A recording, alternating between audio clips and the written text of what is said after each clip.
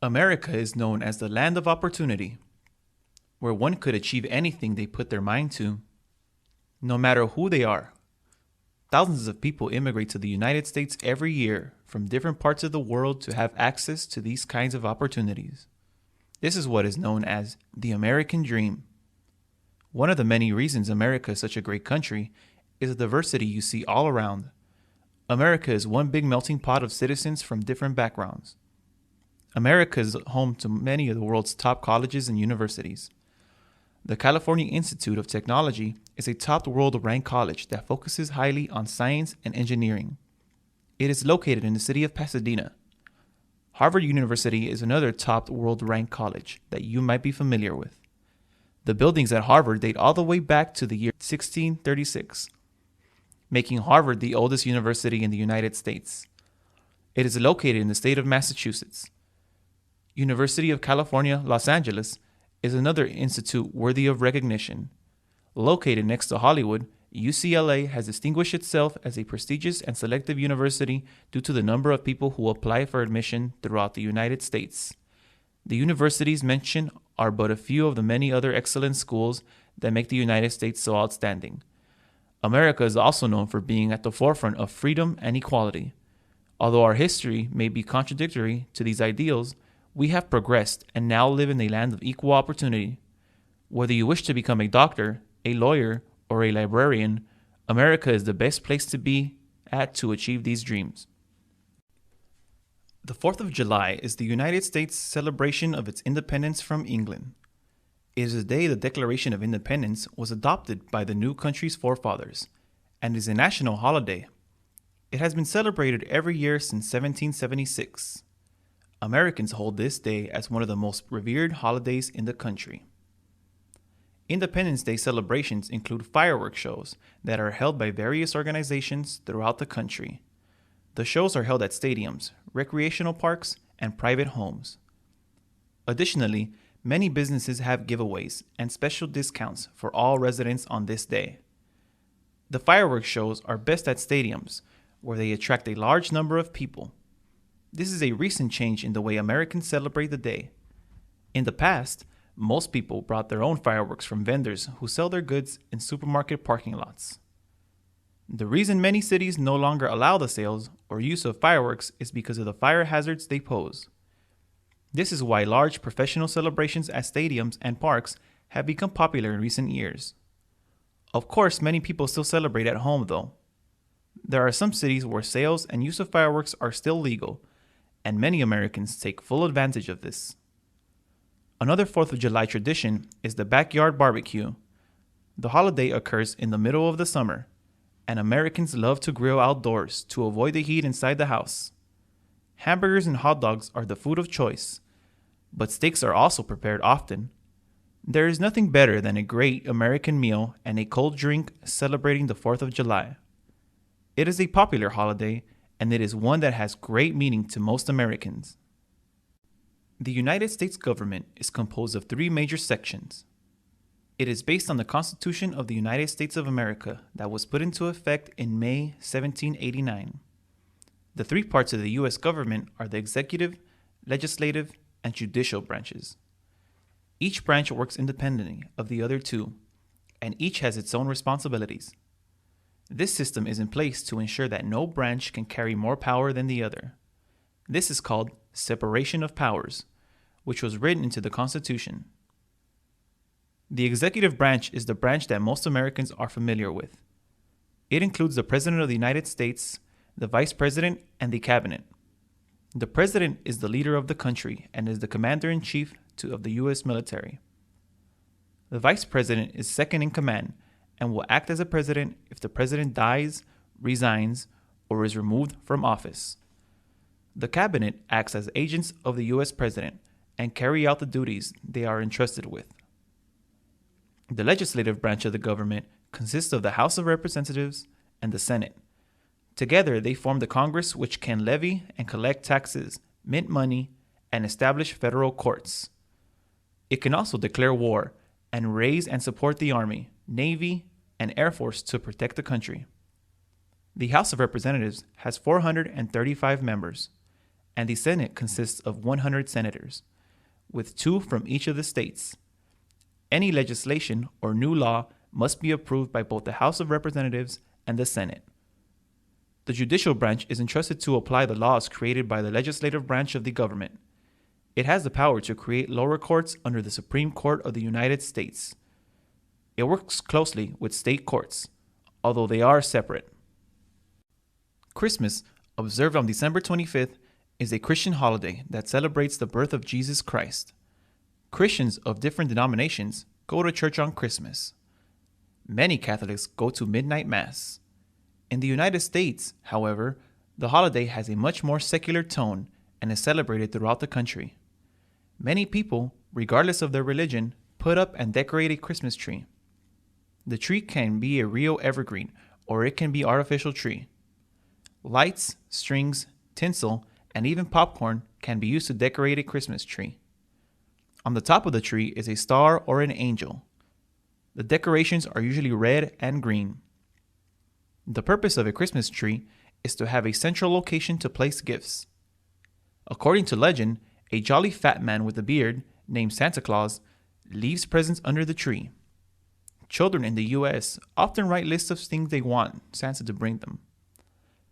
Many parents bring their children to shopping malls across the country to tell a man dressed as Santa what they want. These children are often also photographed with the mall Santa as a keepsake. On Christmas Eve, many children leave milk and cookies for Santa. Of course, it is the parents that buy the gifts from the wish lists and even eat the cookies and drink the milk. On Christmas Day, children usually wake up early and run to the tree so they can see what Santa brought them. Adults can also exchange gifts at this time. People don't just decorate a tree at Christmas. Many also elaborately decorate their homes with lights. Some of the displays are even synchronized to Christmas songs called carols. Originally, these songs were religious, but now they are about the spirit of the season.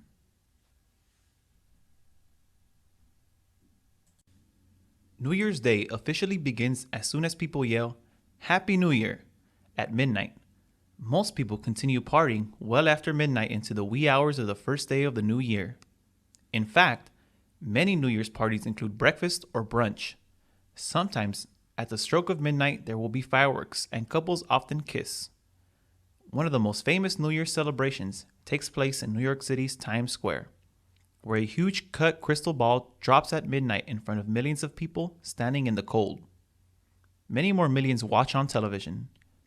Some groups, called polar bear clubs, jump into the cold ocean water on New Year's Day as a literal way to start the new year fresh. New Year's Day, January 1st, is a national holiday in the United States. This means that schools, banks, government offices, and post offices are closed. Given how much people tend to drink alcohol on New Year's Eve, many people wake up on New Year's Day with a hangover. The national holiday is a good day to recover. Since many people go out partying with their friends on New Year's Eve, many people use New Year's Day to visit family members. New Year's Day is also when many people start on their New Year's resolutions. A resolution is a promise to change a lifestyle habit. The most common resolution is to lose weight. Many people also join gyms as part of their resolutions. On New Year's Day, there are also parades, such as the Tournament of Roses Parade in Pasadena, California, where all the floats are made of different colored roses and they compete for awards. Many people also watch college and professional football games, including the Rose Bowl, which is also held in Pasadena, California. The third Monday in January is an American federal holiday, Martin Luther King Jr. Day. It falls near the birthday of the civil rights leader who was assassinated in 1968. King, a minister, became known for non-violently protesting the treatment of African Americans in the United States and the laws that discriminated against blacks. Specifically, King protested segregation that separated blacks and whites in public restrooms, public pools, public schools, on buses, and at restaurants. King led many marches in the United States, especially in the South, where segregation was especially practiced and enforced, and in Washington, D.C. His march on Washington, D.C. was perhaps the most famous one, where he gave the "I Have a Dream" speech.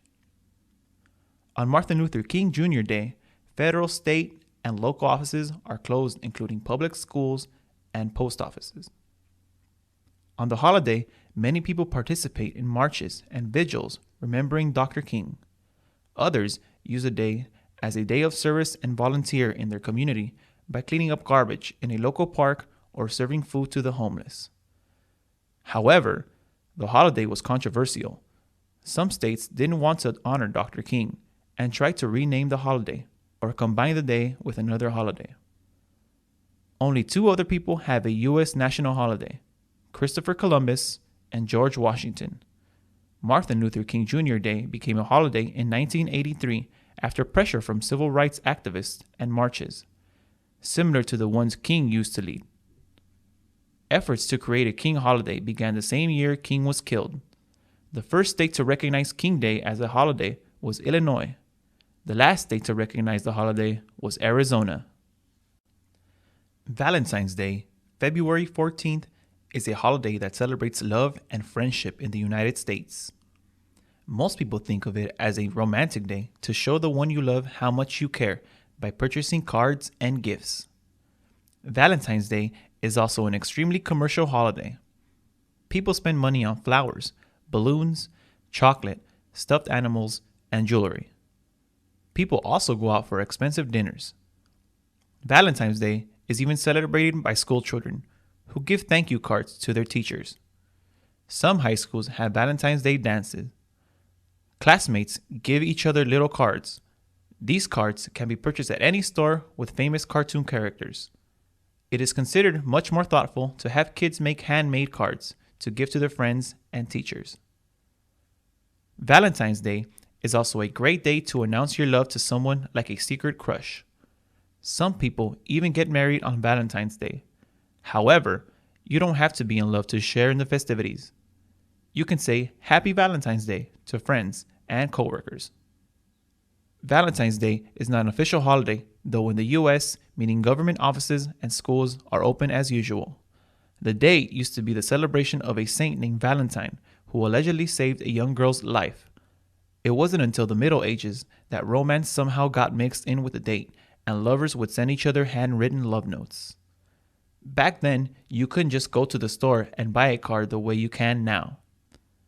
You know Valentine's Day is around the corner when stores begin to decorate with red and pink hearts and the symbol of Cupid, a winged ancient Roman god said to strike the hearts of people with his arrow. Now it seems Cupid goes straight after your wallet, because you will also see many more jewelry ads as Valentine's Day approaches. St. Patrick's Day, March 17th, is a Christian religious holiday that celebrates the patron saint of Ireland.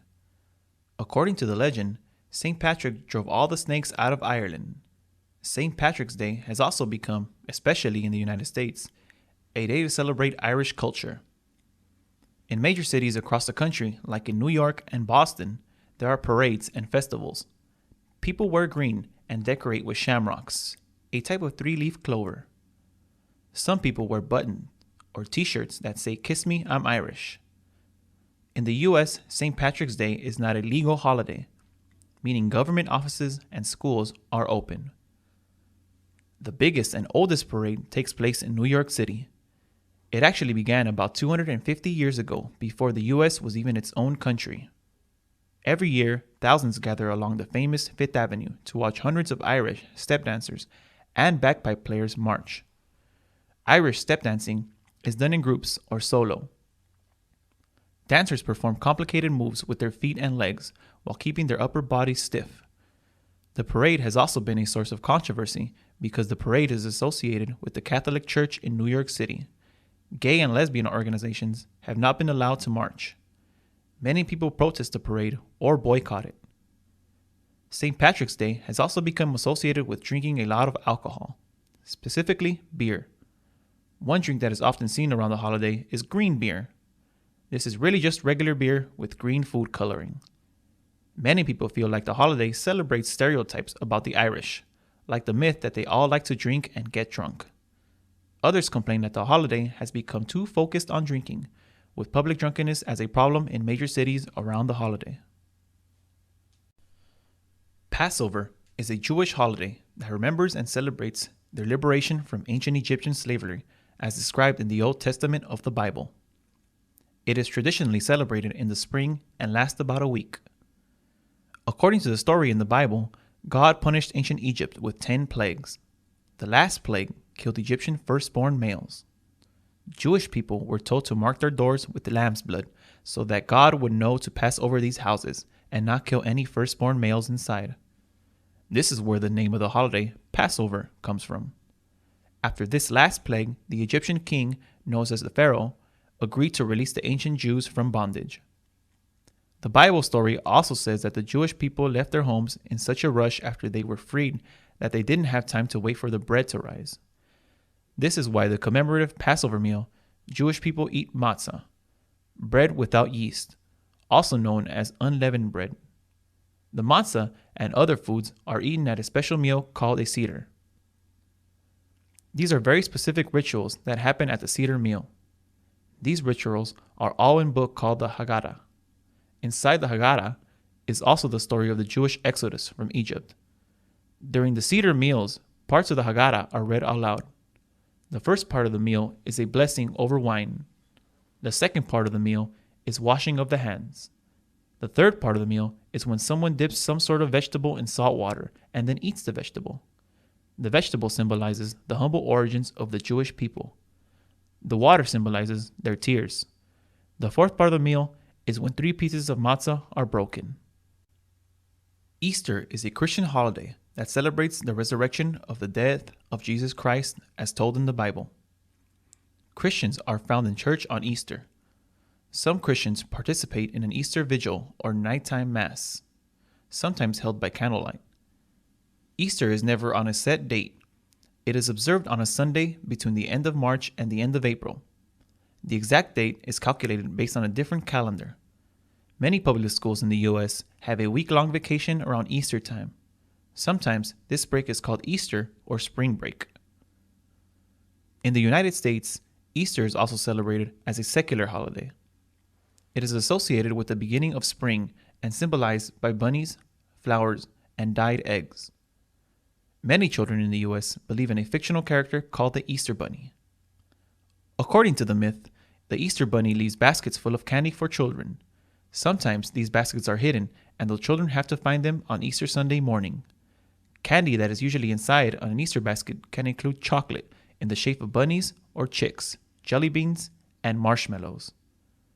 Another activity associated with Easter is an Easter egg hunt. According to popular mythology, the Easter Bunny hides painted eggs and children need to find them. While real eggs used to be used, now it is common to use plastic eggs filled with candy. There are usually public Easter egg hunts in parks across the country. The White House even hosts an Easter egg hunt. Another Easter tradition associated with Easter is dyeing real eggs in different, usually pastel colors, like bright pink, blue, and yellow. In New York City, people take to Fifth Avenue to participate in the Easter Parade. The Easter Parade isn't a parade with marching, bands, and floats. People walk up and down Fifth Avenue, showing off elaborately decorated hats or Easter bonnets. Mother's Day is a holiday that celebrates and honors mothers in the United States. It is celebrated on the second Sunday in May. It became an official holiday in the country at the start of the 20th century as a way to honor mothers whose sons had died in war.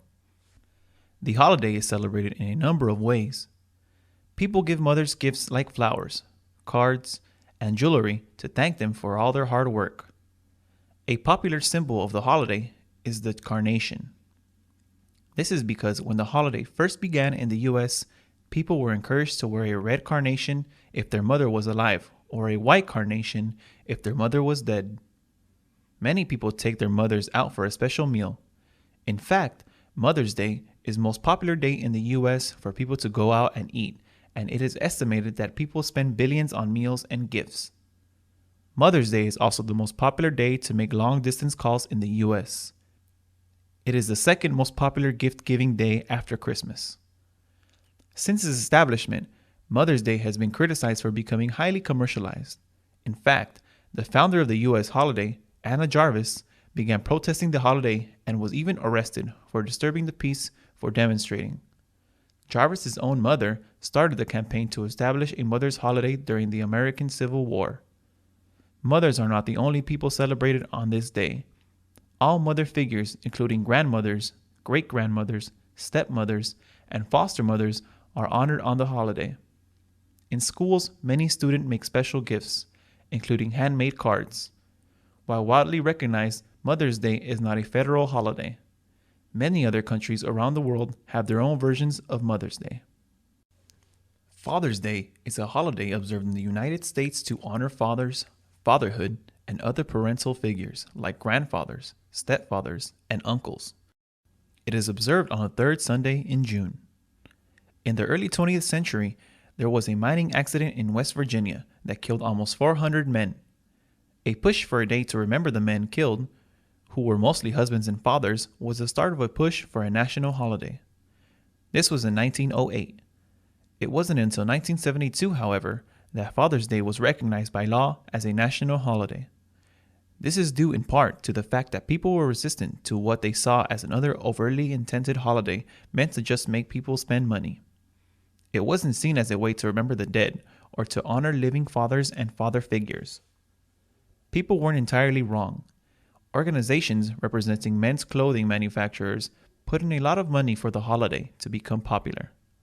Like Mother's Day, it indeed is a holiday that has become highly commercialized. There are greeting cards to mark the day, and stores advertise gifts for dad. These gifts traditionally include electronics, ties, and tools. In schools, children often make cards and other gifts. Father's Day is not a federal holiday, even though it is widely celebrated. Some of the ways Father's Day is celebrated is with meals, especially barbecues, since the holiday falls at the beginning of the summer. Memorial Day is a United States holiday to remember the men and women who have died while serving in the armed forces. The armed forces include all branches of the U.S. military. Those branches are Army, Navy, Marines, Air Force, and Coast Guard. Memorial Day is a federal holiday, which means government offices, banks, post offices, and schools are closed. Memorial Day is always observed on the last Monday of May.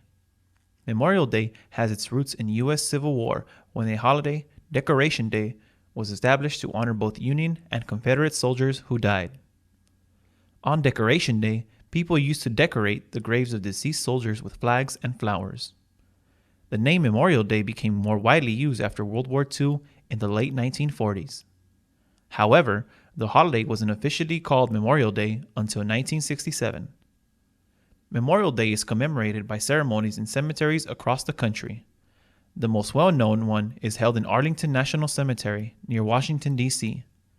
Arlington is a military cemetery, meaning only military personnel are buried there. Volunteers place U.S. flags on military graves at Arlington and other national cemeteries. There are also parades in honor of fallen service people held in different towns and cities. Another Memorial Day tradition is flying the U.S. flag at half-staff until noon, meaning it is flown at half its normal height. This is considered a sign of mourning. The flag is raised to its full height after noon, as a sign that the military will rise up, despite the loss. There is also a National Memorial Day concert that takes place on the lawn of the U.S. Capitol. Memorial Day is also known as the unofficial start of the summer season. Many beaches and pools open up for Memorial Day weekend. Many people also host barbecues on Memorial Day weekend. Labor Day, observed on the first Monday of September. It is a holiday meant to honor the contributions, both economic and social, of U.S. workers. It has been an official federal holiday since 1894, meaning that government offices, including post offices and schools, are closed. It is also widely thought that Labor Day was created as an alternative holiday to May Day. May Day, especially in the 1800s, had become a protest day. When workers marched to demand better rights and working conditions, there were often strikes that ended in violence. At the time, the U.S. government was afraid that May Day was being led by communists and was having a bad influence on workers. Some people feel September was also chosen since there are no other holidays between 4th of July and Thanksgiving in November. On Labor Day, there are usually parades in major cities around the country. politicians and labor leaders make speeches and hold press conferences. Labor Day is also considered the unofficial end of summer. Many people celebrate Labor Day with trips to beaches, picnics, and barbecues. Many towns and cities host fireworks on this day. Many people also take their last summer vacations around this time. Labor Day is also the beginning of the professional and college football season in the U.S. Labor Day has also become an important retail holiday. Many stores have Labor Day sales to coincide with the start of the school year for many children in the U.S. This means that many store workers, while their holiday is being celebrated, have to work long hours. Columbus Day is observed on the second Monday of October in the United States, and in some other countries around the world. For a long time, it was observed on a specific date, October 12th. It is named after Christopher Columbus, the Italian sailor who led 3 Spanish ships to claim new lands in 1492. There is even a child's poem remembering the date. It reads, "In 1492, Columbus sailed the ocean blue." Some people say Columbus discovered North America, although not everyone agrees with this interpretation. For example, Columbus never landed in North America proper. He only got as far as to the islands in the Caribbean Sea. Columbus Day has been a federal holiday since 1937. Government offices, schools, and post offices are closed. Many Italians take the day as a day to celebrate their own ethnic heritage, since Columbus was born in Genoa, Italy. Columbus's explorations, however, were conducted in the name of Spain. Major cities like New York City and San Francisco host large parades. Some cities like New York City also hold a parade celebrating the Hispanic or Latino community. Not everyone thinks Christopher Columbus should be honored. Some states like South Dakota do not observe the holiday at all. Instead, they call the day Native American Day or Indigenous Peoples Day. In Hawaii, the holiday is also known as Landing Day or Discoverer's Day. This is because European arrival in North America meant the loss of land and the lives for many Native people. Many people hold protests or vigils on this day to remember the Native Americans that were killed or enslaved as a result of the European arrival. Another name for the holiday is Dia de la Raza, which translates into English as a Day of the Race.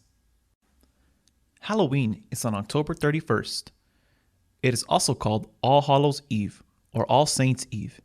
This is because, according to some, the holiday has its roots in a Christian holiday that remembers the dead. Others say the holiday has its roots in the ancient harvest season traditions of Ireland. In the US, though, the focus is less on memories of the dearly departed or agriculture. It is about kids dressing up in scary costumes and going door to door asking for candy. This is called trick-or-treating. When children knock on the door of a house or ring the doorbell, they usually say trick or treat. The trick part is a fake threat signaling that the kids will commit a prank if they aren't given something delicious. Homeowners then give the children candy, raisins, or some other food treat. Many homeowners decorate their houses to prepare for the holiday and let kids know that they are participating and can ring the doorbell for candy. Traditional decorations often include jack-o'-lanterns, which are pumpkins with faces carved into them and candles inside. Jack-o'-lanterns were thought to scare away evil spirits when Halloween was first celebrated among the ancient Christians. Also, turnips, not pumpkins, were originally used. People often decorate using colors black and orange. Halloween is not just for kids. Adults get in on the fun by attending costume parties. There are often contests who has the best costume. There are also games bobbing for apples, where people have to get an apple using only their teeth from a large bucket of water. Other people celebrate by scaring themselves by going to haunted houses, homes where people dress up as ghosts, zombies, and werewolves and jump out to frighten guests. People also tell scary stories or watch horror movies. Veterans Day is an official United States holiday, observed on November 11th every year. While Memorial Day remembers those who have died while serving in any of the branches of the U.S. Armed Forces, Army, Navy, Marines, and Coast Guard, Veterans Day honors all members of the armed forces, especially the living. As a U.S. federal holiday, the government offices and schools are closed, and most people have the day off from work. Banks are also closed. If November 11th falls on a Sunday, then the holiday is observed on the following Monday. The holiday was first observed after World War I, which ended on November 11, 1918. It was called Armistice Day then and was more about celebrating the absence of war and honoring those that served in that one war. It didn't become known as Veterans Day until 1954, after World War II and the Korean War, where there were many more members of the armed forces. Many restaurants offer free meals to veterans on the date. There is always a special ceremony at Arlington National Military Cemetery in Washington, D.C. This ceremony involves a wreath being placed over the grave of the unknown soldier. Many major cities also hold parades on this date. The U.S. flag is usually flown at half-mast as a remembrance to those soldiers who have died, and many ceremonies observe a moment of silence for the same reason. In Canada, the holiday is called Remembrance Day. One symbol of the day is the poppy flower. The red poppy flower is said to represent or be a symbol of the blood of the soldiers. Many people wear or give out poppy flowers on the day.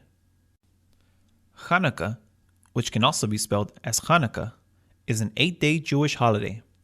It is known as the Festival of Lights, which celebrates the dedication of ancient Jewish temple in Jerusalem thousands of years ago. According to the Hebrew or Jewish Bible, a miracle took place then. A 1-day supply of oil miraculously lasted 8 days. The dates of Hanukkah always change, but usually occur anywhere in late November to late December. The main way people observe the holiday is by lighting a candle on the candelabra, a special candle holder with space for 9 candles on each of the 8 nights. The candelabra is called a menorah. Now there are also electric menorahs. Some people use oil lamps. The 9th candle space is usually higher than those on the others and is lit on every night. This 9th candle is there so that people can see the other candles they are lighting. So 2 lights are lit on the first night, 3 on the second, and so on. Some families have the head of the household light the candles. Other families share the responsibility. The menorah is supposed to be placed somewhere visible, like in a window facing the street. The candles are supposed to stay lit for at least 30 minutes after it gets dark. There are also special prayers people say and holy songs sung when the candles are lit. Schools and government offices are open for Hanukkah since the observances happen at night. Some families exchange gifts on each night of the holiday. Some foods traditionally eaten on Hanukkah include latkes, fried potato pancakes, and donuts. These and other fried foods are eaten because they are cooked in oil and remind people of the oil that lasted for 8 nights. Children play with a special 4-sided spinning top called a dreidel. Thanksgiving is a holiday celebrated by many people in the United States and Canada. In the United States, it is celebrated on the 4th Thursday in November and marks the start of the Christmas season. Some people celebrate Thanksgiving to remember the first harvest of the Pilgrims and Puritans, groups of people from England who immigrated to North America in the 1600s. Some people recreate the first Thanksgiving and dress up as Pilgrims, Puritans, and the Native Americans who are said to have helped the new arrivals find food to survive the first winter. Most people, however, see Thanksgiving as one day a year to reflect upon what they are thankful for. Some families will sit together and take turns saying aloud what they are thankful for. An important part of Thanksgiving is families coming together. Extended family members often travel long distances to share the day with their loved ones. In the United States, Thanksgiving is the busiest travel day of the year. People travel in planes, trains, buses, and cars to share a very special meal, Thanksgiving dinner. What most Thanksgiving celebrations have in common is the food. On Thanksgiving, many families prepare large, elaborate dinners to share with friends and loved ones. Many of these dinners use ingredients associated with the fall harvest, like cranberries, potatoes, sweet potatoes, corn, and cranberries. Roast turkey is a traditional meat served. It is so common that some people call Thanksgiving Day Turkey Day. The turkey is usually served with gravy and stuffing. Pies are usually served for dessert. The most common pies served are sweet potato, apple, pecan, and pumpkin. Thanksgiving is not just celebrated in the privacy of people's homes. Every year, the President of the United States pardons a turkey, saving it from becoming someone's meal. In New York City, Macy's, a department store, holds a large parade with huge balloons of various cartoon characters floating down the street. In the United States, 43 states, Washington, D.C., Puerto Rico, and the U.S. Virgin Islands all have their own lottery. A lottery is used for states to raise money.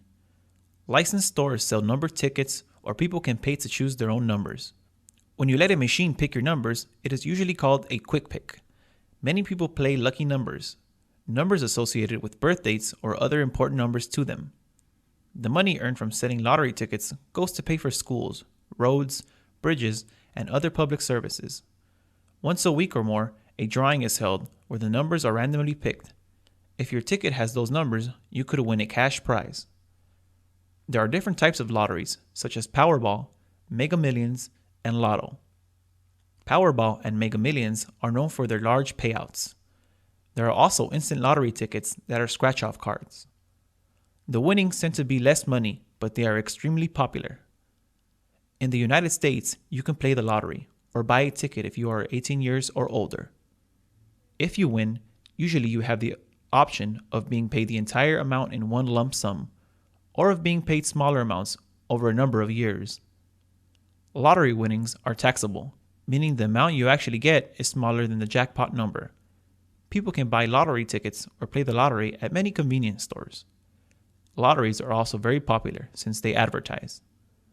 There are many television commercials, radio commercials, and billboards urging people to play. Lotteries have been controversial since they are essentially a form of legalized gambling. There is concern that it can lead to people becoming addicted to gambling. There are also illegal lottery games, usually run by some form of organized crime. Some of the most majestic landscape views in California are the great California redwood and sequoia trees. These trees can be seen up close at Sequoia National Park in the southern Sierra Nevada mountain range, east of the city of Visalia. This Central California region boasts more than 400,000 acres of natural beauty that is uniquely Californian. The park is known as the Land of the Giants because of its beautiful trees.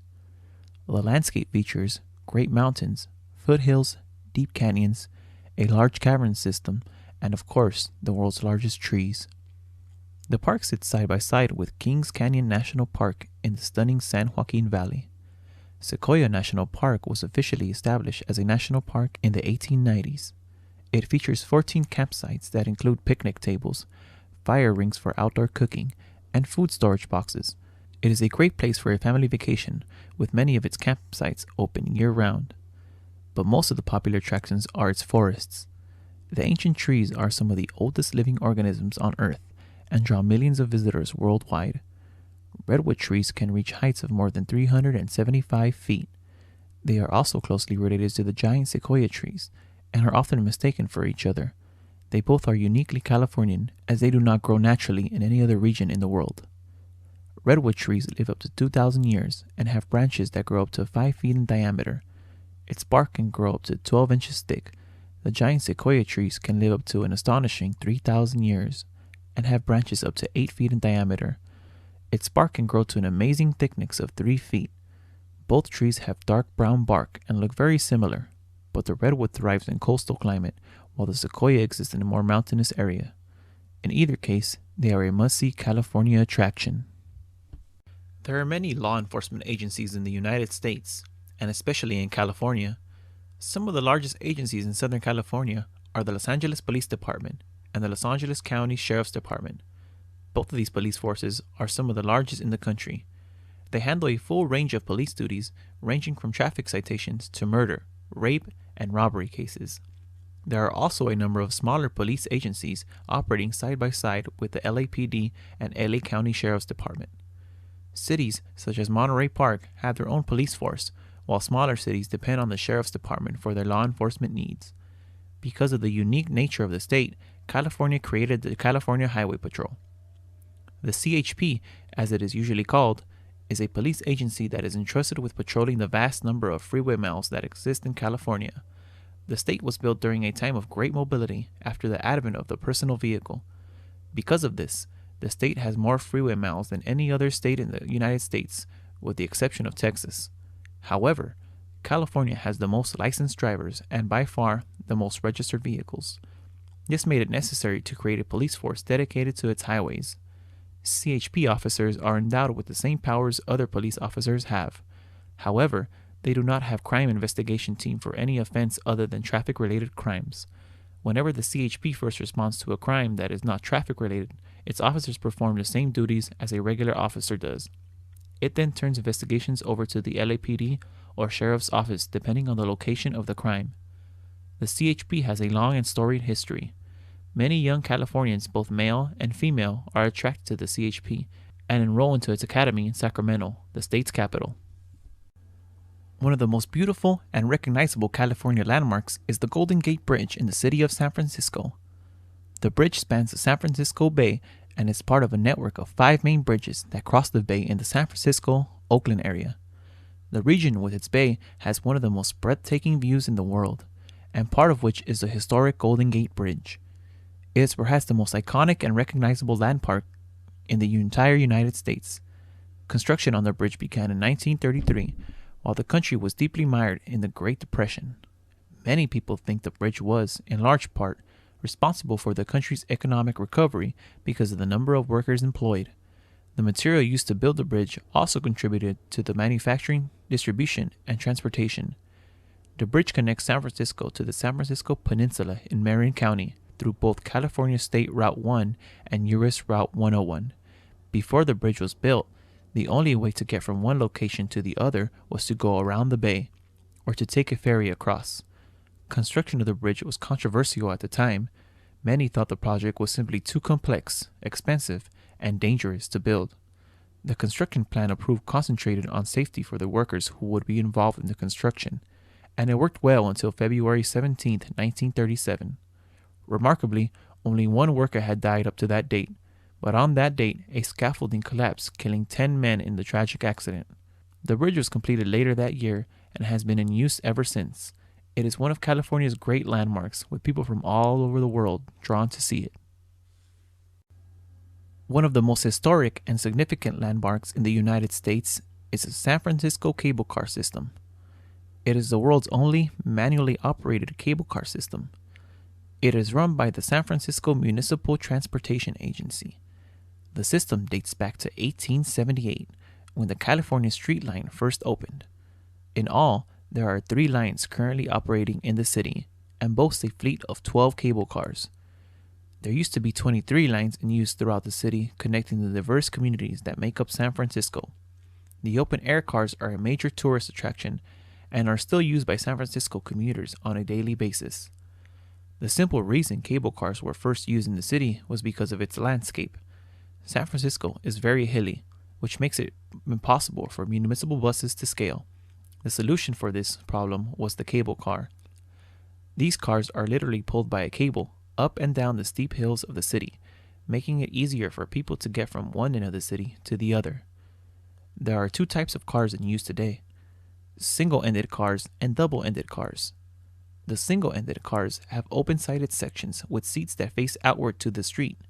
The rear section of these cars is enclosed with seats facing the interior of the car. These cars seat 29 passengers. They travel in both directions by using a swivel-based turntable that turns the car at the end of the line. The double-ended cars are a bit larger and can hold up to 68 passengers. It has 34 seats and grips for an additional 34 standing passengers.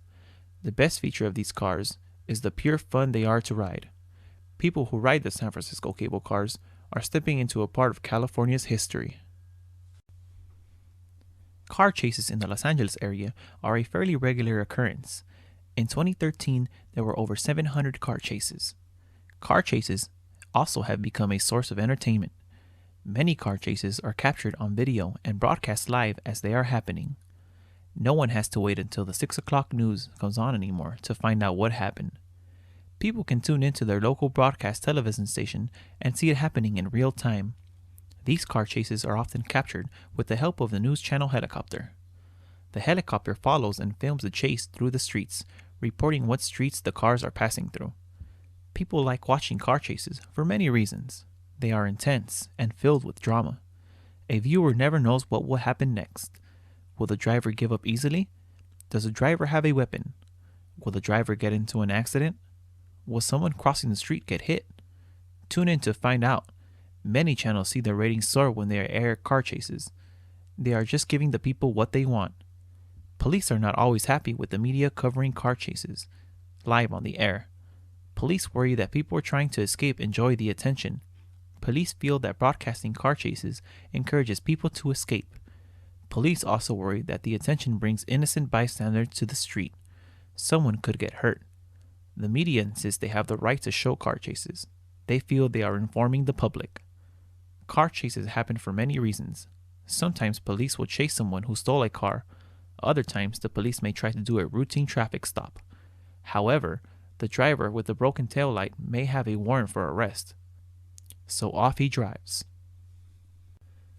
In Los Angeles, places associated with death are often popular.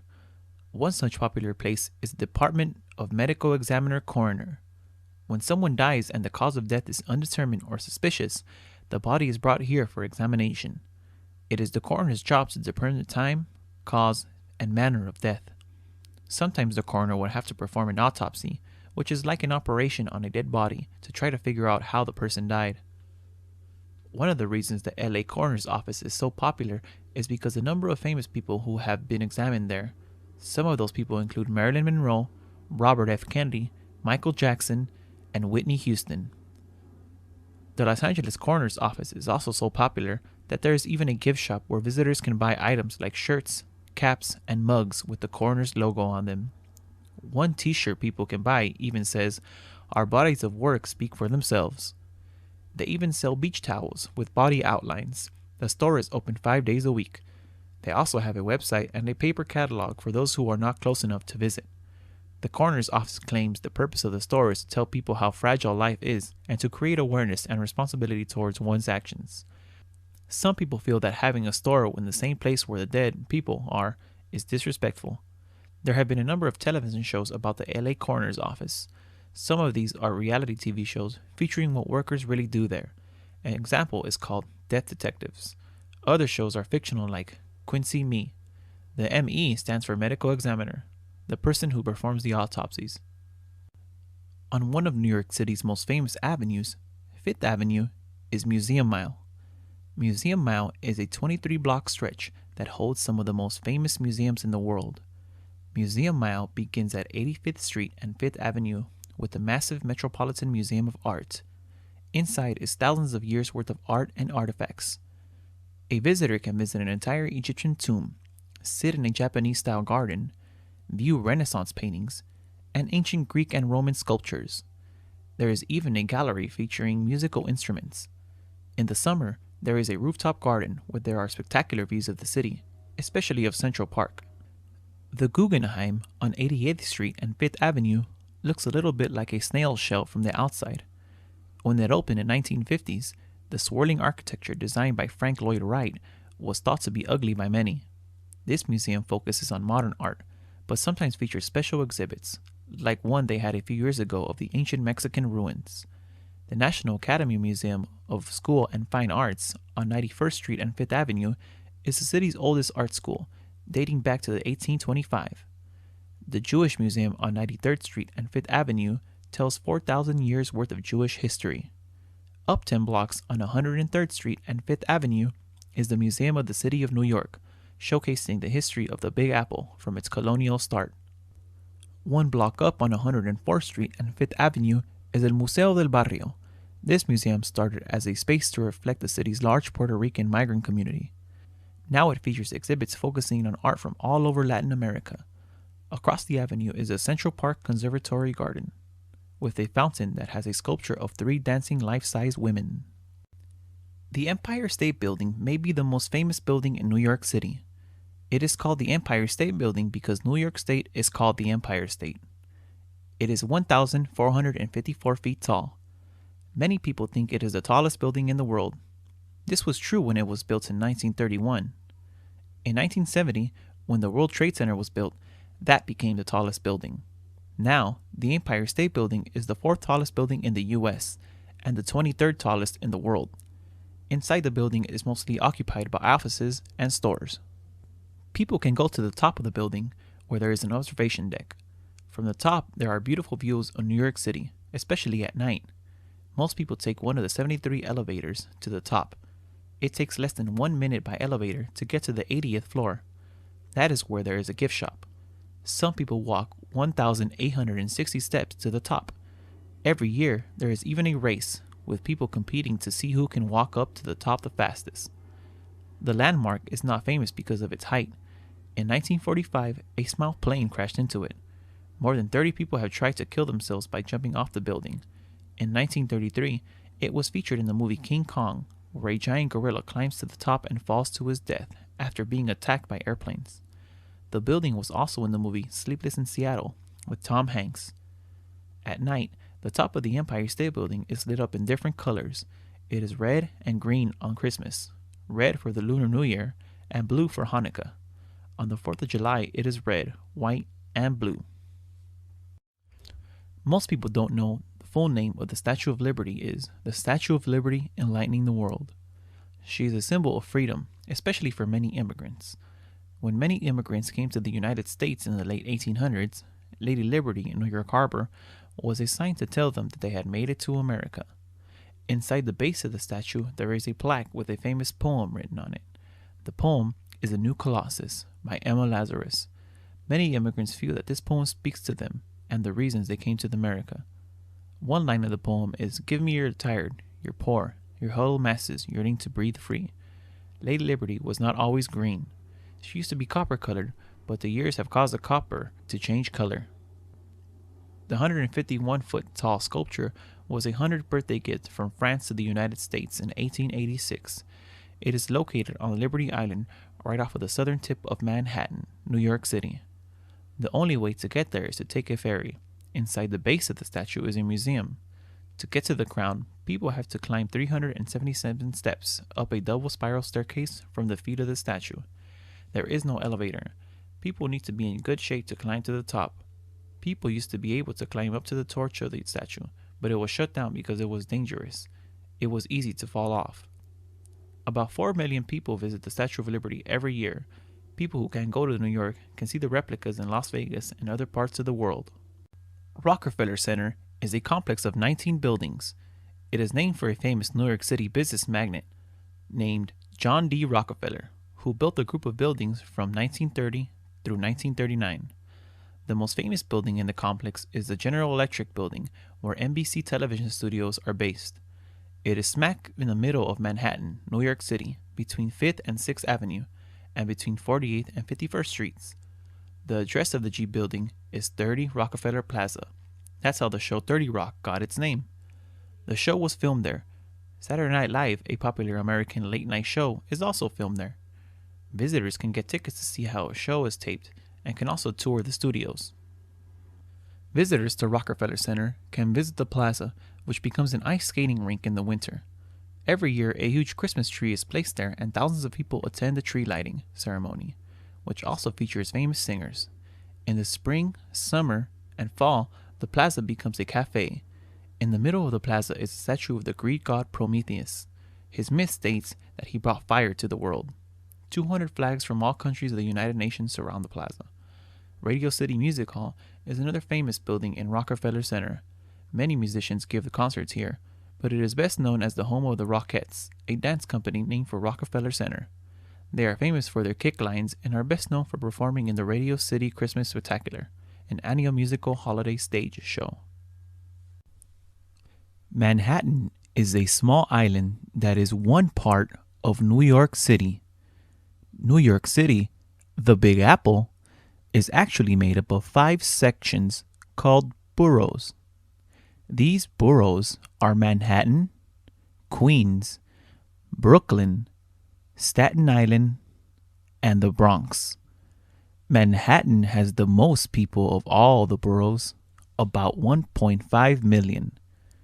Even though it is the smallest borough by size, if you send a letter to someone who lives on Manhattan, don't write Manhattan on the envelope. You should write New York, New York, like the famous Frank Sinatra song. Because the island is so small, most people live and work in tall buildings. Some of these buildings are called skyscrapers because it looks like they are touching the sky. Some famous skyscrapers in Manhattan are Empire State Building, Chrysler Building, 70 Pine Street, Trump Building, GE Building, and Citigroup Center.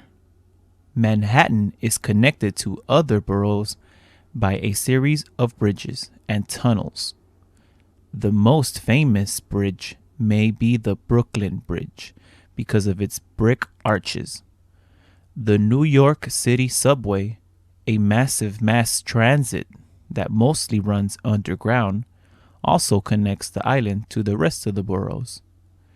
Manhattan, like the other boroughs, has many different neighborhoods, many of which are named for the ethnic communities that first lived there. Some of these neighborhoods include Little Italy, Little Germany, Little Brazil, Chinatown, and Koreatown. One of the most famous parts of Manhattan is Times Square. Times Square is called the crossroads of the world. Every year, millions of people gather there on New Year's Eve to watch an illuminated crystal ball drop. There are many theaters around Times Square. Most of these theaters are on Broadway, a famous street considered the home of the American theater industry. Another famous Manhattan street is Fifth Avenue. A part of the avenue features expensive designer stores like Tiffany's. Fifth Avenue is also famous for its Museum Mile. For many years, gambling in the United States was legal only in the state of Nevada. Nevada is a western state that is east of California, south of Oregon and Idaho, west of Utah, and north of Arizona. It is a desert state where little rain falls during the year. It is a little more than 275 miles from the city of Los Angeles, which is where most of its visitors come from. Driving from Los Angeles is about 4 hours. Las Vegas, which means the meadows in Spanish, was established by the Mexicans in the mid-1800s. Much of what is now the southwestern part of the United States was then part of the Mexican Empire. The city was a railroad town, established in 1905, and the first legal casinos appeared in 1931. Las Vegas is now a gambling town, where people from all over the United States come to vacation. Its population is under 2 million, making it the 30th largest city in the country. Its original population in 1905 was only 5,000. Much of the city's growth is due to the gambling industry.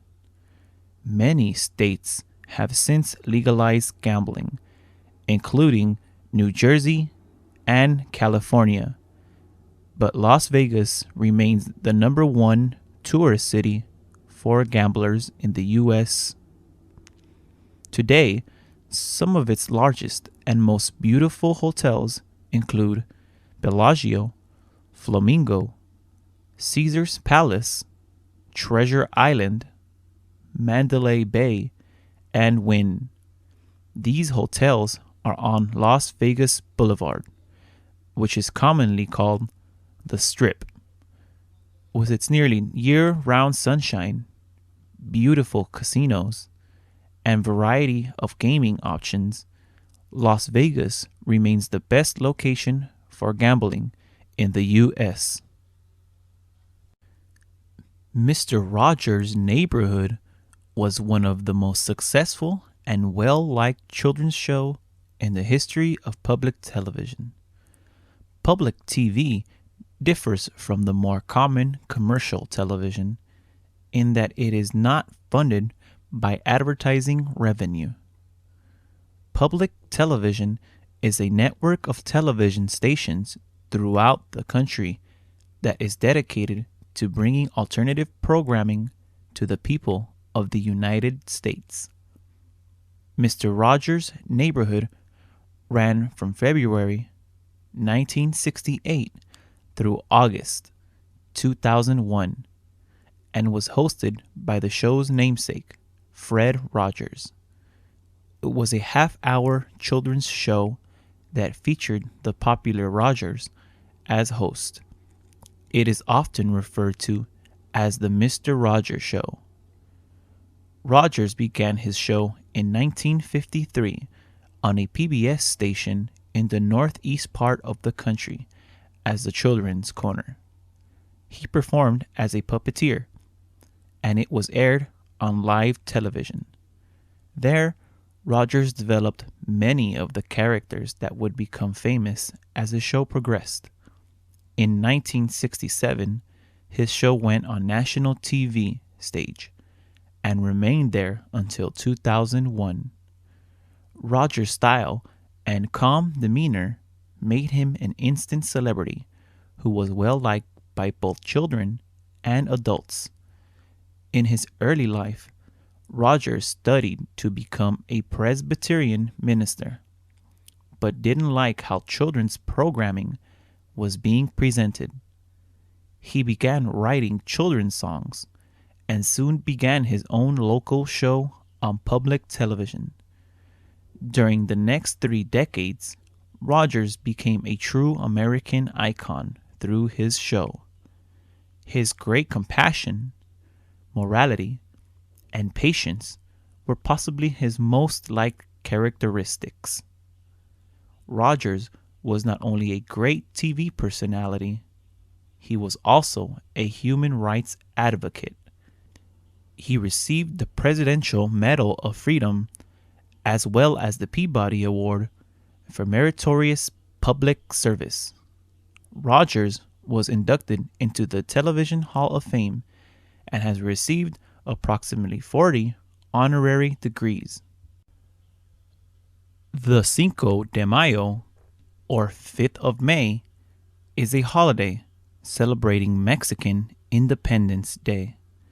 In the United States, before 1776, much of the southern and western states, such as Texas, New Mexico, Colorado, Nevada, Arizona, and California, were part of Mexico. Following the war between the U.S. and Mexico in the 1800s, these states became part of the United States, but there still remained a very large Mexican population.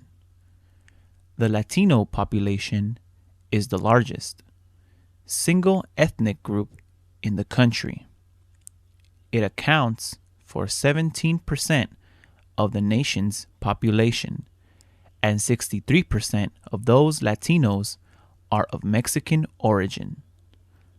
The Cinco de Mayo is a large celebration in the country's southwest region. It celebrates the Mexican victory in the Battle of Puebla against France on May 5th, 1862.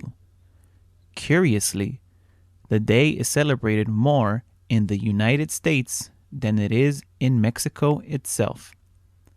In Los Angeles, the city celebrates the event with the Fiesta Broadway, which is the largest Cinco de Mayo celebration in the world. More than 500,000 people come to downtown LA to participate in the street fair that covers 24 square blocks. The celebration takes place on the last Sunday of April. There are rides, games, and especially food at this celebration, and it is growing every year. Los Angeles is not the only Southland city to host Cinco de Mayo celebrations. The cities of Corona, West Los Angeles, and Commerce also have events, and the famous Olvera Street celebration in downtown LA is also very popular.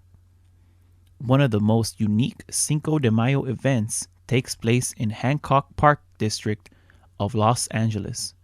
It is called the Cinco de Mayo. This celebration is an annual charity event that began in 1999. It is a private party that benefits the homeless by providing shelter and support. Cinco de Mayo is a truly American celebration. On December 7th, 1941, the United States of America was attacked by the Imperial Japanese Navy at Pearl Harbor, Hawaii. The surprise attack was intended to destroy the American Pacific Fleet that stood in the way of Japan's complete domination of the Pacific Ocean during the 1940s. The attack was coordinated with attacks in the Philippines, Malaya, Singapore, and Hong Kong. Pearl Harbor was attacked by more than 350 Japanese airplane fighters, bombers, and torpedo planes that were launched from 6 aircraft carriers. The early morning attack sank 4 U.S. battleships, and 4 more were heavily damaged. 6 of the 8 battleships were restored and returned to service, but the Japanese also destroyed or damaged 3 cruisers, 3 destroyers, a mine layer, and an anti-aircraft training ship. In addition, 188 U.S. aircraft were destroyed, with many of them on the ground. The attack was devastating. It took the U.S. years to recover from all the damage caused on that fateful morning. However, the Japanese were unable to destroy their main targets, the Navy's aircraft carriers, by what some call a stroke of luck. The U.S. carrier fleet was out to sea at the time of the attack. The country was in shock at the news of the disaster. U.S. President Franklin Delano Roosevelt called the attack cowardly and declared 7th as a day that will live in infamy. On December 8th, the United States formally declared war on Japan. This plummeted the country into World War II, which Roosevelt had long hoped to avoid. Soon after the United States' declaration war against Japan, Germany, which was a Japanese ally, declared war on the U.S., and the country was now fully involved in the greatest war in the history of the world. America is one of the most diversified countries in the world.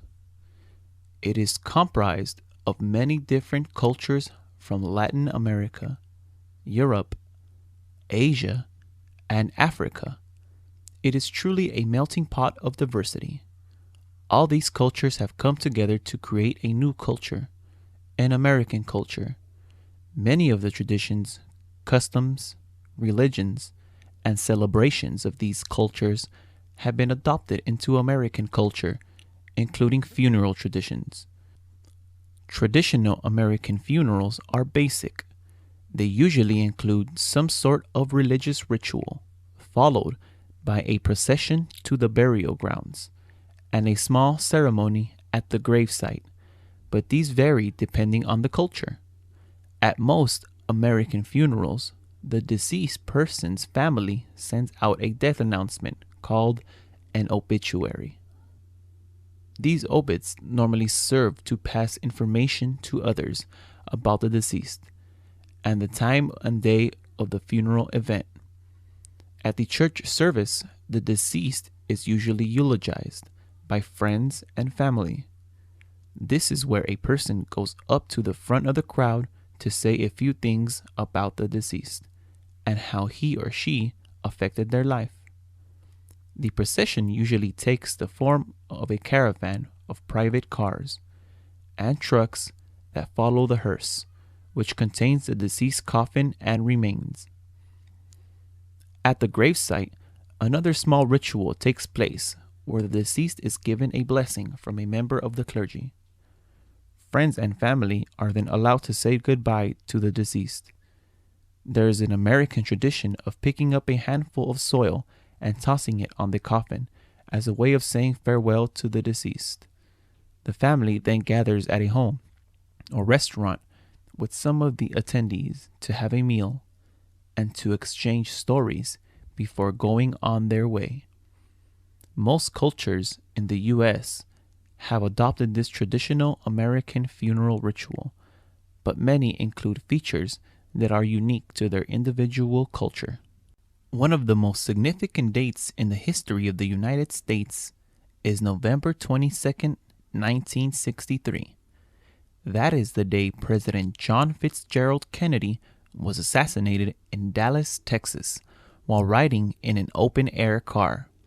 The president was visiting Texas for the first time since his inauguration in January 1961. Kennedy was one of the most popular presidents in the history of the United States and still remains so today.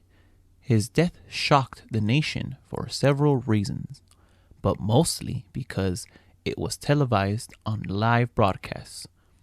Kennedy was the first president to appear on television at a time when most Americans owned a TV. He was not the first president to be televised, but previous presidents who appeared on TV did not reach the general public because before 1960, not many Americans owned a set. Kennedy was warned not to ride in an open-air car that day by his bodyguards, but he wanted the public to see him live. He did not want to be hidden behind an armored car. According to the official government commission, Kennedy fell victim to a single assassin, Lee Harvey Oswald, but many Americans dispute that finding to this date.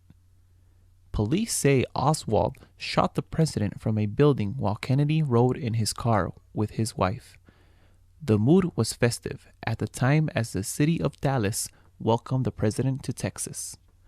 Kennedy was a handsome, young president who was the youngest man ever to reach the presidency. Oswald later killed a Dallas police officer during his escape from the crime scene, but was soon found hiding in a movie theater. He required police protection from an outraged public and was held in protective custody. Oswald, who was a former member of the U.S. military, was unhappy with the president for his policies, but never admitted to being the assassin. Conspiracy theories involving rival political parties, the Cuban government, and organized crime have also been advanced as to who actually killed Kennedy. Generally, people's class is defined by how much money they make. In the U.S., generally, there are three classes: poor, middle class, and rich. Some people also think there is another class in between poor and middle class called working class. United States culture is based on the idea that people can move up the economic ladder and become middle class or even rich if they were born poor. This is the idea of going from rags to riches. Moving up the class ladder is not easy though. Higher education needed to get a good paying job is expensive. Class in the United States is more than just how much money a person makes though. Education, what job a person has, where they live, and the culture all play a role in what class a person will be classified as. For example, a person with only a high school diploma and a low-paying service job may be considered poor or low class, while a person with a PhD who owns their own company would be considered high class or wealthy. In a way, this makes sense because high-paying jobs usually require a high-level education. But for some people, class is something you are born with. For example, the children of billionaire Donald Trump were born rich and upper class without having done anything to earn that status. Gender plays a role too in how someone can move up the economic ladder. Women earn less than men do, so it is harder for them to accumulate wealth. Race also plays a role in how much people earn and their ability to move up the economic ladder.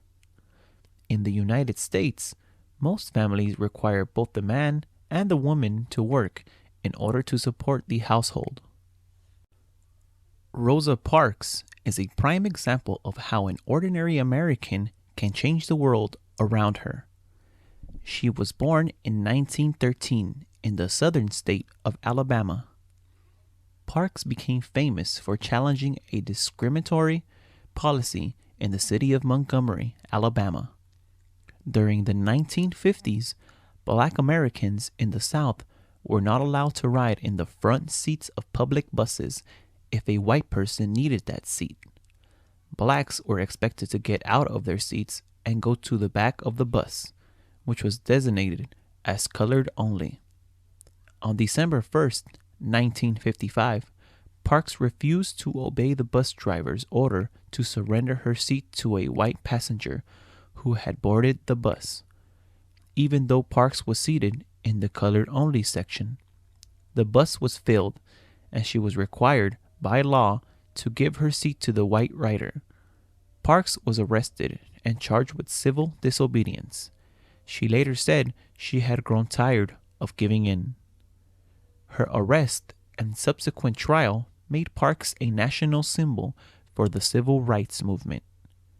Her arrest also led to the Montgomery bus boycott, that was a political and social protest campaign against racial segregation.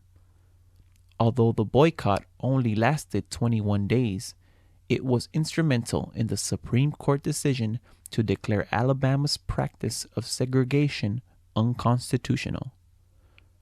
Parks has remained a symbol for the civil rights movement, even after her death in 2005 at the age of 92. She has been called the First Lady of Civil Rights by the United States Congress and the mother of the freedom movement. She has been honored by the U.S. government with prestigious awards such as the Presidential Medal of Freedom and Congressional Gold Medal. She has been honored with her own museum in Michigan and has received several other civil rights awards both before and after her death. Chicago is known as the Windy City. Some people think this is because of the breeze that blows almost constantly.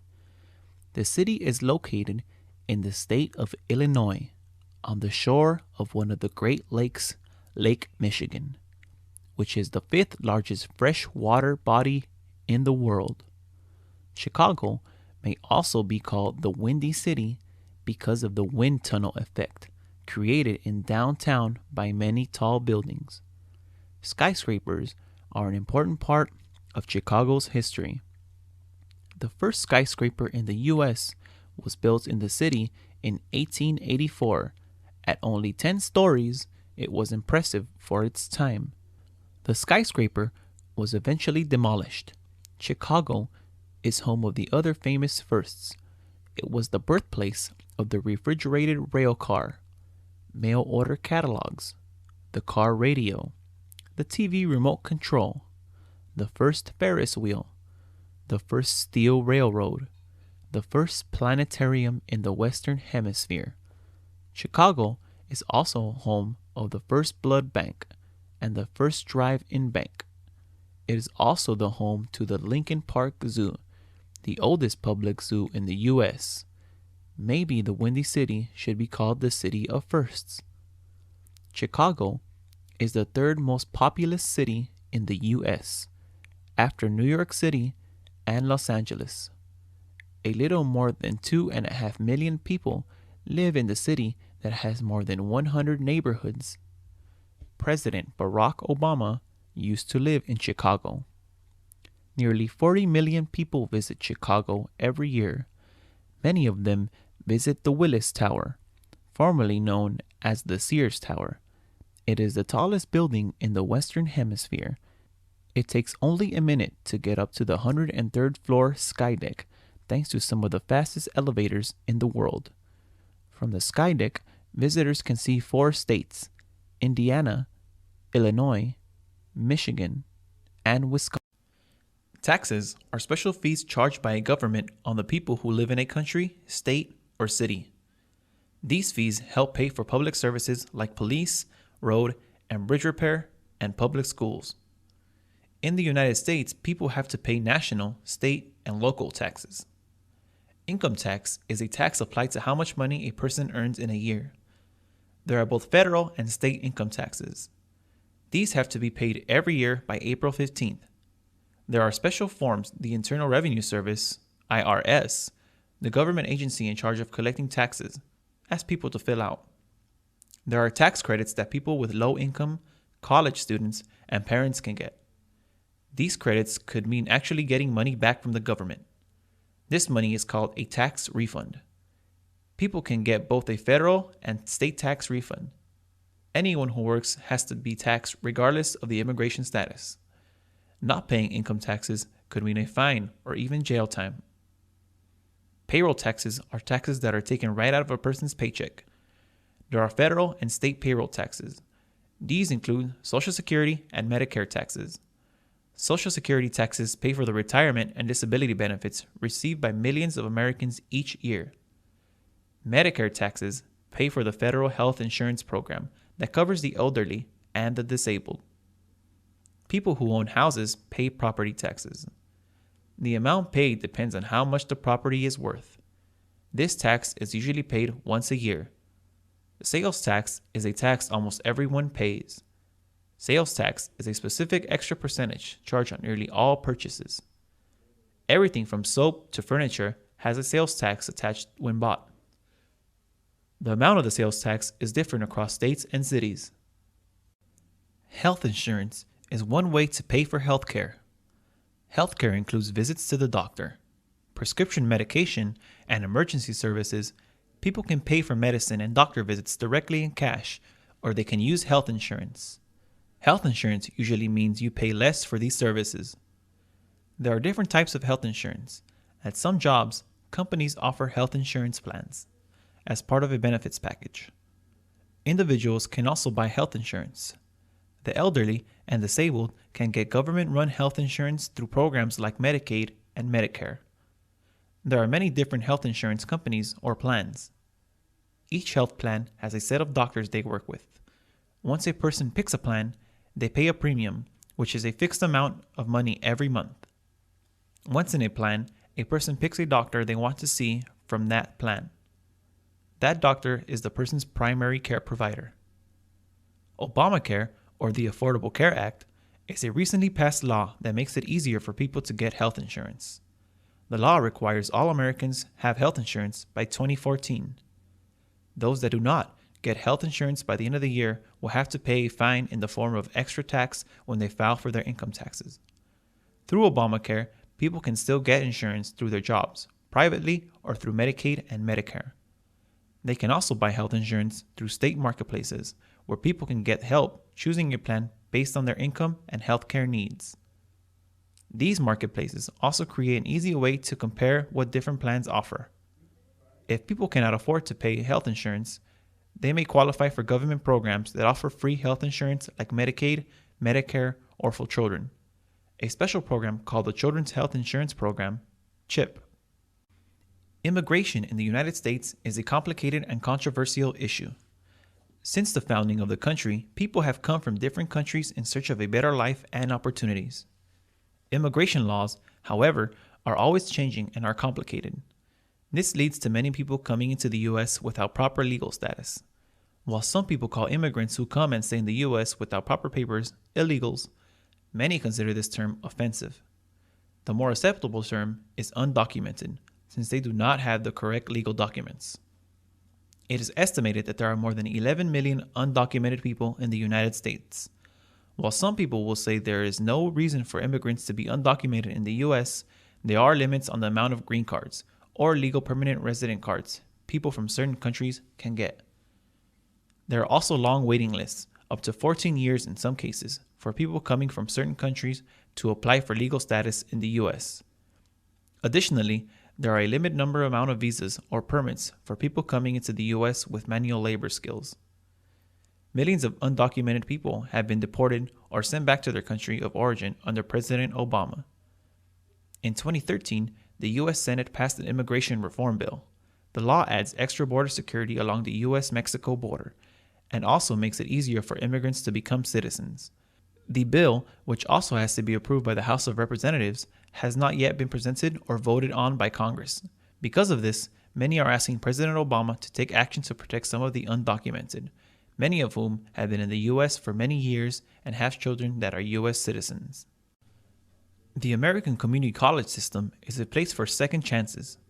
Community college are two-year schools that thrived in California after the end of World War II. Many American military personnel were returning to civilian life after their service to their country. Some of these young people decided not to go to college after high school so that they could serve their country during that time of need. When they returned, many of them turned to the community college system in California to continue their education. The United States government introduced the GI Bill at the time, giving returning servicemen and women educational benefits to help them get back to school.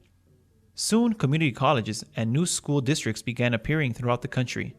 Community college helped ease returning military personnel back into college life. It was a low-cost, less stressful alternative to going back to a four-year university. Today, community colleges attract students from all parts of the world. In California, a large population of students comes from Asia and Latin America.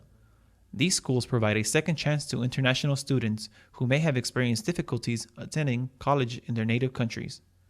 American students who may have not done well academically in high school and did not enter a university can turn to community college for a second chance too. Community colleges provide a much-needed resource for all these students. Foreign military personnel, international students, and high school students alike are all welcome. One of the best things about community colleges is that they accept anyone at any time. This means people who have not found what they want to do in life can try more than one area of study. If they don't like one course of study, they can always try something else. That is the beauty of community colleges. These days, many people attend community colleges with plans to transfer to a four-year college or university to get a bachelor's degree. It's kind of like a stepping stone. There are many reasons why people do this. One reason is that some community colleges have transfer agreements with private and state colleges and universities that guarantee admission. Even if a community college doesn't have the agreement of a guaranteed spot in a four-year college, it has articulation agreements with four-year schools. These agreements tell you exactly what classes a student in a community college needs to take in order to be able to transfer. These agreements make sure that students don't waste time taking classes that won't transfer. Most of these classes one needs to take before transferring are general education classes like math and English. Another reason why many students start their undergraduate degree at a community college is a financial one. A four-year college or university is much more expensive than a two-year college. This is especially true for immigrant students who don't qualify for financial aid, loans, or scholarships.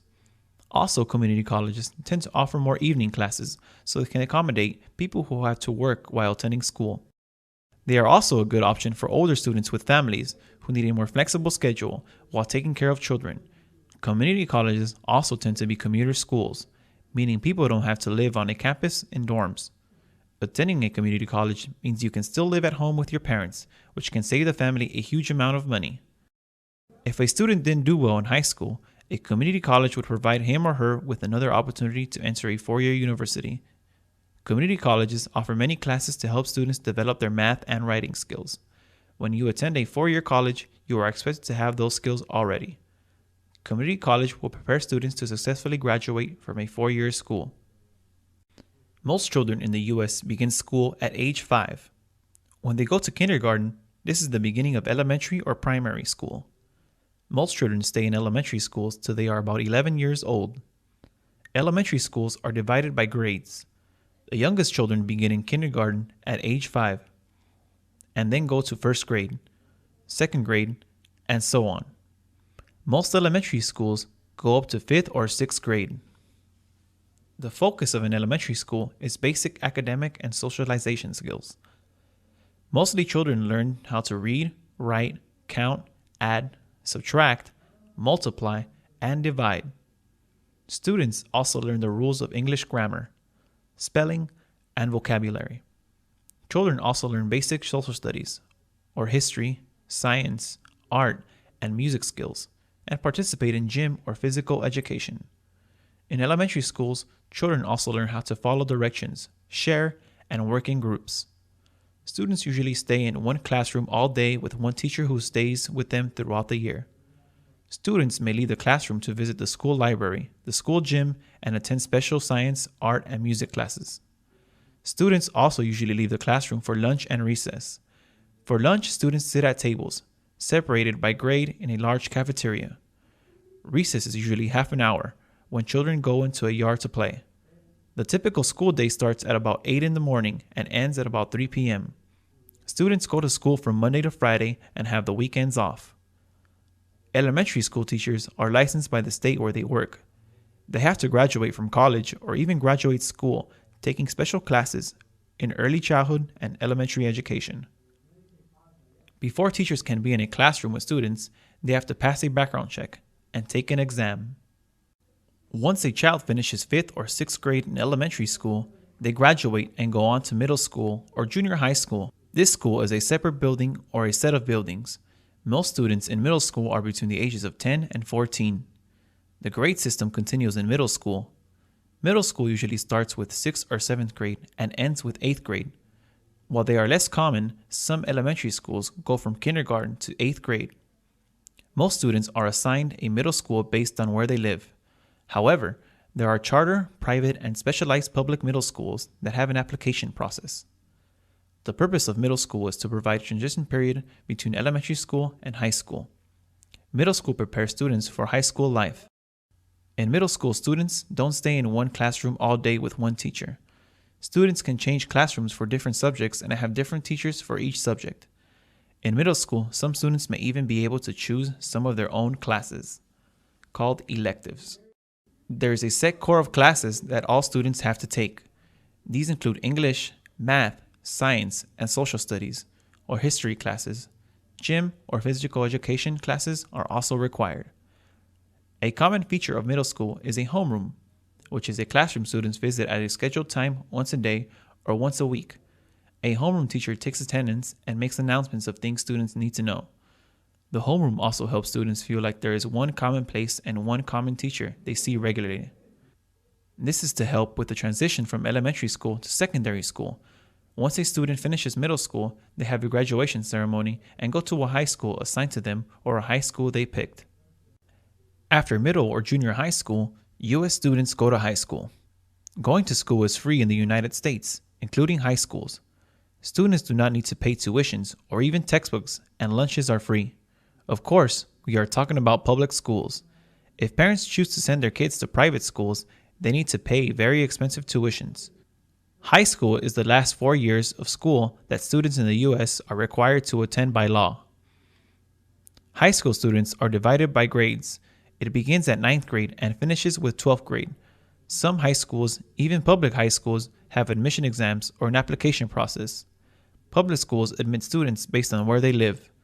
In order to successfully complete high school, students have to complete a series of core classes including math, English, science, history, a foreign language, and gym or physical education. Students usually can also choose to take electives or specialized courses in a subject that interests them. Some high schools in the U.S. have exit exams that students are required to pass in addition to completing their course in order to graduate and earn a high school diploma. A law called the No Child Left Behind Act requires high schools that get federal money to make students take a standardized exam every year. A high school diploma is required for students who want to continue on to college and is considered a minimum requirement for any jobs. High school classes are designed to prepare students for college. Some high schools offer specialized skills so that the students can find their work after graduation without going to college. Those are called vocational high schools. In high school, some students have the opportunity to take advanced placement classes. These are college-level classes. If the students pass an exam after taking AP classes, they can get college credit. In high school, students move from class to class throughout the school day. Not every parent looks forward to the day when their child goes off to school. In fact, some parents are not sending their students to school at all. Instead, they are choosing to teach their children at home. This is called homeschooling. Parents, caregivers, or private tutors educate children individually at home, or instead send them off to be formally educated in public or private schools. In the U.S., only about 3% of the children are homeschooled. There are many reasons why some parents choose to homeschool. One reason is that some parents do not feel their children are safe in school because of bullying and growing trend of police in school. Other parents want their children's education to be based on their religion or moral beliefs. Yet other parents feel like the education in school is not good enough. Homeschooling is also seen as a choice for families that live in rural areas and families that travel like actors. There are many different ways to homeschool, and homeschooling allows parents to customize lessons based on their children's needs. Families can purchase textbooks to use or create their own materials.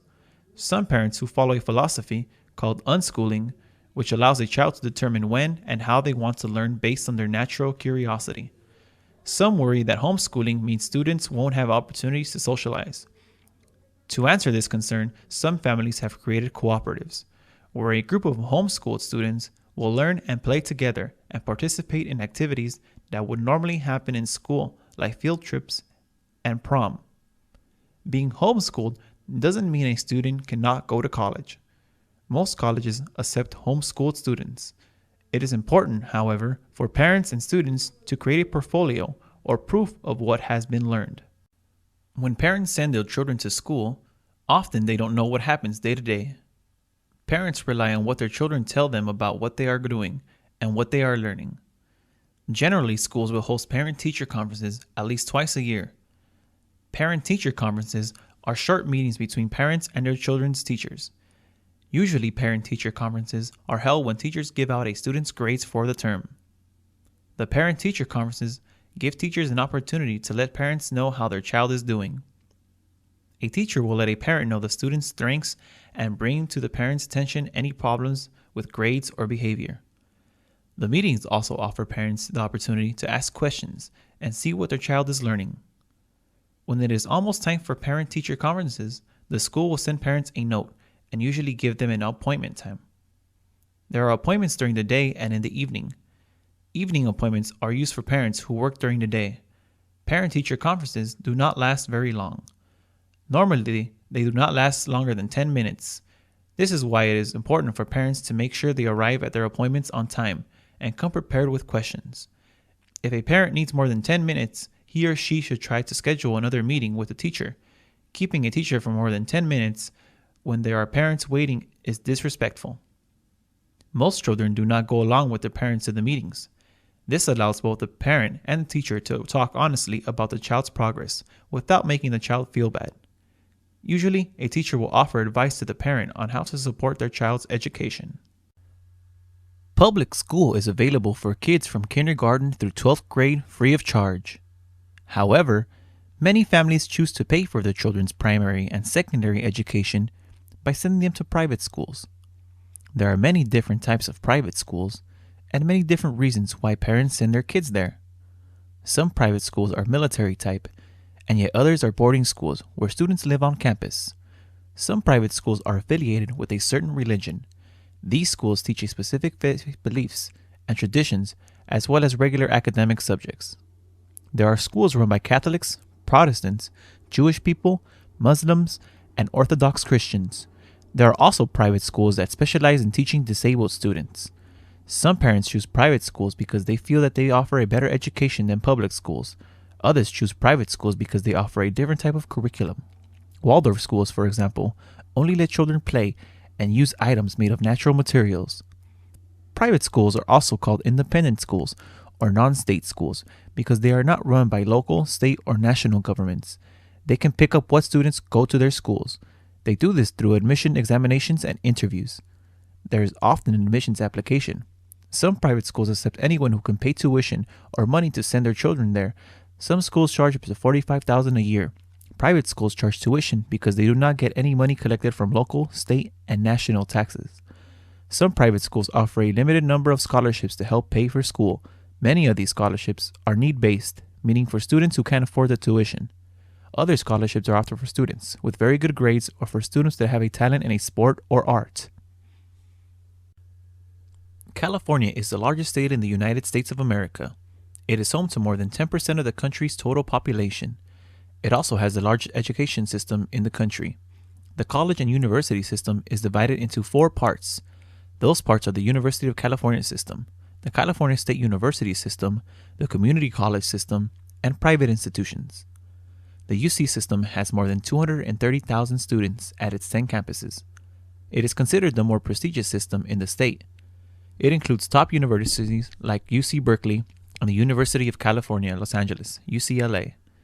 Both schools rank in the top 25 universities in the country, with Berkeley in the top 10. A degree from the UC system is highly sought, and the academic standards are higher than the other systems. They are also more expensive. California State Universities count 23 universities in its systems. It is a diversified system that includes 2 polytechnic universities and a maritime university. These schools offer vocational and maritime education, but also offer traditional academic programs. The system's enrollment approximately 450,000 students, with about 45,000 faculty members. The California Community College system is the largest system of higher education in the state and the world. It boasts 112 campuses and serves approximately 2.4 million students. It offers transfer degrees, vocational training, and associate's degree programs. California is also home to a large number of privately owned and operated schools. These schools have no ties to the state school system, but some do accept transfer students from community colleges. The most notable and prestigious schools in the state are Stanford University in Palo Alto and the University of Southern California in Los Angeles. Driving in the U.S. can be confusing, not just because of all the rules and laws that drivers must follow, but also because of driving customs. Many people in the U.S. are really dependent on their cars to get to work and school. In fact, most American workers spend an hour driving to work each day.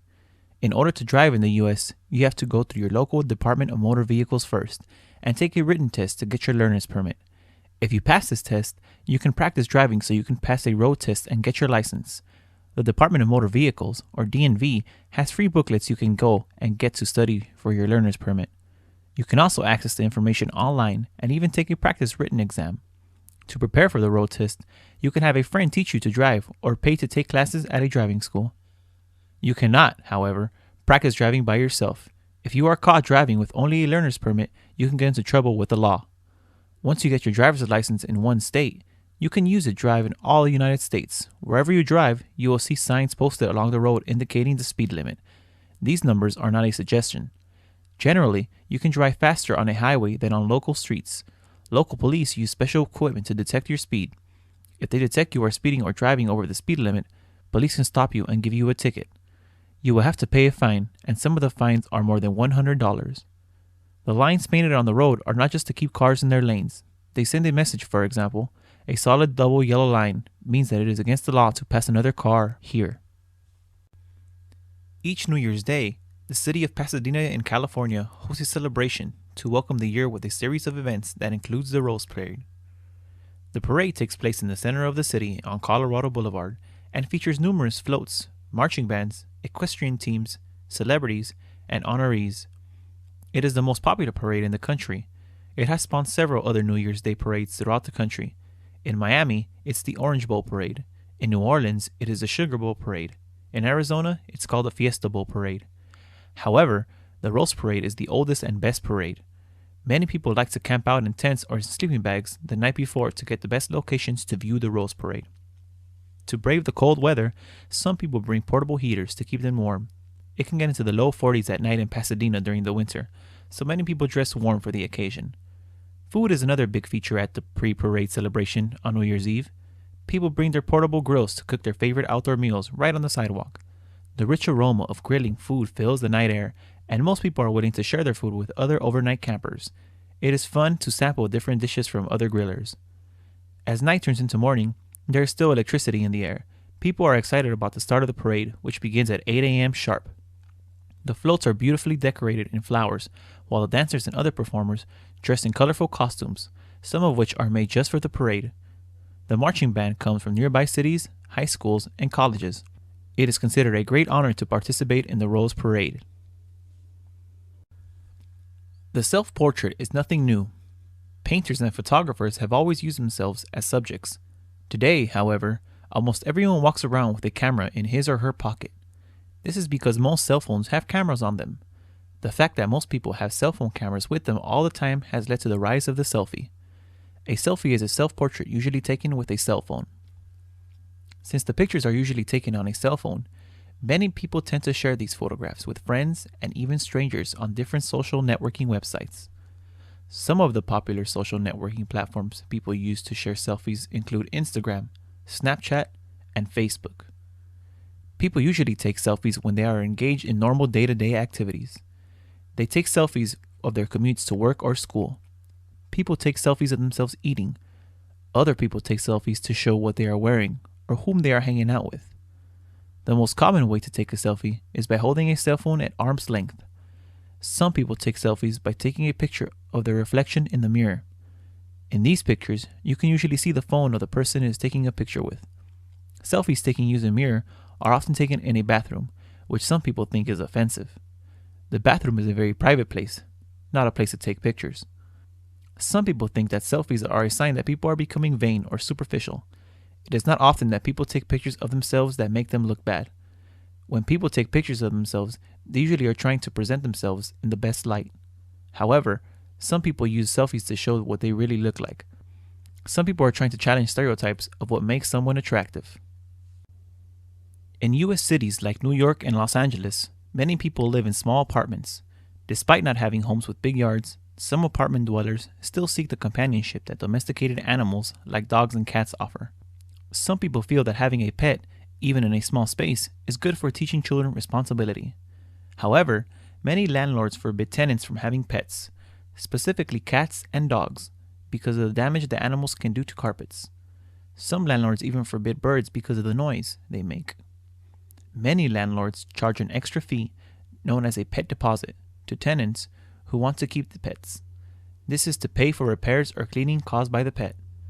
Many times, apartment dwellers will choose animals like fish, hermit crabs, guinea pigs, or hamsters that make little noise, little mess, and won't chew up the furniture. Other people keep lizards as pets since they don't require much space and can be kept in small cages or tanks. Another benefit of these smaller pets is that they don't need to be walked. However, some people who live in apartments have pets that are not so ordinary. Some of these less than ordinary pets include mammals like hedgehogs, amphibians like frogs, and spiders like tarantulas. Not all exotic pets are legal though. In order to maintain public safety, some cities and states have laws banning specific animals as pets. New York City, for example, bans people from keeping ferrets, snapping turtles, pythons, and scorpions as pets. It seems unlikely that a family would have a polar bear named Fluffy or a whale named Bubbles as a pet. New York City has specific laws banning these wild animals from residences. These laws exist for a good reason. In 2003, a man in a Manhattan apartment was discovered to have a 350-pound Bengal tiger as a pet. A wake is when people go to a deceased person's home or a funeral parlor to pay their last respects. A funeral parlor is a place where the preparation of the corpse for burial takes place. Part of the preparation can be dressing the deceased, doing their makeup, and placing them in a coffin for people to see. Some people do have a closed casket wake, where you can't see the dead person. Some people are not even choosing coffins for their dearly departed loved ones. In the United States, more and more families are choosing not to have traditional wakes.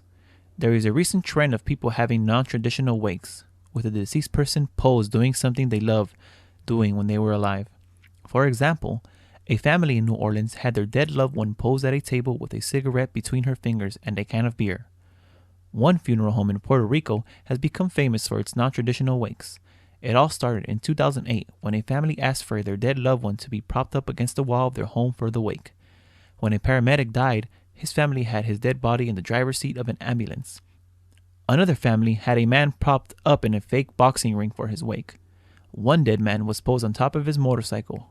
Recently, a grandmother was posed sitting in her rocking chair. These non-traditional wakes have their critics though. Some people think they are disrespectful. They think of a death as a solemn and sad occasion, not a time to pose the dead as if they were toys. Fans feel it helps them remember the dead as they were when they were alive. It is very common to see homeless people on the streets of Los Angeles. This is a problem that has persisted in the city since the beginning of the 20th century. Back in that time, California was known for offering many job opportunities in farming, and many young men were hopping on trains from all over the country to arrive in Los Angeles. Unfortunately, many of those men often ended up finding themselves without a job, a place to stay, or even food to eat. To help these people, Many churches began to establish shelters in the area of Los Angeles that would eventually become downtown.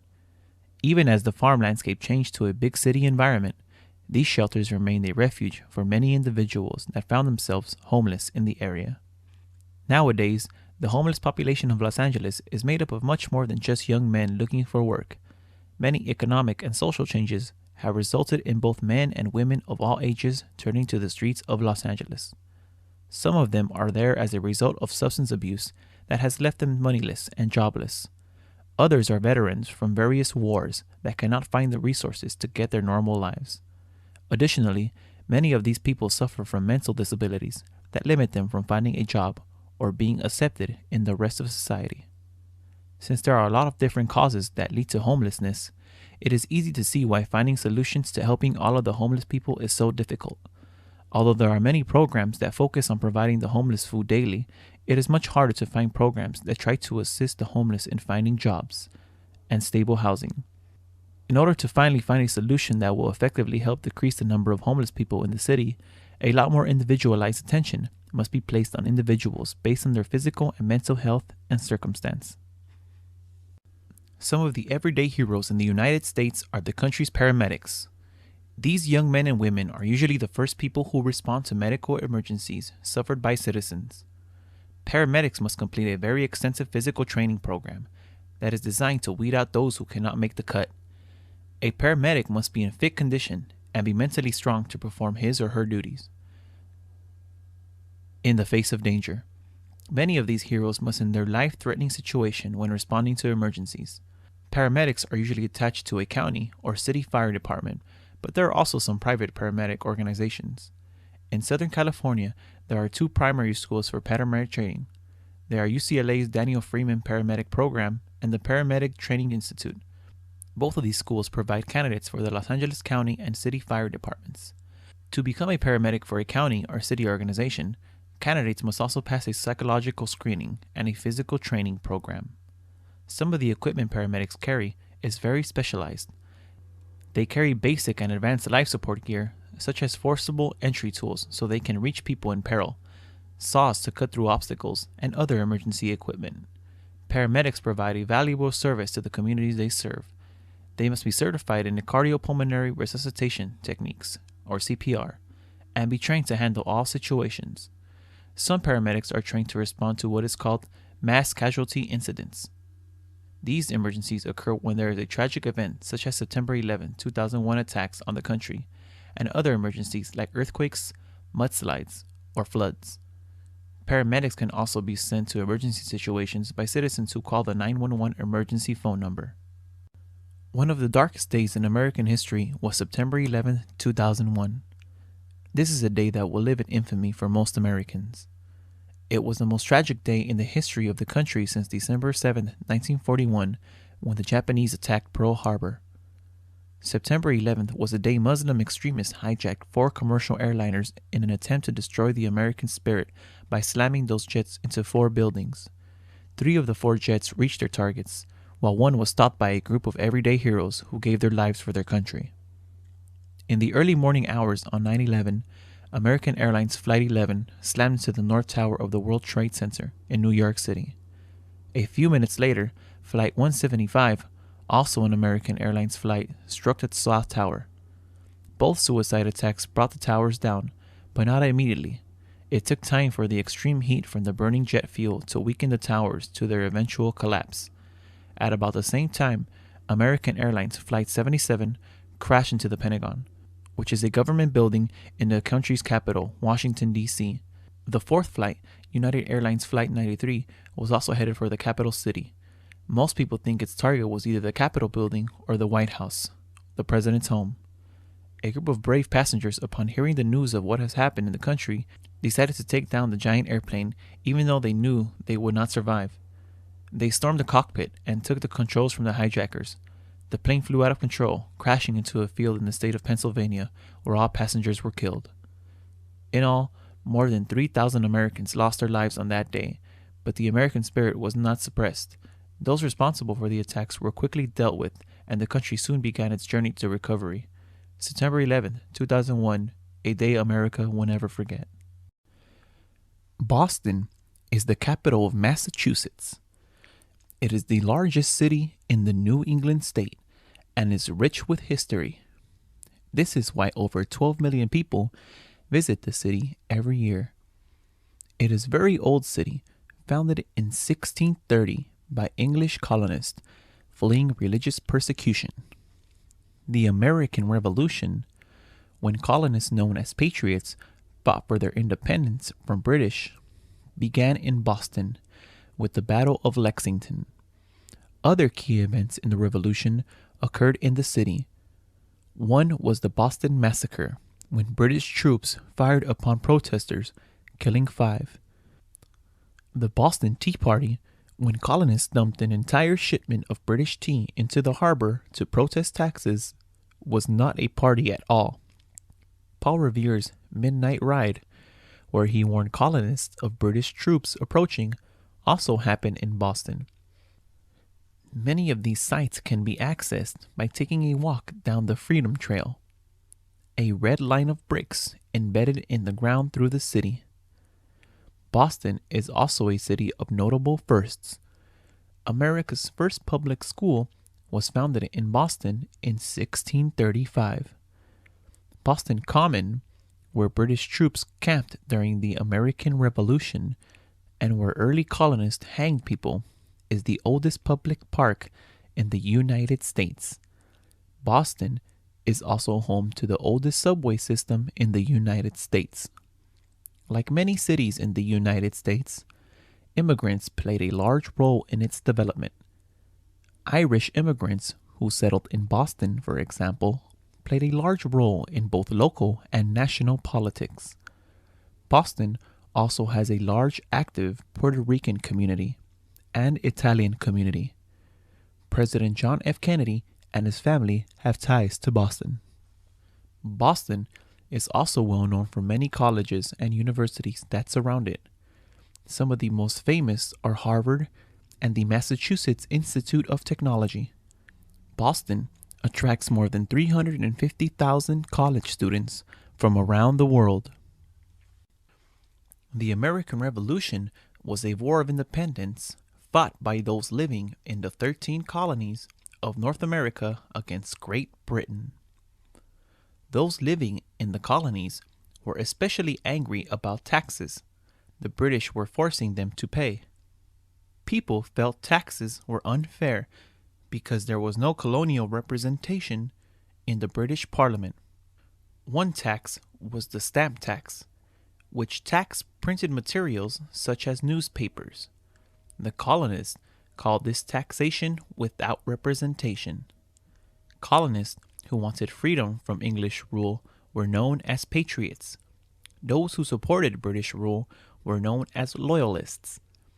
Before full-scale war broke out, there were many acts of protest by patriots, like the Boston Tea Party, when Bostonians boarded British ships and dumped 342 chests of tea into the harbor because of tea tax. On April 19th, the first shots were fired in Lexington and Concord, Massachusetts, which officially started the war. Many people were involved in the struggle for independence. Benjamin Franklin, Thomas Jefferson, and John Adams worked together to write the Declaration of Independence. On July 4th, 1776, patriots declared themselves free. Most people know George Washington was the first president of the United States. Before that, he was the commander-in-chief of the Patriot Army. Most of the battles in the American Revolution were fought in the Northeast in places near Boston and New York. The British, known as Redcoats because of their red uniform jackets, had help from German mercenary soldiers called Hessians. Patriots had support from other Europeans. France entered the American Revolution on the side of the colonists in 1778. This helped force the British surrender at Yorktown, Virginia in 1779. However, fighting would not formally end until 1783 with the Treaty of Paris, when Great Britain recognized the United States as an independent nation. The American Civil War happened from 1861 to 1865. The main cause was Southern states feeling that the U.S. federal government in Washington, D.C. should not have the power to tell them what to do. This was especially true about two issues: taxes and slavery. The Southern economy was based on agriculture, while the Northern economy was based on manufacturing.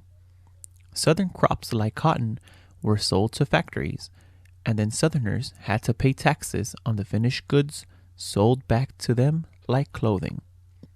Many Southerners felt this was unfair. Additionally, the agricultural economy in the South was reliant on the labor of enslaved Africans and their descendants. Many people, especially from the North, felt this was wrong and that slavery needed to be abolished. Southerners felt the abolitionists were threatening their way of life. 7 Southern slave states banded together, declared their secession, and formed the Confederate States of America. The government in Washington, D.C. and its army was known as the Union, since they were fighting to keep the country united.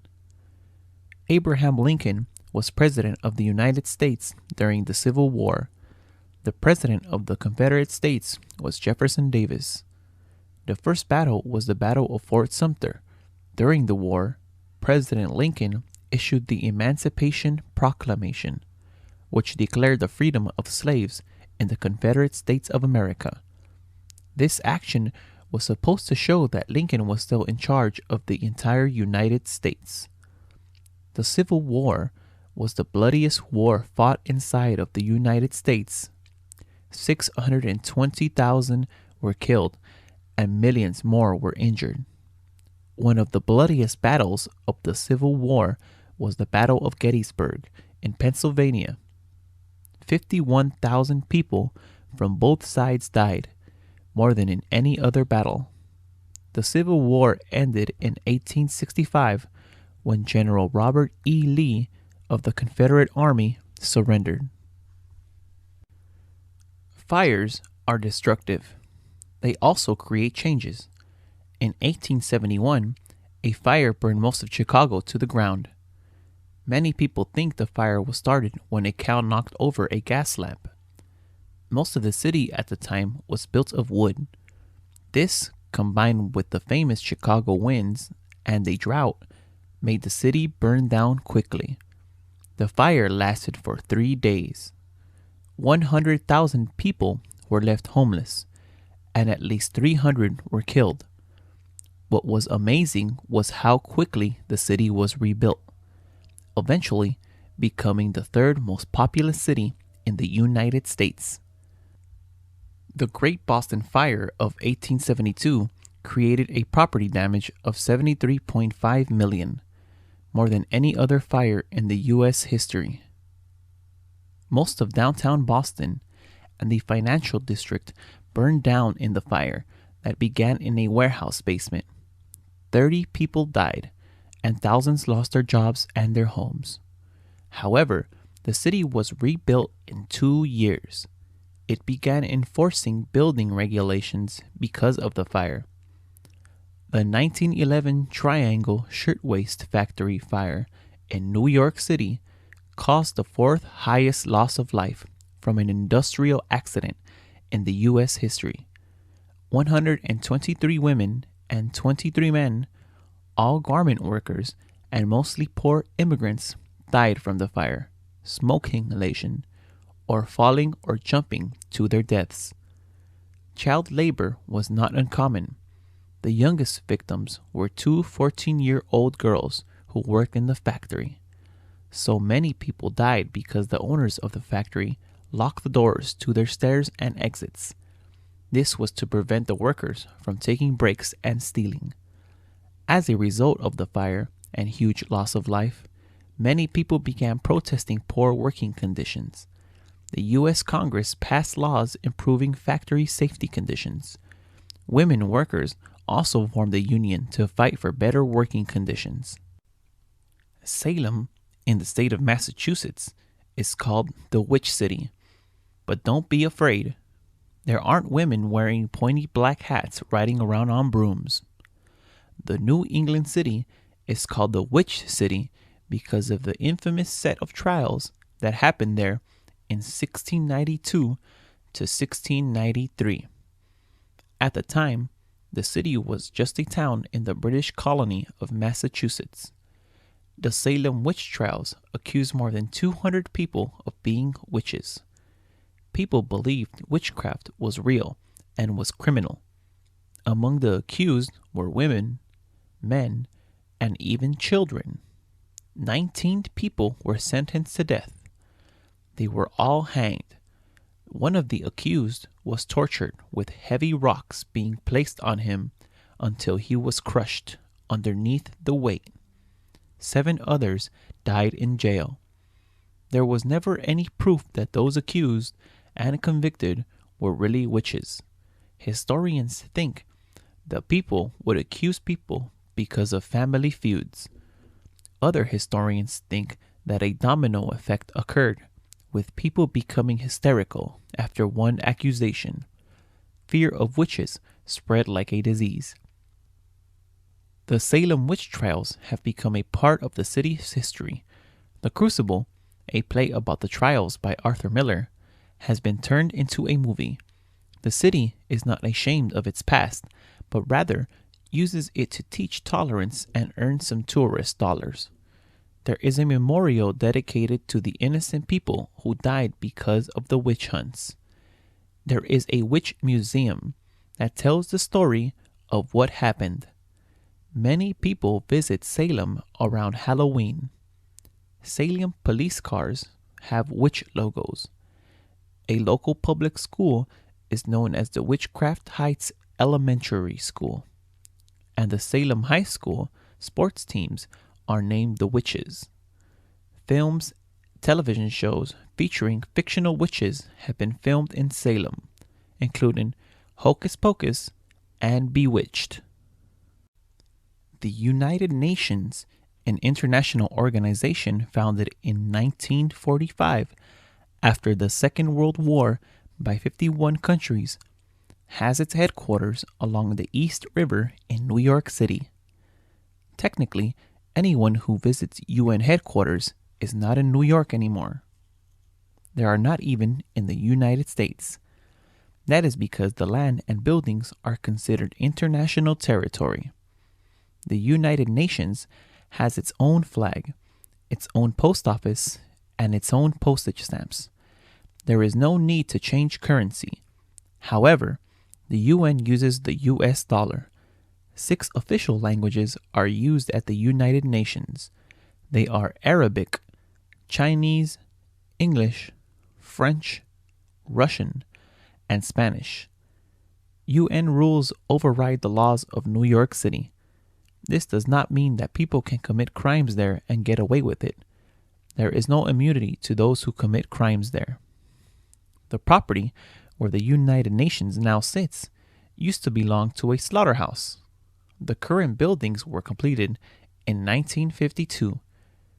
The perimeter of the UN is lined with flagpoles, with the flags of all 193 UN member states and the UN flag.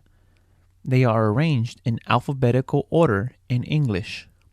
Some may think it's great to be a neighbor to a peacekeeping agency like the UN. Many New Yorkers don't think so, though. Every time a dignitary like a president or a prime minister visits, streets are closed, making it hard to get around and to find parking. You don't need to be a diplomat to visit the UN, though. There are tours Monday through Friday, and not just in English. Guided tours are available in English, French, German, Italian, Japanese, Korean, Mandarin, Portuguese, Russian, Spanish, and Swedish. Visitors can have a meal at the delegates' dining room, featuring a buffet of food from all over the world.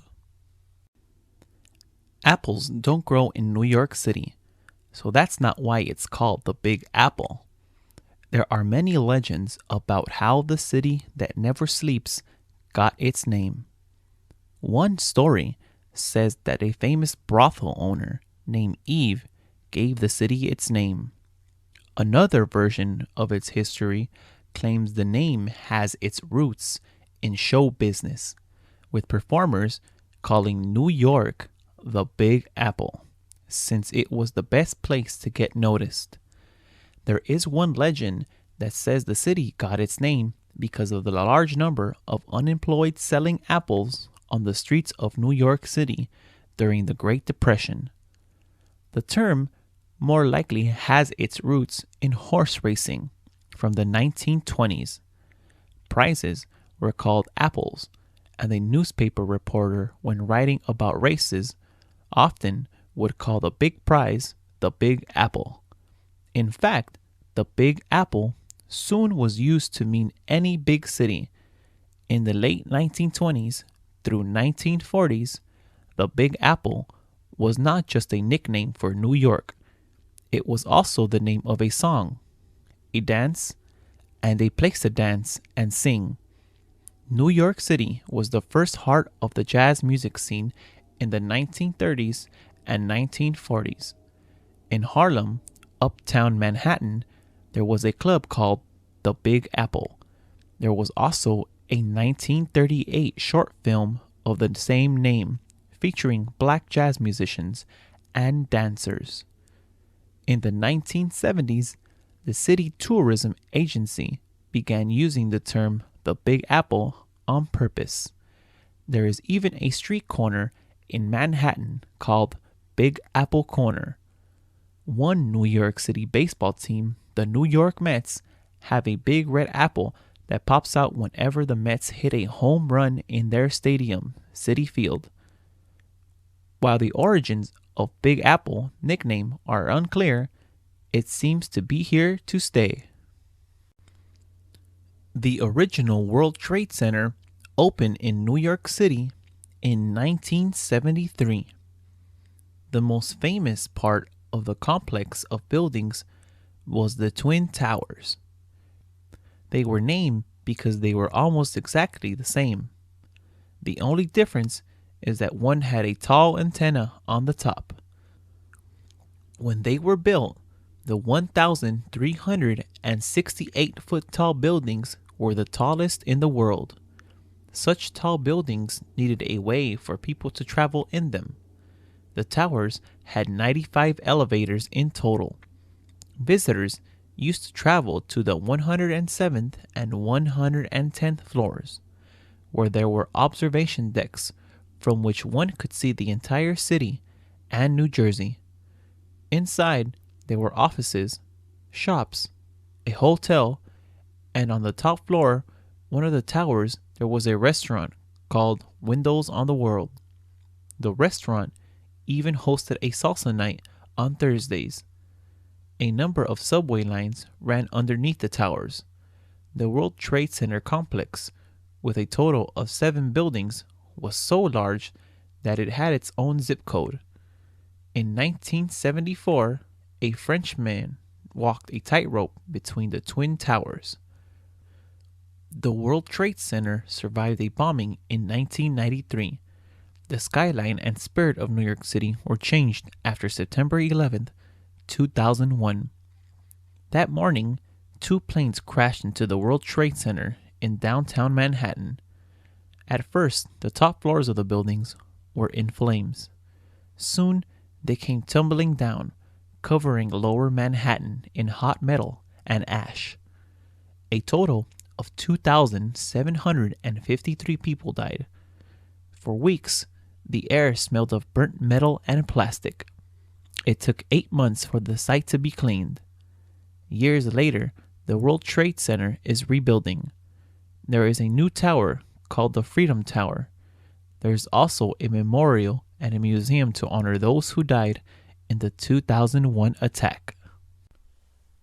Green isn't the first word that pops into most people's head when they think of New York City. Yet, in the middle of Manhattan Island is the most visited park in the United States. With 35 million visitors a year, Central Park, a National Historical Landmark, takes up 843 acres of land. It is a green space where people go to escape the noise and crowds of urban life. Before it opened in 1857, it wasn't an empty space. People lived on that land. They were mostly poor, free blacks, Irish, and Italian immigrants. They were forced off the land to construct the park. One section of the park is called Sheep Meadow. Now, it's just a grassy area where people can lay in the sun, but actual sheep used to graze there from 1864 to 1934. The sheep from there were eventually moved to another park in the city. Many events take place in Central Park, especially in the warm spring and summer months. There is an outdoor theater where Shakespeare's plays are performed. The plays are free, which causes such high demand that people line up for hours before performances to get inside. There are also free music concerts. Every summer, a stage is set up. These summer stage concerts feature musicians from all over the world. Both the New York Philharmonic Orchestra and the Metropolitan Opera also host free performances in the park in the spring and summer. There are also 2 small zoos inside the park. There are a number of small lakes in the park. One of the lakes rents out a small mechanical sailboats. There is also a puppet theater and a carousel for kids. The park is not dead in the winter. When it snows, families often go to sled or to go ice skating in an outdoor rink owned by Donald Trump. The Marlboro Man was a fictional character who appeared in several advertising campaigns for the Philip Morris Corporation. His ads ran on television from 1964 through 1999, effectively entering the collective conscience of the American people for generations. Philip Morris is one of the largest tobacco producing companies in the world, and the corporation used the Marlboro Man with great success over the years. The Marlboro Man was a strong, rugged-looking man who rode a mighty horse and traveled throughout the country promoting tobacco products. He appeared in television, radio, print, and billboard ads for decades. When the United States Surgeon General deemed tobacco smoke as unhealthy in the 1960s, the beginning of the end for the Marlboro Man had begun. The Surgeon General began an anti-smoking campaign by requiring all cigarette companies to place its warning label on each package sold in the country. The warning included the wording that tobacco smoke can cause lung cancer. Soon, the pressure was on the tobacco companies to curb their advertising campaigns. In 1955, tobacco sales reached $15 billion in the United States alone. After the Marlboro Man was introduced to the American public, that total reached $20 billion. This increase was largely based on the Marlboro Man campaign. The company also started an advertising scheme by offering genuine Marlboro Man gear for sale. These commodities were of high quality that appealed to the outdoor type of person. The gear ranged from camping equipment, hats, to outdoor clothing. It was very successful in its time. This success came at a great expense, though. 4 men who portrayed the Marlboro Man died of lung cancer, earning Marlboro cigarettes as the cowboy killer. The Marlboro Man is still popular in some parts of Europe and Japan, where smoking is still in vogue. The Beatles are an English group of musicians from Liverpool, England, that took America by storm with their appearance on The Ed Sullivan Show on primetime television. The group's first appearance was seen by more than 73 million viewers in February 1964, introducing the band to the American people. In the months to follow, the group became the biggest rock and roll band ever to hit the United States. The group's success opened the door for other British bands to make their way to America.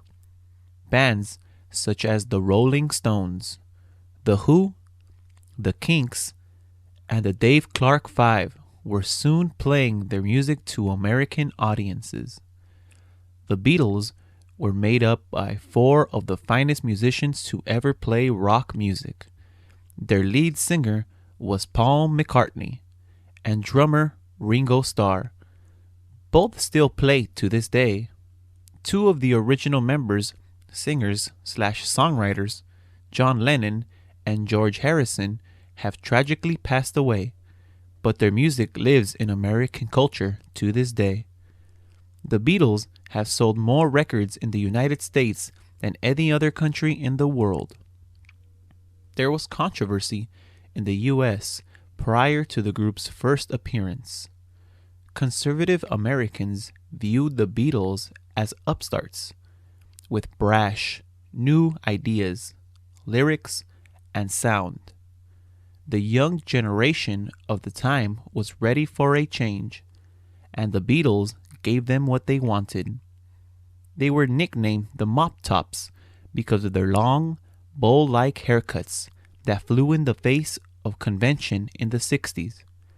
Nothing was going to stop the Beatles, though. Their music is as popular today as it was 50 plus years ago. This February, the Grammy Awards presented a special telecast celebrating the 50th anniversary of the group's first appearance on The Ed Sullivan Show. The Griffith Observatory is a planetarium and an exhibit hall located in Los Angeles' Griffith Park. It features several astronomical displays and telescopes in the Hollywood Hills in the Los Feliz district of the city. The observatory was built on land donated by Griffith J. Griffith in 1896. Griffith was a Welsh-born philanthropist and mining tycoon who wanted to give the public access to a state-of-the-art observatory so it was free of charge to visitors. He felt common people should be able to enjoy the wonders of the universe and not be solely for the scientific community. Griffith donated 3,015 acres of land specifically to house the observatory that opened on May 14, 1935. During the first 5 days after the opening, the planetarium averaged more than 13,000 visitors a day.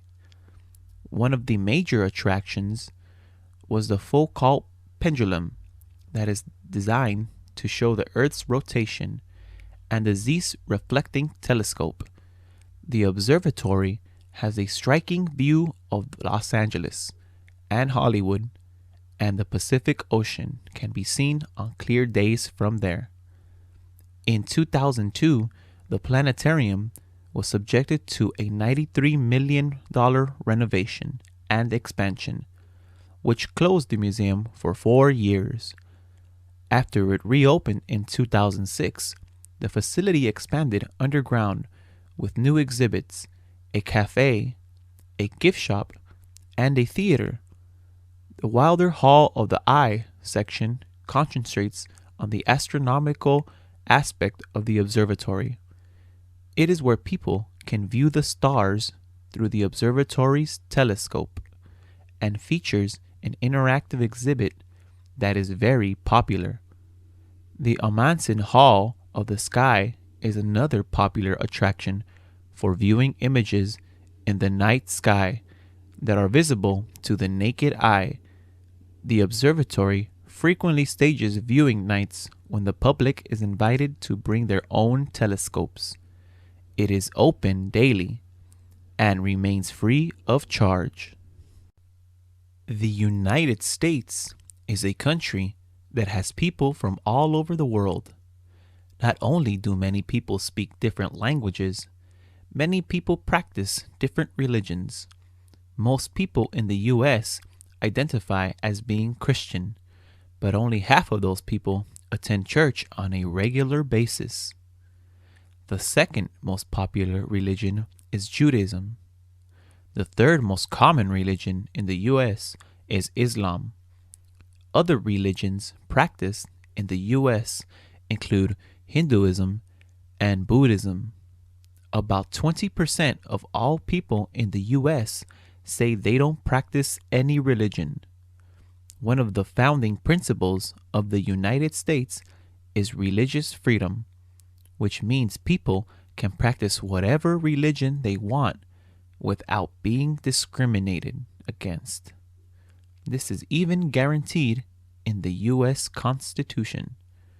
This is one reason why the United States has no official religion. Because there are so many different religions in the United States, there are many different types of houses of worship.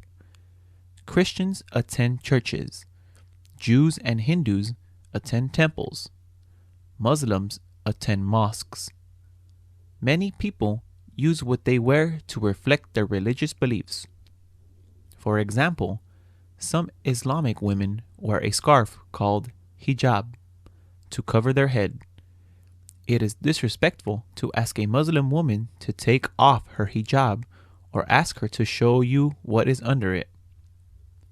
Male followers of an Indian religion called Sikhism usually wear cotton turbans. Again, it is wrong to take a person's turban off or ask that they take it off. Male followers of Hasidism, a branch of Judaism, have long curls on the side of their heads. They wear a fringe prayer shawl. Other Jewish men may wear a small cap on their heads called a yarmulke. This is supposed to be a constant reminder that God is above them.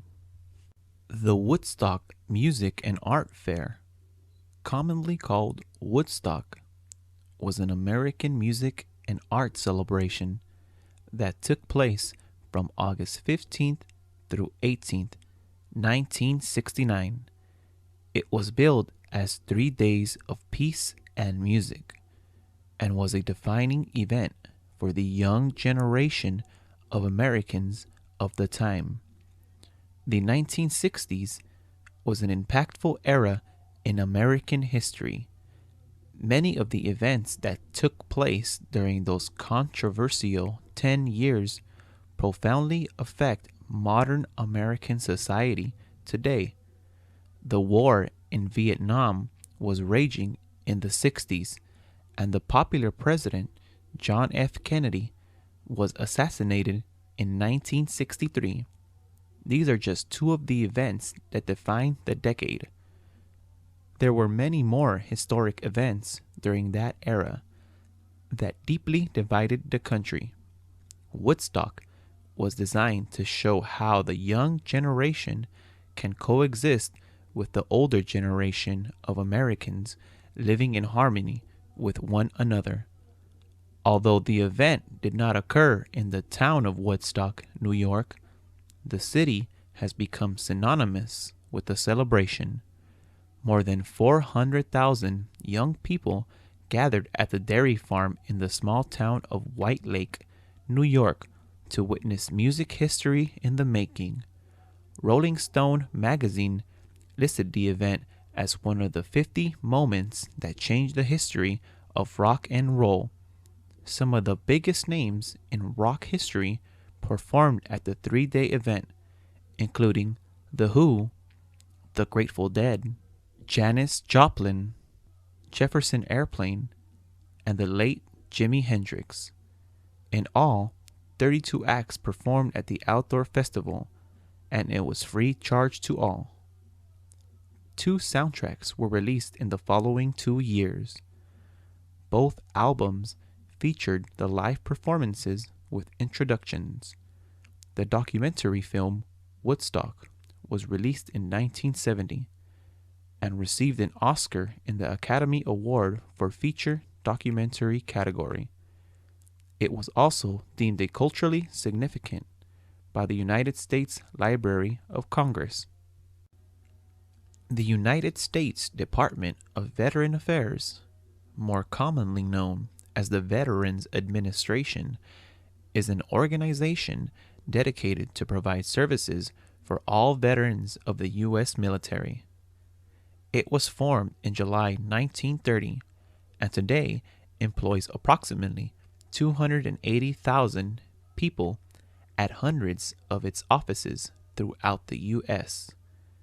Its annual budget for the 2014 fiscal year is nearly $153 billion, making it one of the largest government agencies in existence today. The department is broken into three main subdivisions. It consists of Veterans Health Administration, the Veterans Benefits Administration, and the National Cemetery Administration. The VA Health Administration is responsible for providing veterans with all health care issues, while the Benefits Administration is designed to help veterans in areas such as guaranteed home loans, insurance vocational rehabilitation, and educational benefits. The National Cemetery Administration provides burial and memorial benefits and is entrusted with the maintenance of the VA's cemeteries. The VA has served U.S. veterans from several wars, beginning with survivors of World War I. It has continued the tradition of serving former military members by providing services for those veterans who need help readjusting to civilian life. Many of these veterans, especially those who saw combat during their time in the military, are in need of basic medical services for wounds suffered in conflicts. This was the original concept for the creation of the VA.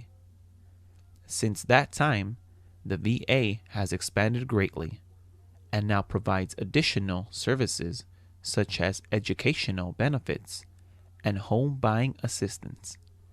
It also helps those veterans who had become homeless after their service to their country ended. There are approximately 30 million military veterans living in the U.S. today. That number represents nearly 10% of the population of the country today. One of the most impactful television series ever to run on American TV was Married with Children. The show aired on the Fox channel for 11 years, and many believe it was responsible for keeping the news station alive during the early years. In 1987, commercial TV in the United States was dominated by the Big Three: the American Broadcasting Company, ABC, the National Broadcasting Company, NBC, and the Columbia Broadcasting Company, CBS. When the Fox channel appeared on the scene, few people gave it much chance to survive in the face of its stiff competition, but Married with Children changed all that. The show followed the exploits of a dysfunctional family that lived in a fictional suburb of Chicago. The main character was the father, Al Bundy, who was a lovable loser living with his self-centered wife and bratty kids. Together, the family makes Al's life miserable as he stumbles and fumbles his way through life. Al works as a shoe salesman that pays very little and has little chance of promotion.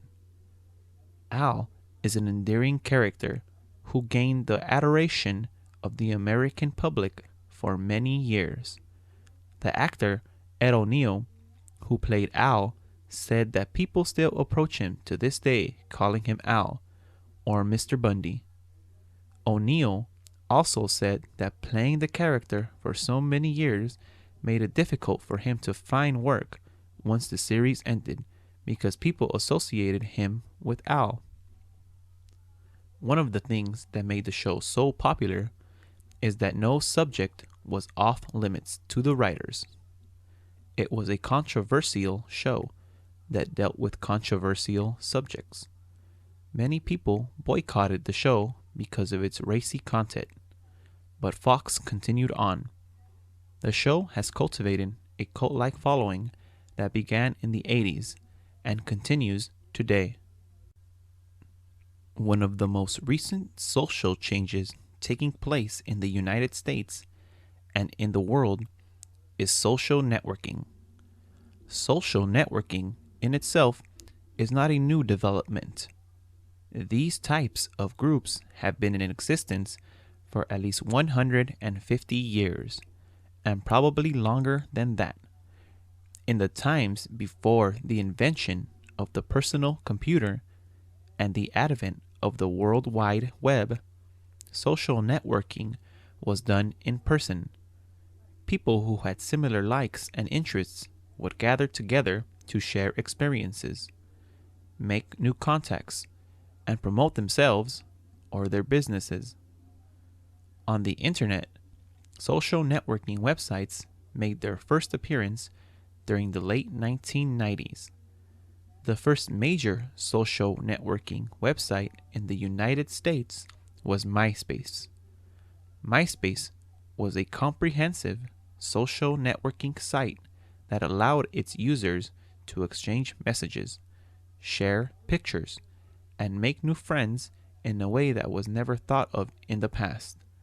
With MySpace, people who did not go out much could reach out to others from the comfort of their own homes.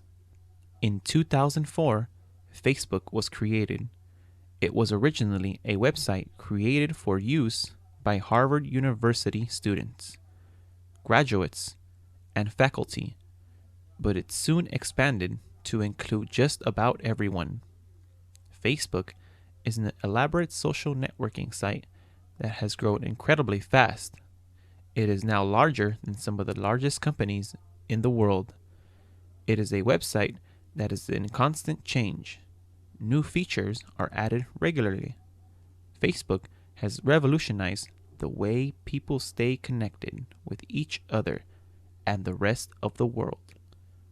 The way it works is simple. Users can set up a new account easily. All a new user needs is an email address to start. Once a person has created an account, he or she can invite friends by sending a request out to people they know who also have their own Facebook pages. Once you get started, making new friends will come easily.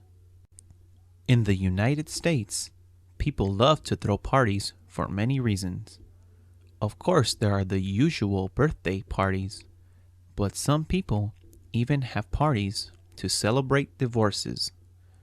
No matter what kind of party you are going to, it's a good idea to make sure you are actually invited. It's considered rude to just show up unless the host, the person giving the party, invited you. You will either get a paper, email, or verbal invitation to a party. Alternately, you can also go as a guest of someone else invited, like as his or her date. Once invited, it is very important to let the host know if you are actually going to show up. Many times, hosts have a party catered that is other people who prepare the food. They need to know how much food to have. Letting them know if you are showing up or not helps the host and is considered polite. It's also important to be relatively punctual for a party. Most parties in the US never start exactly when they say they will. Many people like to be fashionably late. That is, showing up about 30 minutes after the party is supposed to start. People like to do this to make a big entrance. Showing up more than 30 minutes before or after is considered rude, though. If you show up too early, you are likely to interrupt valuable preparation time of the host. If you show up too late, you are just being rude. Even if it is not a birthday party, it is polite to bring a gift for the host. It doesn't need to be a fancy gift. A bottle of wine or even flowers is polite and will be appreciated. A bridal shower is a party when a woman who is about to get married is showered with gifts and well wishes. A bride-to-be will often register at one or several department stores and create a list of things she would like people to give her as presents. This makes it easy for guests of both the bridal shower and the wedding itself to know what kind of things the bride wants. A registry also makes sure that there are no duplicate presents. A bride may want a blender, but she sure doesn't want to receive 3 and have to deal with the hassle of returning extras. Most bridal shower gifts are items that a newly married couple needs to start their life together. These gifts include dishes, pots, pans, and even appliances like toasters and microwave ovens. Many brides also look forward to receiving some money. Cash or checks are considered appropriate gifts for a bridal shower. The money comes in handy to help pay for an expensive wedding. Sometimes people bring tasteless gifts like lingerie to bridal showers. Some people think those gifts are good because they help the new couple spice up their married life. Others find these types of presents embarrassing. While many bridal showers are surprises, others are planned with input from the bride-to-be. A bridal shower can be small and intimate and held in someone's home. It can also be a larger affair held at a restaurant or a catering hall. Sometimes snacks and desserts are served or a full meal can be offered. Traditionally, bridal showers were women-only affairs. However, more and more showers are now co-ed with men and women. Traditionally, men are not invited to bridal showers, but now more showers include men and the groom-to-be. Like many parties in the US, there would be no dancing at the bridal shower, just eating and people chatting. Some bridal showers even have games. While many women are involved in planning their bridal showers, a baby shower usually comes as a complete surprise. A baby shower is a party where a pregnant woman is showered with gifts and good wishes. A baby shower is usually given by a close female friend or relative of the mother-to-be. Sometimes, co-workers of a pregnant person will also throw a baby shower. The baby shower is usually given when the mother-to-be is between 6 and 9 months pregnant. Sometimes, though, because predicting the due date of a baby isn't always exact, a baby shower can happen after the baby is born. A baby shower can be held in someone's home or outside, like in a restaurant or a catering hall. Traditionally, only women are invited to a baby shower. However, more and more baby showers are also including the father-to-be. Like with a bridal shower, a mother-to-be will often register a wish list of things she wants at one or several stores. This list usually consists of things the mother wants for her baby, including clothes, diapers, and even furniture like high chairs and cribs. This way, friends and family members can go to the store and buy something from the list. Registering helps make sure that there aren't repeat items like 30 bottles when a new mom only needed 15. Some baby showers also feature a paper mache wishing well. This is not just for decoration. People can put cards inside with wishes for the new baby and mom.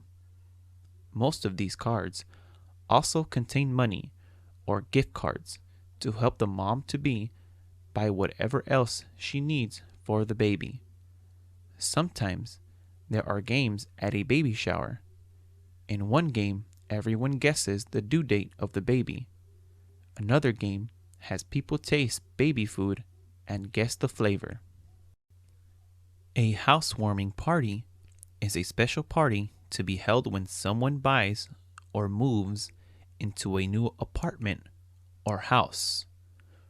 The person or people who bought the property or moved are the ones who throw the party. The party is an opportunity for friends and family to congratulate the person on the new home.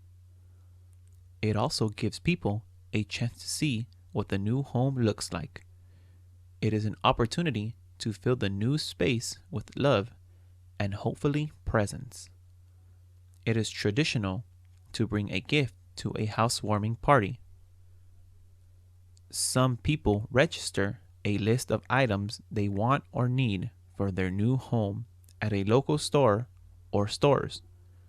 Some common items people will put on a gift registry include kitchen tools like knives and items like curtains.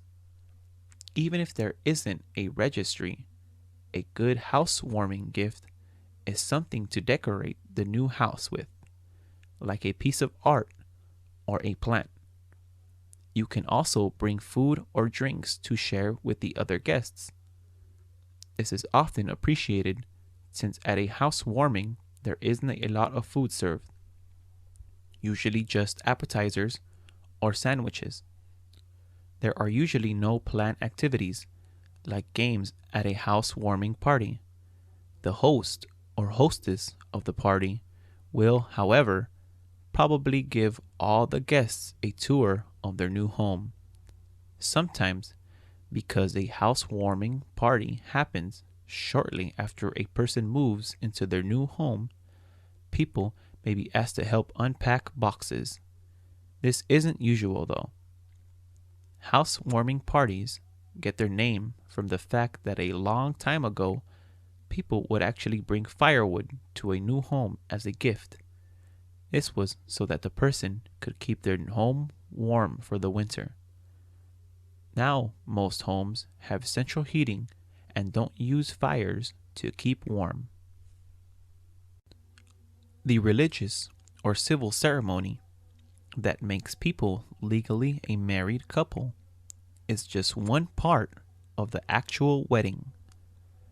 After the wedding comes the reception. A wedding reception is a party held immediately after the marriage ceremony.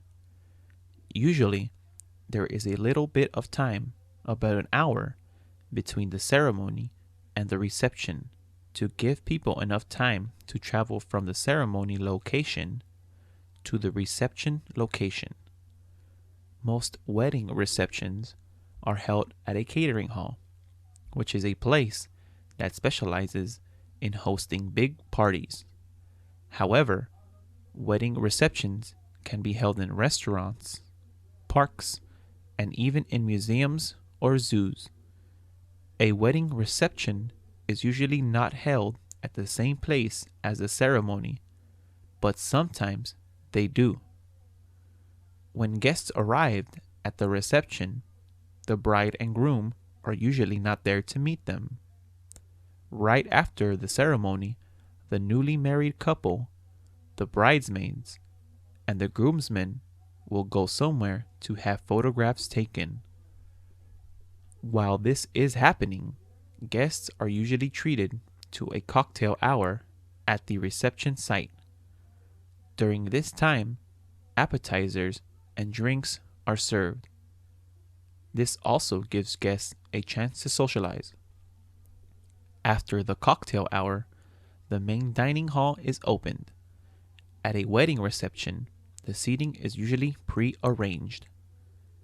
Each guest will receive a card telling him or her where they are expected to sit.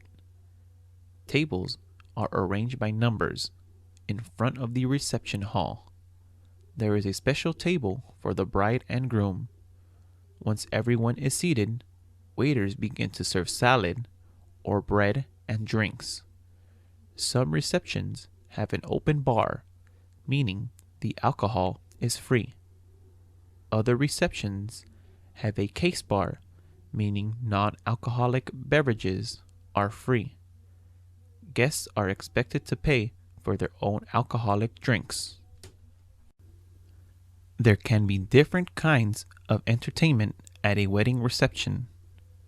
Usually, there will be a master of ceremonies, or MC, who helps move the reception along by making announcements of what will happen next. For example, the MC will announce when the newly married couple enters the reception hall, and all the guests will stand up and applaud. A wedding reception usually has music, and guests are expected to dance. The music can be provided by a DJ or by a live band. Sometimes the DJ or live band will accept requests from guests to play a certain song. When the newly married couple enters the reception, they will share a dance by themselves to a song they picked beforehand. Usually, the song is something romantic and represents the couple's love for one another. Sometimes, the bride will share a dance with her father, and the groom will share a dance with his mother. After these special dances, the guests are invited to the dance floor. Food at a wedding reception can be buffet style, where everyone serves himself or herself, or it can be a sit-down meal served by waiters. Guests get to choose among a meat, chicken, or fish deal. Guests generally make their choices when they respond to the initial wedding invitations. During a wedding, guests shouldn't expect to spend too much time with the bride and groom. The new couple is usually very busy greeting all of their guests. Sometimes the couple doesn't even get a chance to eat. What almost every newly married couple does get to eat at their wedding reception is the wedding cake. The bride and groom traditionally cut through the wedding cake together and then feed the other person a bite. There are many traditions that U.S. brides and grooms are expected to follow at their wedding. One of the most well-known traditions is for a bride to toss her bridal bouquet to the unmarried female guests attending her reception. According to the tradition, the single woman who catches the bouquet will be the next woman to be married. The flowers thrown may not be actually the same flowers the bride carries down the aisle during the wedding reception. An identical bouquet is created for the bride to toss.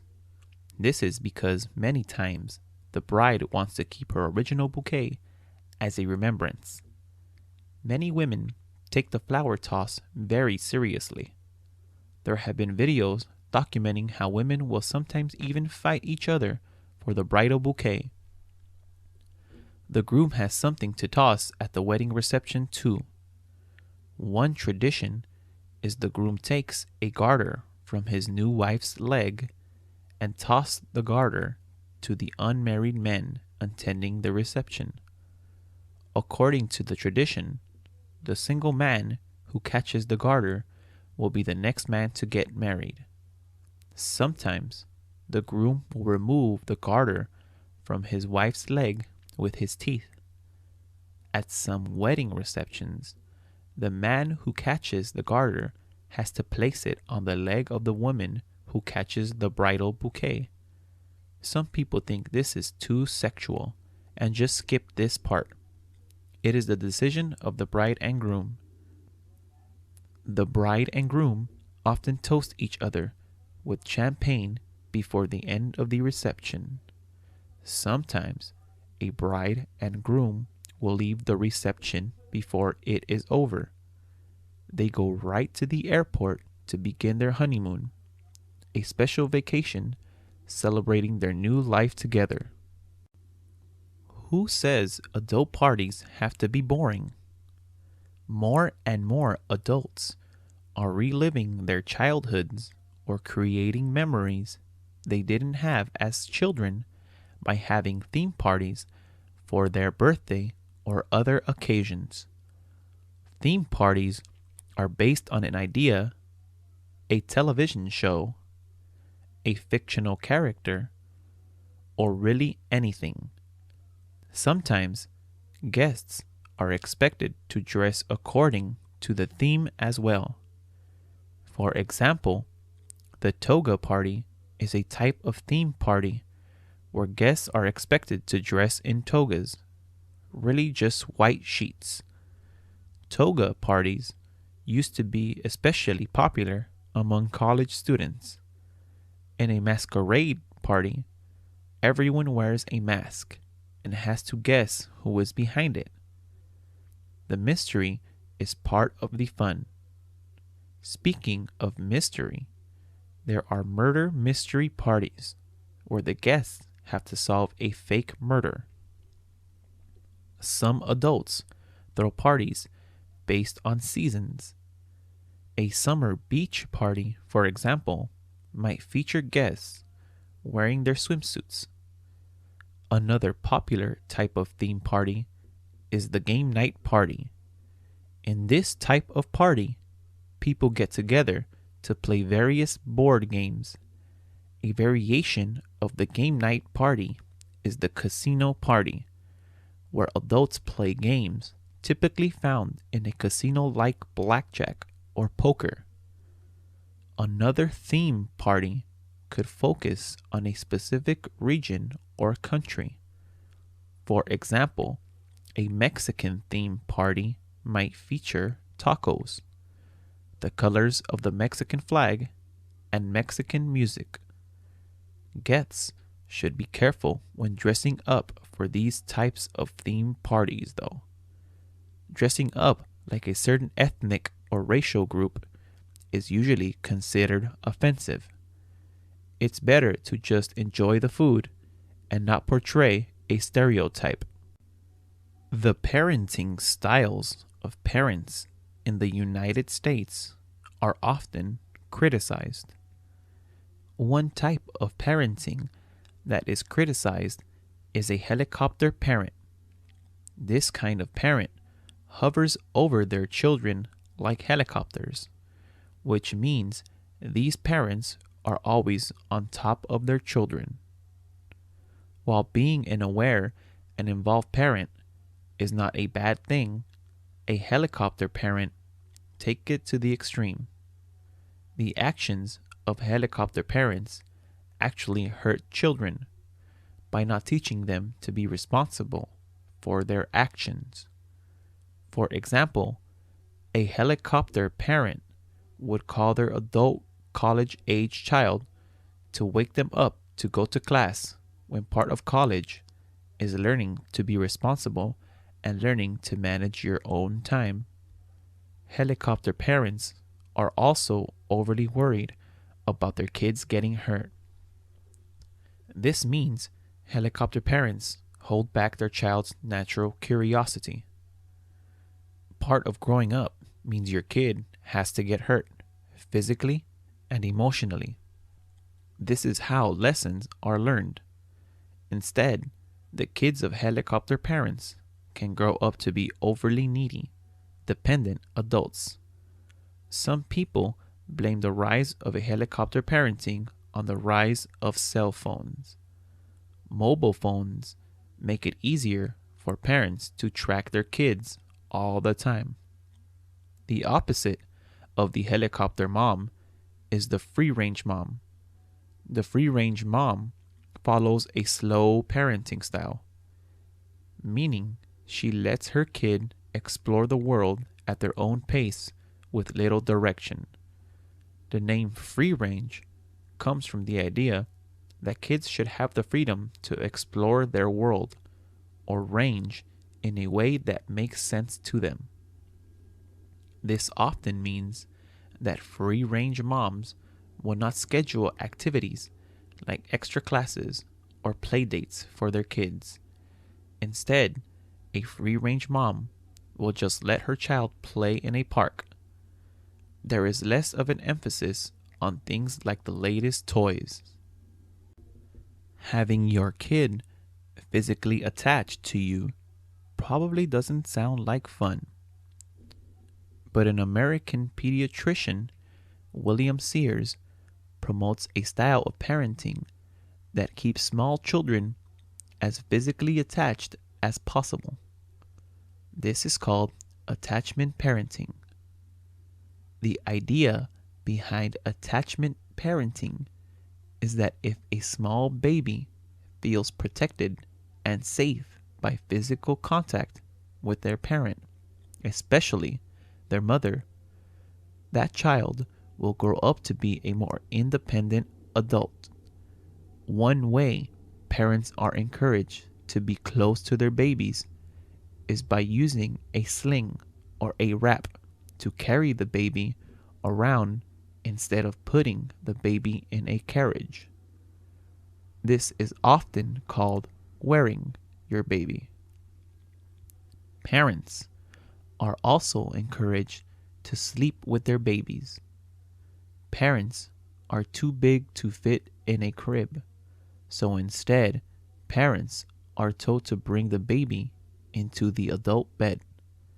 This is supposed to teach the baby about sleep regulation as well, since the baby will learn to mimic adult sleep patterns.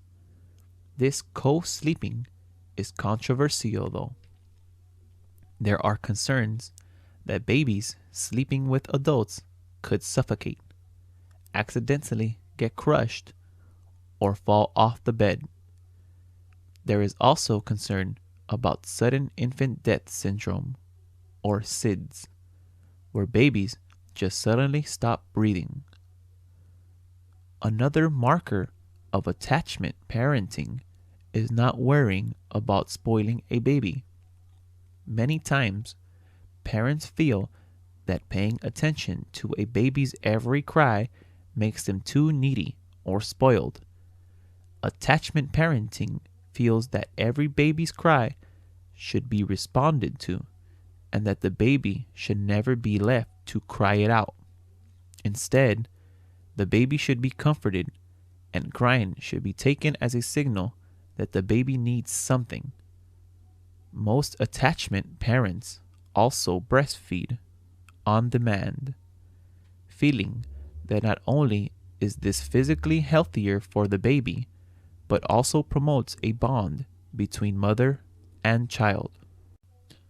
Not all kids' birthday parties in the US are created equal.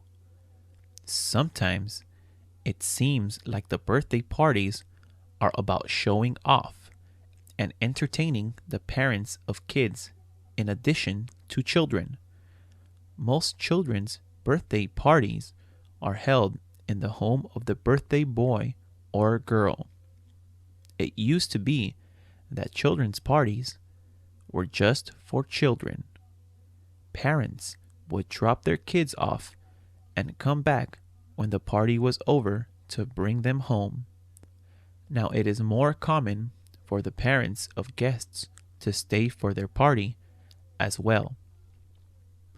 This gives the adults time and space to socialize while the kids play games. Kids and adults don't always have the same tastes in food, so when adults are invited to stay for a child's birthday party, there is usually fancier food for the adults, like cheese, crackers and fruit platters. Meanwhile, the kids eat hot dogs and potato chips, while the children drink punch, juice, or soda. The parents may be sipping cocktails, beer, or wine. Entertainment for a party of mixed adults and children also goes beyond the usual clown or magician. Sometimes there will be a DJ and the adults will dance. Party games are not just for the kids either. While the children play traditional games like pin the tail on the donkey, the adults may play casino-type games like blackjack or poker. Not everyone likes this trend of adults and children partying together. Some feel that the parties should be kept separate. Some people worry about adults getting drunk in front of the kids. Others worry about kids getting abused by adults they don't know. For others, it is just about allowing a kid to have their special day. There is also a concern that these mixed parties encourage a sense of competition among parents in a community. In the United States, someone legally becomes an adult when they turn 18 years old. At 18, U.S. citizens can vote. They can also serve in the military and go fight in wars for the country. An 18-year-old can also buy cigarettes and other tobacco products. But 18-year-olds cannot buy alcoholic beverages. People in the U.S. need to wait until they are 21 to be able to do that. At age of 18, people can legally live on their own, work, and get married. However, turning 18 doesn't mean everyone is ready to take on adult responsibilities. At the age of 18, most people are just graduating from high school. Many will go to college. Some young people choose to go to college far from their homes and live in dormitories. Others pick a college close to home and stay with their parents to save money. Yet others will choose to live on their own. Legally, a parent does not have to provide for their child when the child turns 18. Some parents in the U.S. take this very seriously and expect their children to move out as soon as they turn 18. Some parents will even forcibly kick their kids out when they turn 18. There tends to be some difference about this depending on if the kid is female or male. It is considered more acceptable for a female to stay living with her parents after her 18th birthday. Many females aren't expected to leave their parents' house until they get married. There is still an expectation for young men, however, to go out and live independent lives as soon as they can. With the economy of the U.S. struggling, some adult children are returning to their parents' home in their 20s and 30s. These are called boomerang kids, since, like a boomerang, they return where they came from. In the United States, the baby boomer generation includes those that were born in the time after World War II. Those babies are now reaching the retirement age.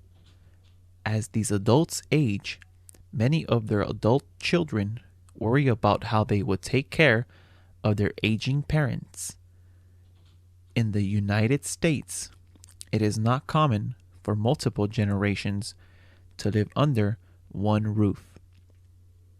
Once children grow up and get married, they move out. leaving their aging parents to fend for themselves.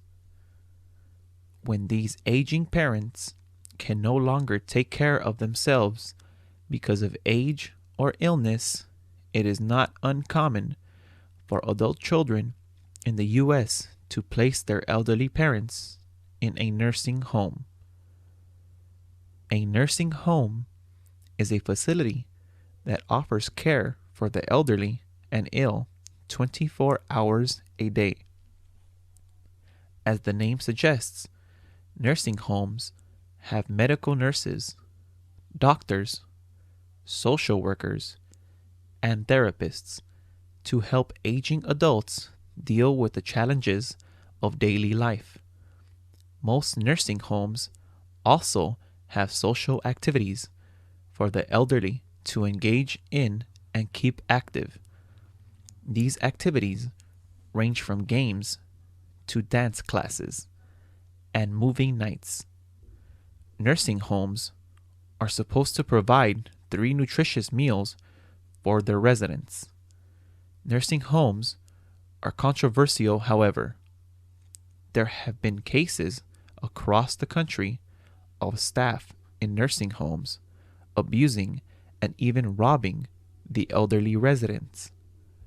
There are different state and federal agencies that are supposed to oversee nursing home facilities. Some people feel that it should be the responsibility of family members, especially adult children, to care for their aging or ill parents. However, many adult children have their own children and families to take care of, and do not have the means to care for their elderly parents. Others worry about medical skills needed if their elderly parents are seriously ill. The stereotype is that Americans are lazy, but studies show that people in the U.S. get less vacation time than people in other parts of the world. A typical American worker gets 2 or 3 weeks off out of a whole year for vacation. Most U.S. workers cannot take those 2 or 3 weeks consecutively. They usually have to be spread out throughout the year, even when U.S. workers are on vacation. They are often expected to be in communication with their boss. This means checking in via email and mobile phone. Most U.S. businesses do not encourage their employees to take all the vacation days they are entitled to. In fact, most U.S. companies discourage it.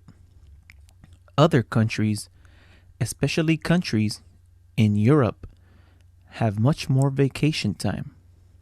In Germany, many people have 6 weeks of paid vacation. At least 3 of these weeks can be taken consecutively. Maybe this is why Europeans and other travelers vacation in far-off exotic places. Most American families tend to stay closer to home, rarely leaving the country. The difference in the amount of vacation time is legal. Most companies in countries outside the U.S. have to give paid time off to their employees or else pay hefty fines. However, in the U.S., there is no federal law requiring employers to give workers paid vacation. In fact, the U.S. is the only developed country that doesn't guarantee yearly time off to workers. There have been efforts to pass laws giving U.S. workers 1 week of paid vacation by law, but so far, those efforts have not been successful. Even when U.S. workers do have time off, many are afraid to take it because they worry they may be seen as non-productive workers and lose their job. Other workers worry about going on vacation and having a mountain of work when they return. Camping is a popular way for many people in the United States to spend their vacation. Camping involves people leaving the comfort of their home and driving to spend a few nights or more in the great outdoors.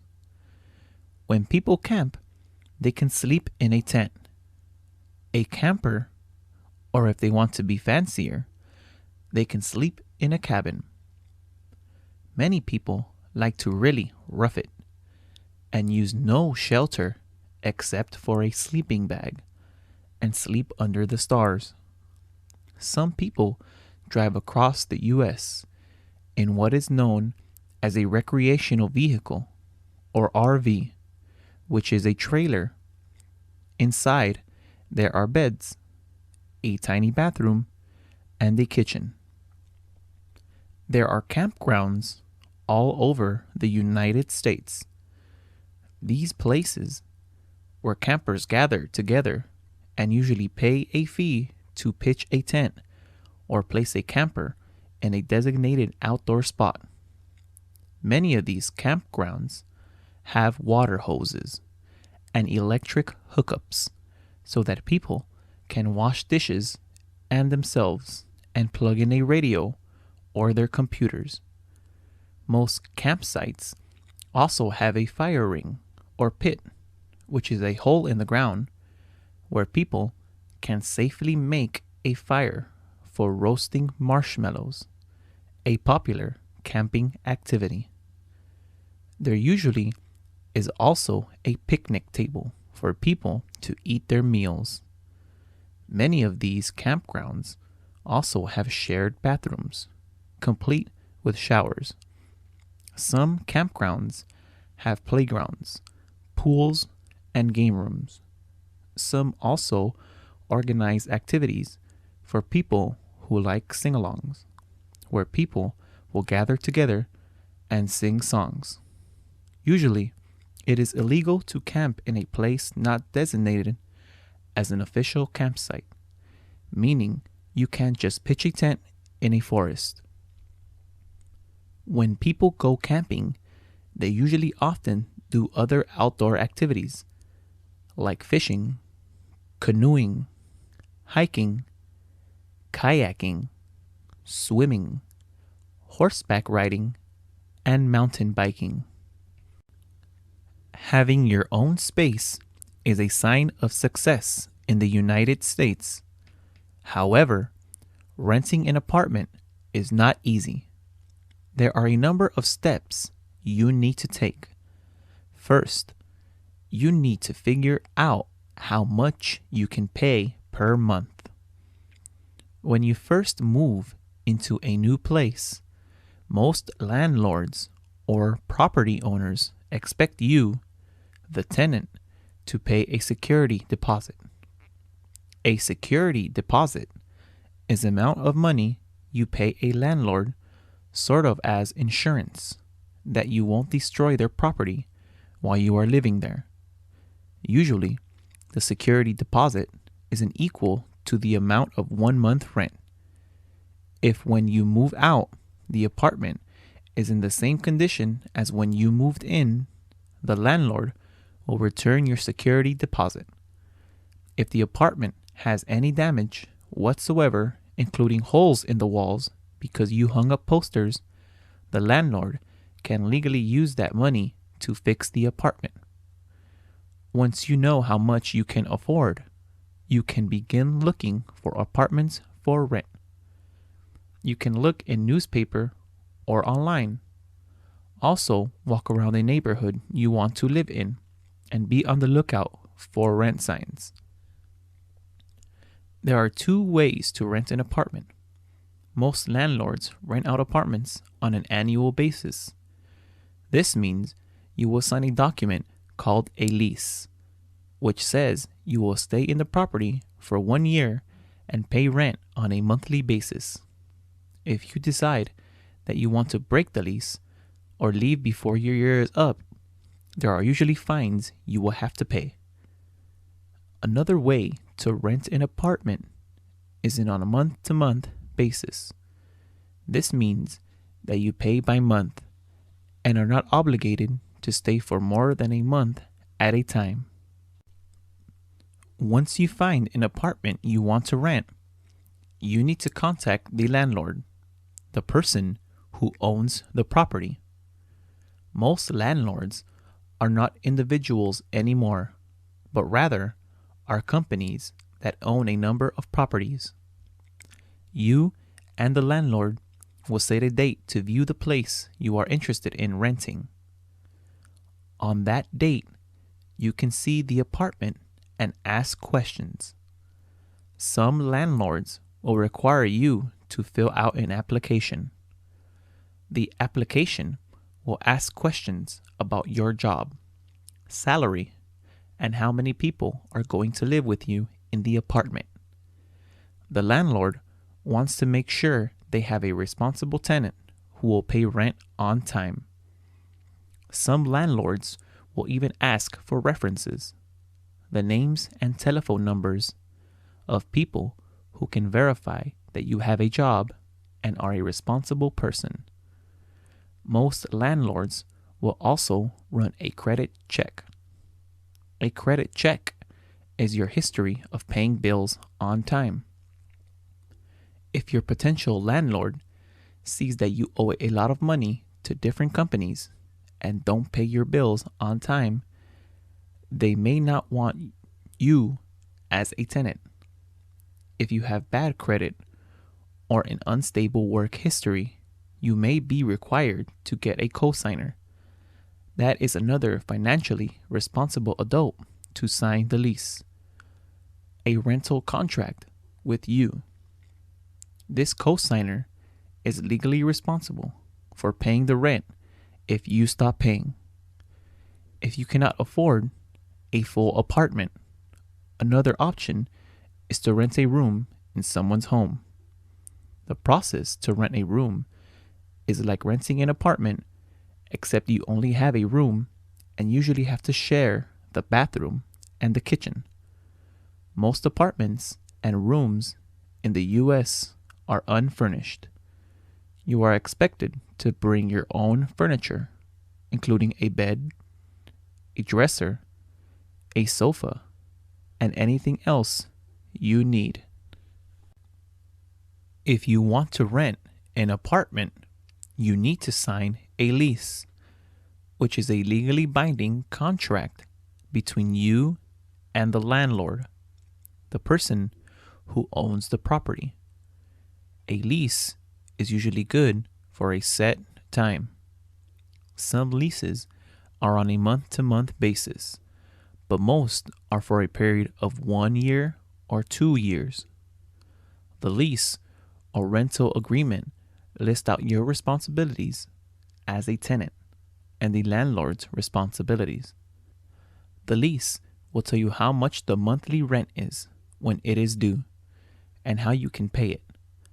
Some landlords will only take a certified check or money order, and others will accept a personal check or cash. If you pay your rent late, there is usually a late fee. The amount of the late fee is also usually in the lease. The lease will also tell you how much the security deposit is. Usually, it is the amount of 1 month's rent. The lease will tell you if you can have pets or not. Many places do not allow pets. If you bring one in anyway, they can fine you or kick you out. If your apartment does allow pets, most likely you would have to pay an extra amount of money called a pet deposit to cover any damages caused by the animal. Other rules that may be included in a lease include whatever you are allowed to smoke inside the property and whether you are allowed to make any changes like paint. Many landlords do not allow you to paint or even make holes in the wall to hang up pictures. A lease is proof that you legally live somewhere Sometimes you need a lease to show a school that you live within a certain area. Make sure you get a copy of the signed lease from your landlord. When you rent an apartment, you need to check the lease for rules and responsibilities. For example, some landlords do not want you to have guests spend the night. This is because the landlord doesn't know who your guests are. If they damage the apartment in any way, you will be responsible. Also, sometimes a friend who wants to crash on your couch ends up staying for a really long time and ends up becoming another tenant. You are responsible for all the utilities you use while living in a rental apartment. This means you will have to pay for the electricity and gas you use. If the landlord pays for any utilities, it will say so in the lease. Once you move in, you will have to call the electric company and the gas company so they can put accounts in your name. Also, if you want a phone line, cable, or internet, you will have to call those companies and pay for those services yourself, unless the lease says that it is included in your rent. Your landlord is supposed to have access to the apartment you are renting from them. This doesn't mean they can just barge in whenever. It does mean, though, that with notice, the landlord is allowed to come into the apartment during a reasonable time, meaning not in the middle of the night when you are sleeping. During this time, the landlord will inspect the apartment to make sure you are following the rules, and the landlord can also make any necessary repairs. All of this should be written out on the lease. If it is not, do not be afraid to ask the landlord to add that information. It protects both the landlord and you. If you have a low income or elderly or are disabled, there are a number of public housing options in the United States. Public housing options are run by the federal, state, and city government agencies. Living in public housing is often called living in the projects, but this is a negative term based on stereotypes. Not all public housing options mean living in huge rundown buildings with lots of crime. Public housing programs come in all sizes and types. One type is a single-family house. Another type includes living in a high-rise building or apartments in tall buildings. All public housing options are rental options, meaning you do not own the place where you live. Eligibility for public housing is based on a number of factors. One factor is your annual gross income, meaning how much money you will make in a year. Another factor is if you are elderly or have a disability. Another factor taken into consideration is your U.S. citizenship or eligible immigration status.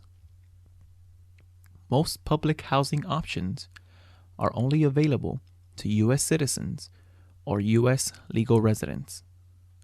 Like with any rental, your references are checked to make sure you and your family will be good tenants.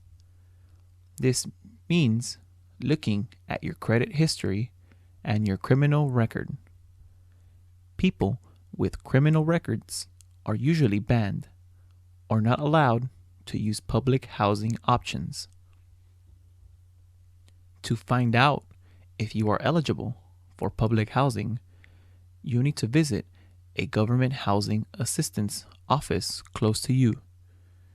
You can find your local housing assistance office by checking the yellow pages or by looking online.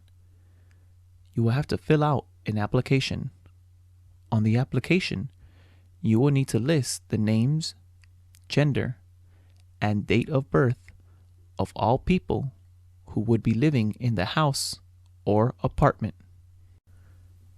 When you apply for public housing, on the application, you need to give the names and ages of everyone who will live with you. You will also need to give the address of where you currently live and a phone number which you can be contacted with.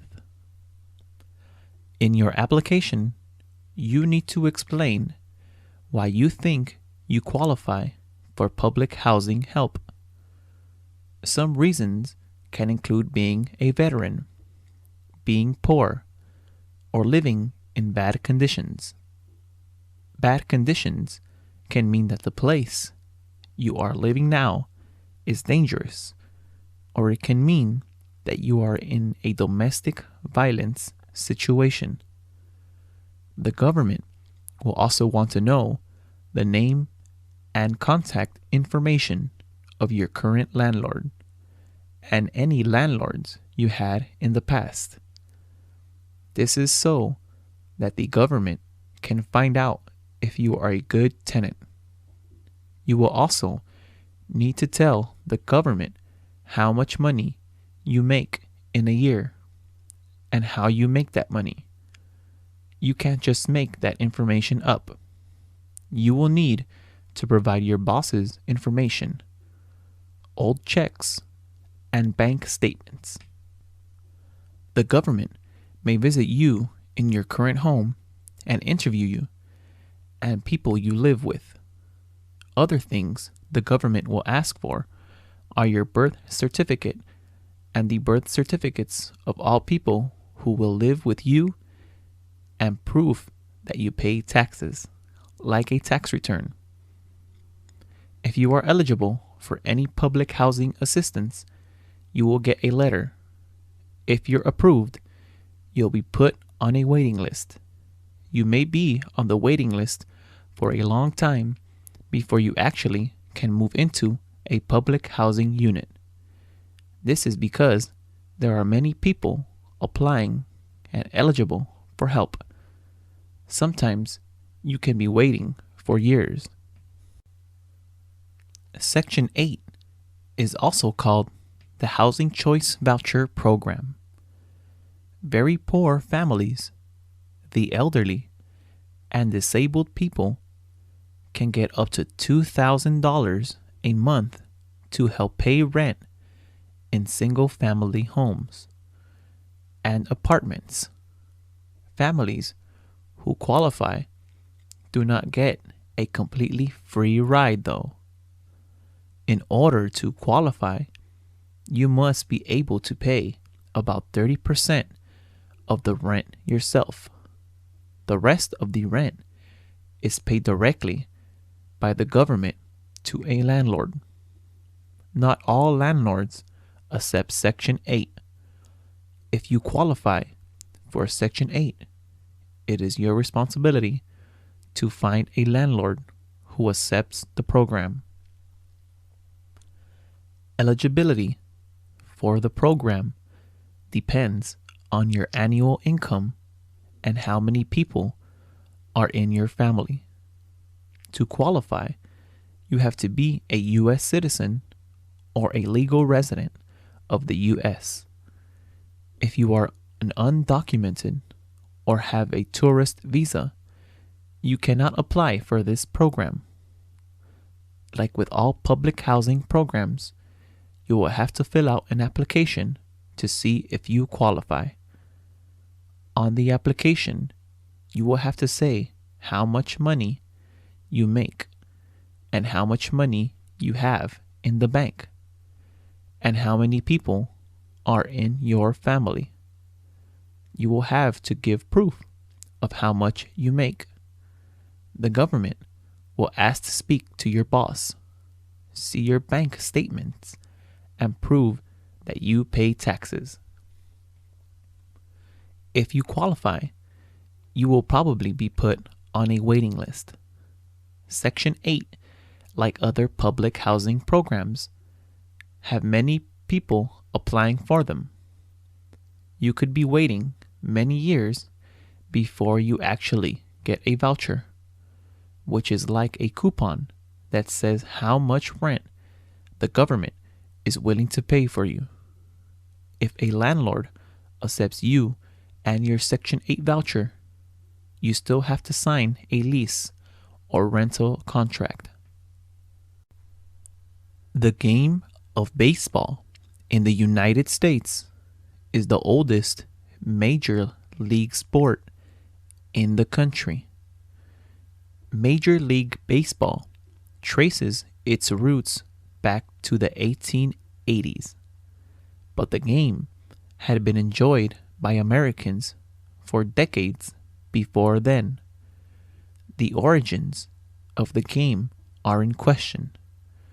For many years, a 19th century American named Abner Doubleday was credited with creating the game, but this has been proven inaccurate today. One theory is that the game was brought across the Atlantic Ocean during the Great European Migration of the 18th century, and that it is based on the British game of cricket.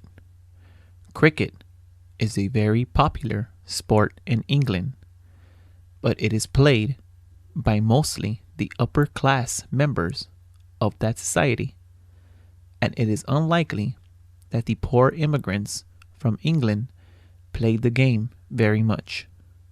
However, it more closely resembles the game of rounders, which is another English sport that shares many common features as the American game of baseball.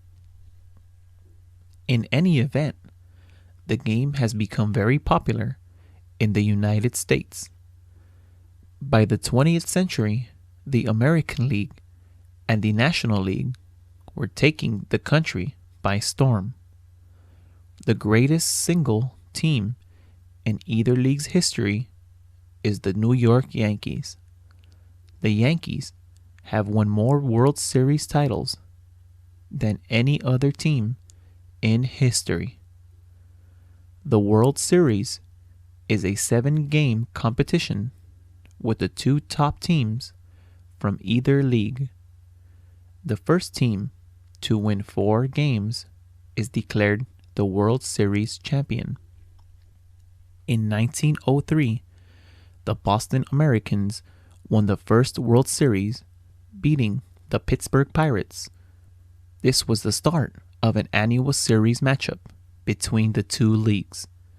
To date, the Yankees have won 27 championships in 40 appearances, with the team's most recent title coming in 2009.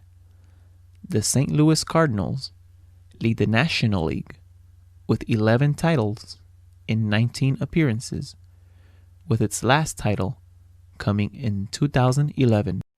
At precisely 6 a.m., the sound of the alarm clock pierces the air. Sandy drags herself out of bed and begins her morning routine with a quick shower. After her shower, she prepares a simple breakfast. Grabbing a clean bowl from the dishwasher, she empties into it a packet of instant oatmeal. She pours in a cup of milk, stirs, and heats the mixture in the microwave. While waiting for her oatmeal to cook, she dresses for the day, mindful of the weather. Fully dressed now, she removes her oatmeal from the microwave, which has now cooled just enough to suit her taste. It is her favorite flavor, apple cinnamon. As she savors each bite, she is reminded of her mother, who always made sure Sandy ate a warm breakfast before leaving the house in the morning. Checking the time on her phone, she hurriedly swallows the last few mouthfuls of her oatmeal before heading out. As she steps into the street, a gust of wind blows back her hair. She covers her head with the hood of her coat, tightens the scarf around her neck, and braces for her walk to the train station. After settling into her seat on the train, memories of her mother stir again. She takes out her phone and texts, "Hey Mom, thanks for the scarf you knitted me. It came in real handy this morning. Love always." Pulling into the parking lot of the largest supermarket in town, Joe could already see it was going to be a challenge to find parking on this Saturday morning. He decides to first drop off his wife Melissa, so she could get a head start on the shopping they need to do. Meanwhile, he battles to find a free spot amongst the crowd of other waiting cars. Inside, Joe finally finds Melissa, whose cart is already loaded with packages of organic snacks and drinks. He knows Melissa is easily tempted by fancy words that promise health benefits. It makes her feel good to know that she is making healthy decisions. In the past, Joe would try to reason with her, explaining that health is not about consuming specific items, and more about general lifestyle. Today, he decides to simply move on. As the chef in the family, Joe looks forward every week to the process of selecting meats and vegetables, imagining all the ways he can flavor and cook them. Free samples are being offered at the familiar locations. Melissa makes sure to hit up every station. They agree that the chicken sausage is their favorite and buy 2 packs. The buy one, get one free fresh pasta attracts Joe, while the sale on cheesecake draws Melissa.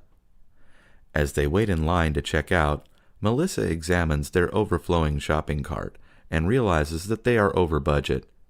She puts back the snacks and drinks that were clearly impulse buys, and happily claims that she is learning to be a great shopper. Joe can only smile at the expression on her face. 5 months ago, when they first got married, he never imagined he would enjoy these Saturday morning grocery trips. Now he finds them a peaceful satisfaction, a welcome change from his work all week. All week, Frank and Bob have been looking forward to Sunday afternoon. That is when their favorite football team, the Philadelphia Eagles, plays their first game of the season. The Eagles have a new coach and many new, young, and talented players. Football can be a very unpredictable game, with weather, injuries, referees, and luck all affecting the outcome of the game. On top of that, new players and coaches may need some time to learn to work as a team. For almost a decade now, Frank and Bob have watched Eagles games together. They met through work, but their friendship continues even though Frank left the company a few years back. Their wives have become close and sometimes even join them for the games. When their sons were still young, they used to be just as excited about these Sunday afternoons. Now in high school, they'd rather hang out with their friends than their fathers. Nonetheless, Frank and Bob have kept up their friendship and this tradition, and couldn't think of a better way to spend Sunday afternoons. This week, they will be watching the game at Bob's house, who is anxious to show off the new sound system he installed in his basement. As Frank walks up the driveway, carrying a pack of their favorite beer, Bob walks out to meet him, already dressed in Eagles uniform. After some playful punching, they come together for a quick embrace. Once inside, they are greeted by the familiar sounds of the pre-game show. It's going to be a great season. Julie was sitting in bed late at night playing with her brand new smartphone. Earlier that week, she had been visited by her children and grandchildren to celebrate her 70th birthday, and had received the phone as a gift from her granddaughter Mary. Julie had been widowed for 5 years now. Since she lived hours away from the rest of the family, Mary thought the phone would be a good way to keep them in touch and take up some of her time. Up until then, Julie had never really been interested in catching up with modern technology, but finally owning her own smartphone made her feel youthful, and she decided to join Facebook since that was what she had noticed all the younger people were doing. However, when making her profile page, she was embarrassed to put up a picture of herself, since she thought she looked much too wrinkly and nobody would want to talk to her. To remedy this, she downloaded a picture of a beautiful 20-something-year-old from Google, posted it under her name, and went to sleep. The next morning, Julie woke up and enthusiastically logged into Facebook in hopes that she would have 1 or 2 new friends. She could not believe her eyes.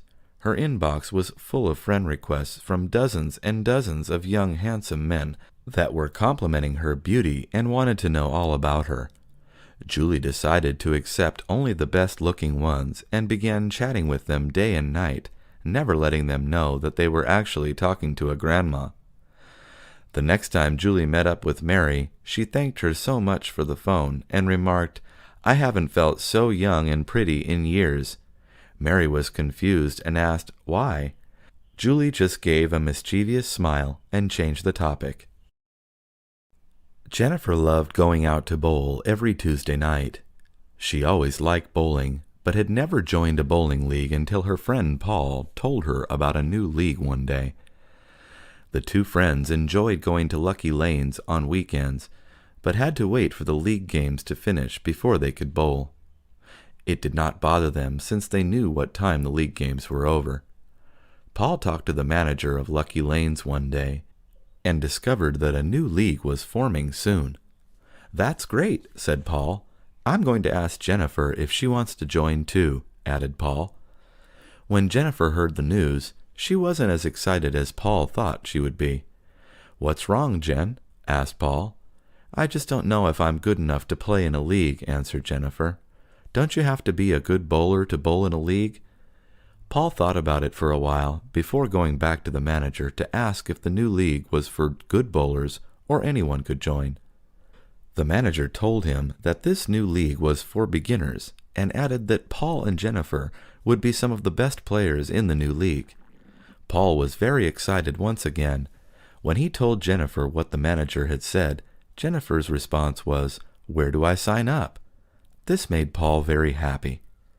Before long, the 2 friends were bowling away in their new team and league. The manager was right. Paul and Jennifer were amongst the best players. They both loved bowling in a league. They got to wear team bowling shirts and hats, and all the refreshments were included in the league fees. Soon they were knocking down pins. At the end of the season, their team won the trophy for coming in first place. When William worked in Santa Fe Springs, California, back in the 90s, he told me that he thought the building he worked at was haunted. "It really is," said William. "I have had more than a few incidents happen to me while I was working alone, late at night," he continued. William was working as a manager for a very busy chemical distribution company at the time. In order to keep up with his work, he sometimes had to work at night, or go in on weekends to catch up with his paperwork. William was a sensible man. He was not the type of person that would fly off the handle in troubling situations. He was always very calm and composed. This is what made his story believable. I knew he wasn't the type to make things up. One night, William went to work after dark and thought nothing of it. His former manager had told him that he might hear some weird noises coming from the warehouse, but it was only the 55-gallon drums expanding and contracting. During the heat of the day, the drums would expand, and at night, when it cooled off, the drums would contract, sometimes making a sound. William was not worried. That night, he was sitting at his desk when he heard what sounded like someone knocking on the door leading to the warehouse. William dismissed it as a drum popping and ignored it. A few moments later, the sound was back, and this time it was louder. Since there was no one else in the building, he became a bit nervous, but continued working. Soon the noises got louder and louder. The final straw was when he heard someone walking above the ceiling to his office. This scared him quite a bit, but again he ignored it. Finally, it happened again, and this time William ran into the warehouse to look above his office, but no one was there. After that, William never worked at night again. Jerry was 17 when his family decided to move out of their apartment in the city of Riverdale. They had lived there for nearly 10 years. In those 10 years, Jerry had made dozens of friends from around the city. He didn't understand why they had to move. Jerry wished he could stay behind while his family left to Arizona. He knew things weren't ever going to be the same if he left Riverdale, California. "Why do we have to move?" Jerry would ask, sounding depressed. His parents had answered that question countless times already. Despite knowing the answer, Jerry was reluctant to believe it, so he kept asking. "Why do we have to move?" Jerry asked time after time. The simple truth was that Jerry and his family could just not afford to live in Riverdale any longer. It was hard for Jerry to accept that truth. On the day before the move, Jerry walked around the familiar places in Riverdale. He walked passing the oak tree where he first kissed a girl. He walked past the corner mini-market where he would bring back milk every Sunday. He passed by his high school where he had learned and discovered his love for math and science. Jerry knocked on the doors of his friends' houses to say one final goodbye. "Goodbye, Tom," Jerry told his best friend. "Goodbye, Jane," Jerry told his girlfriend. The night fell when Jerry finally finished bidding his farewells to everyone he knew. "Goodbye, Riverdale," Jerry said, looking out of his bedroom window as he went to sleep. That night, Jerry dreamed of moving to Arizona and making friends on the first day there. Everything in Arizona seemed great in his dream. The following morning, when he awoke, Jerry no longer felt so bad about moving. "Everything is going to be all right," Jerry said to himself as he stepped into the moving van on his way to Arizona. Joel had been working at a bookstore for 4 months. Although 4 months might seem like a long time, Joel felt like it had only been 1 month since he was hired. Working at a bookstore was a dream job for Joel. He couldn't believe he got hired on the day of his interview. Joel felt grateful to be working at where he was. He loved to brag all about his job to his friends and family. Joel loved reading books on his spare time. His favorite author was Mark Twain. Joel's most beloved book of his was The Adventures of Huckleberry Finn. Working at a bookstore not only gave Joel access to books, but allowed him to interact with other fellow bookworms. Joel often would recommend books to customers, and customers would do the same for Joel. Every now and then, he would come across a classic book and take it for himself to read. Joel's manager allowed him 1 book for free once a week. It was difficult to decide which book to take sometimes. Joel was getting paid $300 every 2 weeks. Sometimes he would surpass this amount when he worked overtime. After a couple of months, Joel had saved up enough money to finally purchase his first car. Buying a car was the main reason Joel wanted to start working. He began shopping online for used vehicles. Joel already knew what kind of car he wanted. He had first seen a picture of it in a magazine, and since then had dreamed of owning one of his very own. His dream car was a 1984 BMW.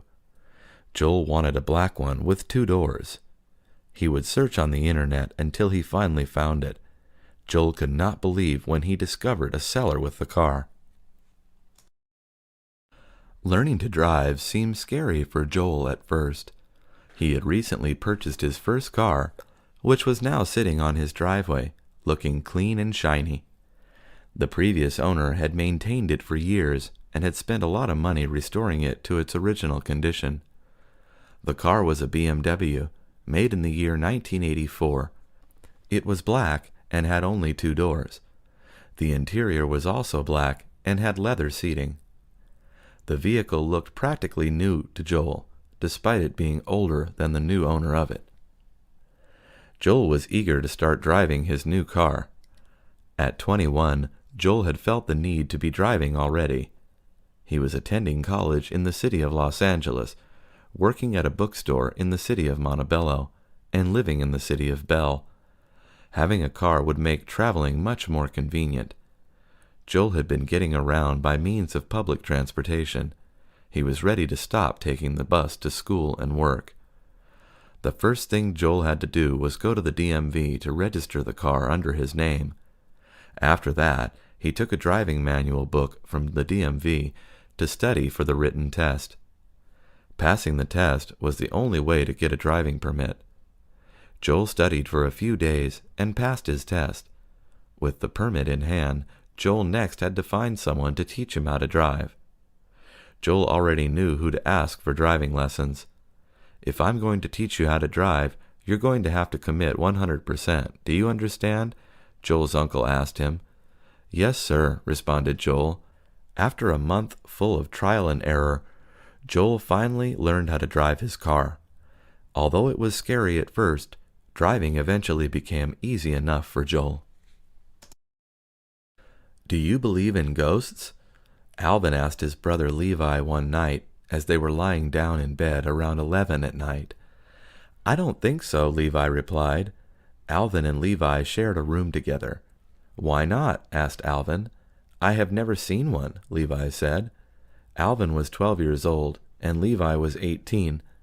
"I think I saw one, Levi," Alvin told his brother, sounding frightened. "Go to sleep, Alvin," Levi told his brother as he turned around in his bed to face the closet. "There's no such thing as ghosts," Levi said.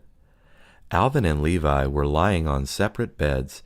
Levi had fallen asleep half an hour ago, but Alvin was still awake. He was having a hard time trying to go to sleep. A sound was keeping him awake.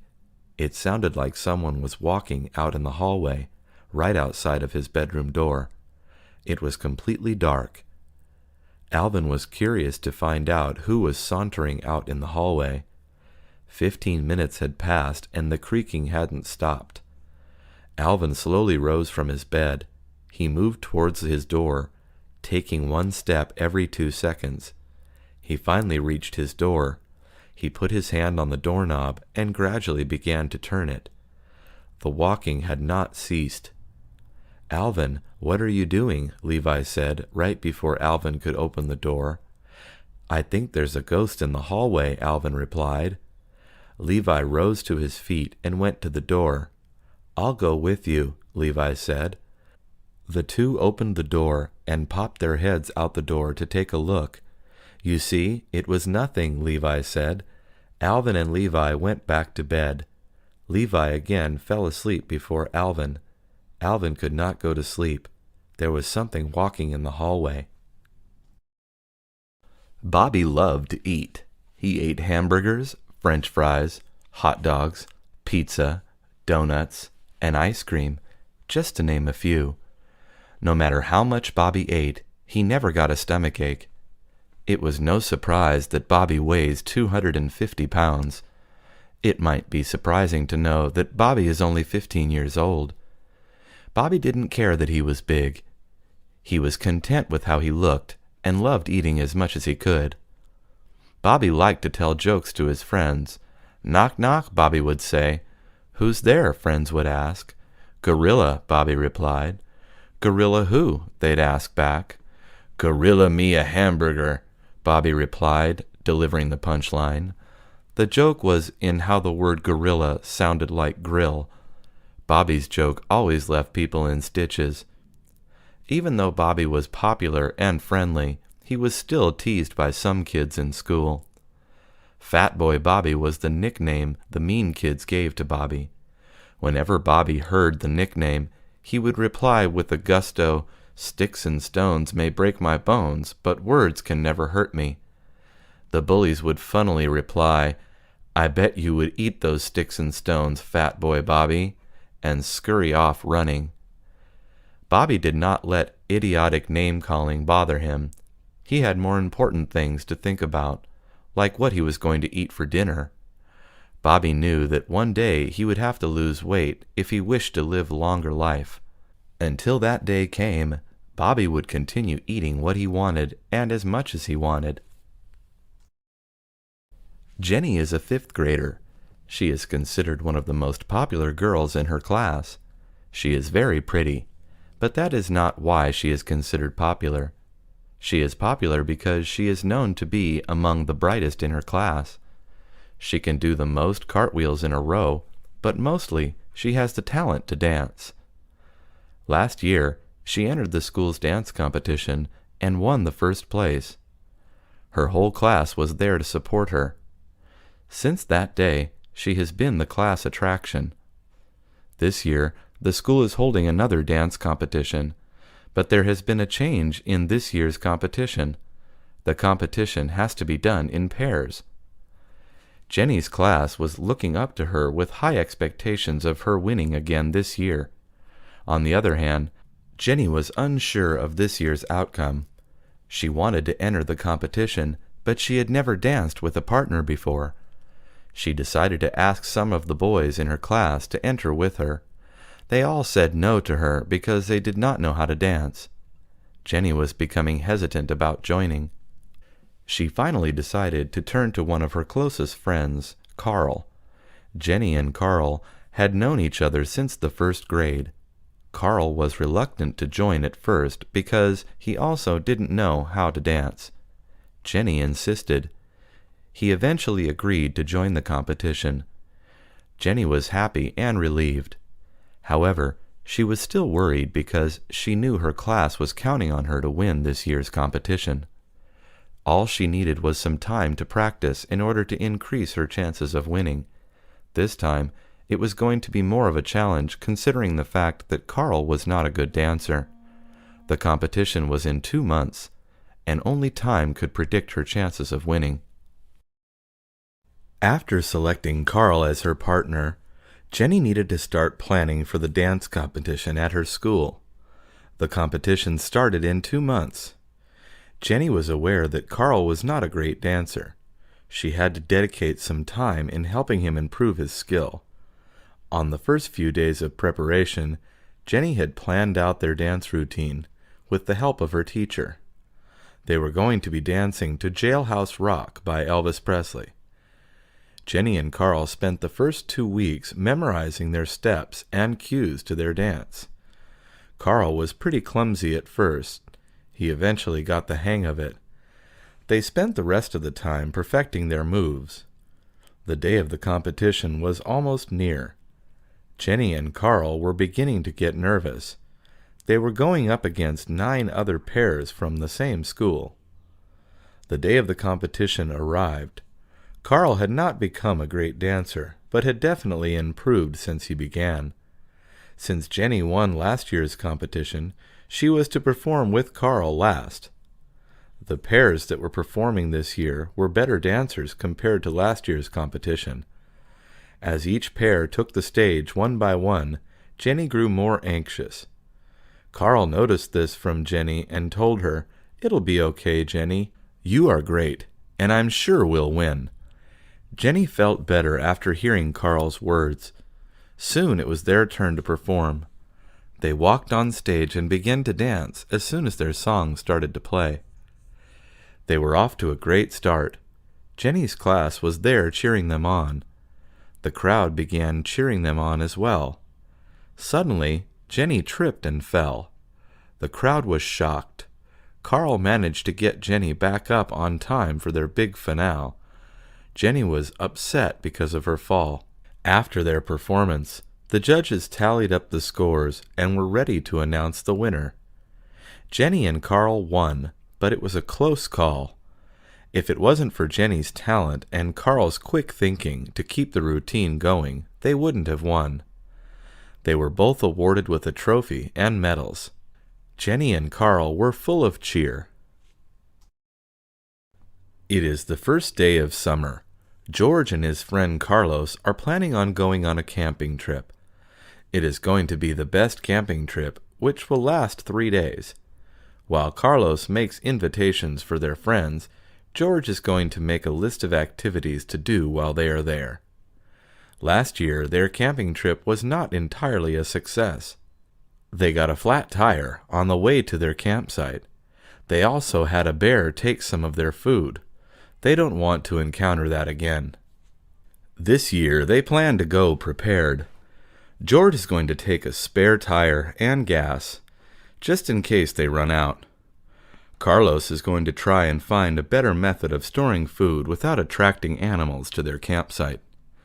They don't want anything to ruin this year's trip. On this trip, George and Carlos have invited 10 of their friends. Everyone is excited. George has prepared a list of activities to do with his friends. They plan to go mountain climbing, hiking, kayaking, fishing, and to play a few games of flag football. For night activities, they plan to tell stories, sing songs along with George's guitar, and play some board games. Carlos and his friends have pitched in some money for food. With the list Carlos made, they are going to have food, vegetables, chicken, and fruit juice. The day of the camping trip is getting near. George and Carlos cannot wait. When the day comes, George and Carlos double-check to see if they have their things ready. At the last minute, George suddenly remembers that it is important to bring matches, lanterns, and flashlights. Carlos also suggests that they take binoculars for sightseeing. They are ready to go. It is going to be the best trip they have ever made. Anna woke up late one morning. She was supposed to meet up with a group of her friends that morning at 8 o'clock. She woke up at 8:15 instead. Anna rushed to get ready. She quickly showered, put on her shoes, then she grabbed her toolbox and headed out on her bike. Anna and her friends were asked to paint 2 murals for the city's library. One of the murals was to be located on the outside, and the other on the inside. The owner of the library was the one who requested these murals. The reason was because he was a fan of Anna's art, and he was planning to remodel the library. Both murals were going to be painted with a similar theme. They were both going to be paintings aimed to inspire people to read. Anna already had her ideas for both murals planned out. It was going to be colorful. Her friends were going to be there to help paint the large areas of the mural. Once Anna arrived, she noticed her friends waiting outside the library. Anna apologized for being late.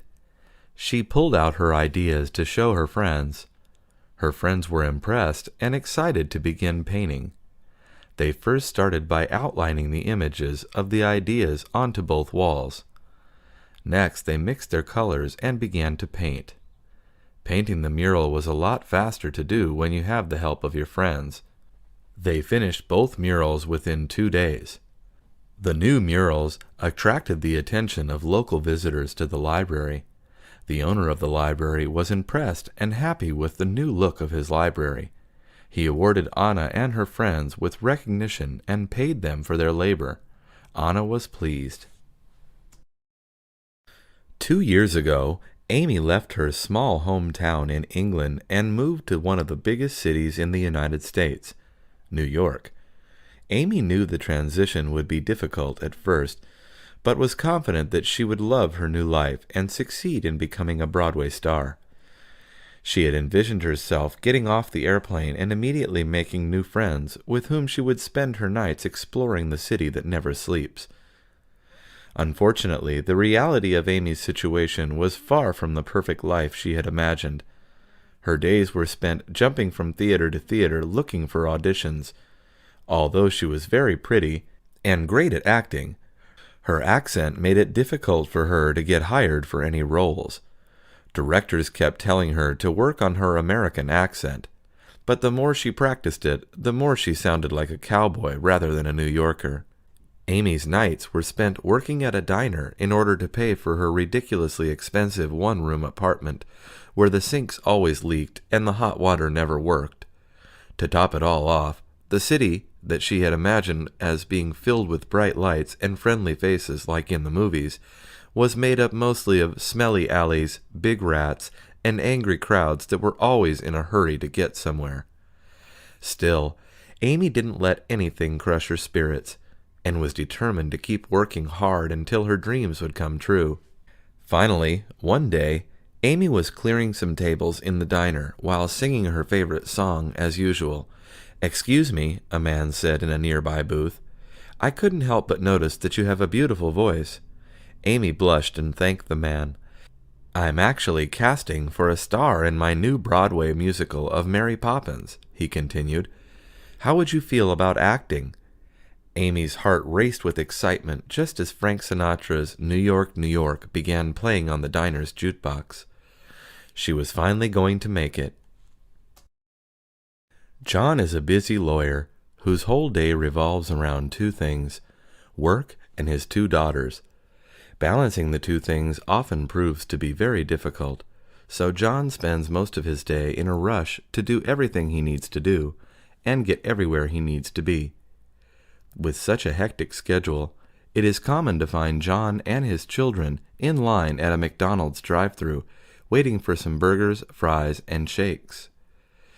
"I know fast food isn't the healthiest thing I could give my daughters," admits John, "but it's the most convenient thing around when I'm in a rush. Plus, it makes them happy." Unfortunately, this attitude towards the unhealthiness of fast food is one that so many parents in the U.S. hold, and it is easy to understand why. Nowadays, nearly every single city in America is equipped with its own McDonald's. In Los Angeles alone, it can sometimes feel like there is one on every other corner when you're driving around. As if this didn't already make it hard enough for parents to avoid, McDonald's targets their famous Happy Meals to children so that every time they drive by the giant golden arches, children demand to go inside to get a new toy with their meal. Although it may be very hard for parents to have healthier meal options for their children, doing so is a necessity that this country can no longer ignore. Constantly consuming fast food is becoming a norm in American society and is resulting in millions of people suffering from obesity and diabetes for the rest of their lives. Instead of teaching children that it is okay to give in to the temptation of a quick, greasy meal, parents should get their children into the habit of healthy eating everywhere they go. In the end, children will be more thankful for living long, healthy, and happy lives than for getting a cheap toy in a cardboard box. David and Melissa had been a happily married couple for 6 years. They lived a comfortably modest life in a small apartment and had been saving up for years in preparation for the next giant step in their life, a baby.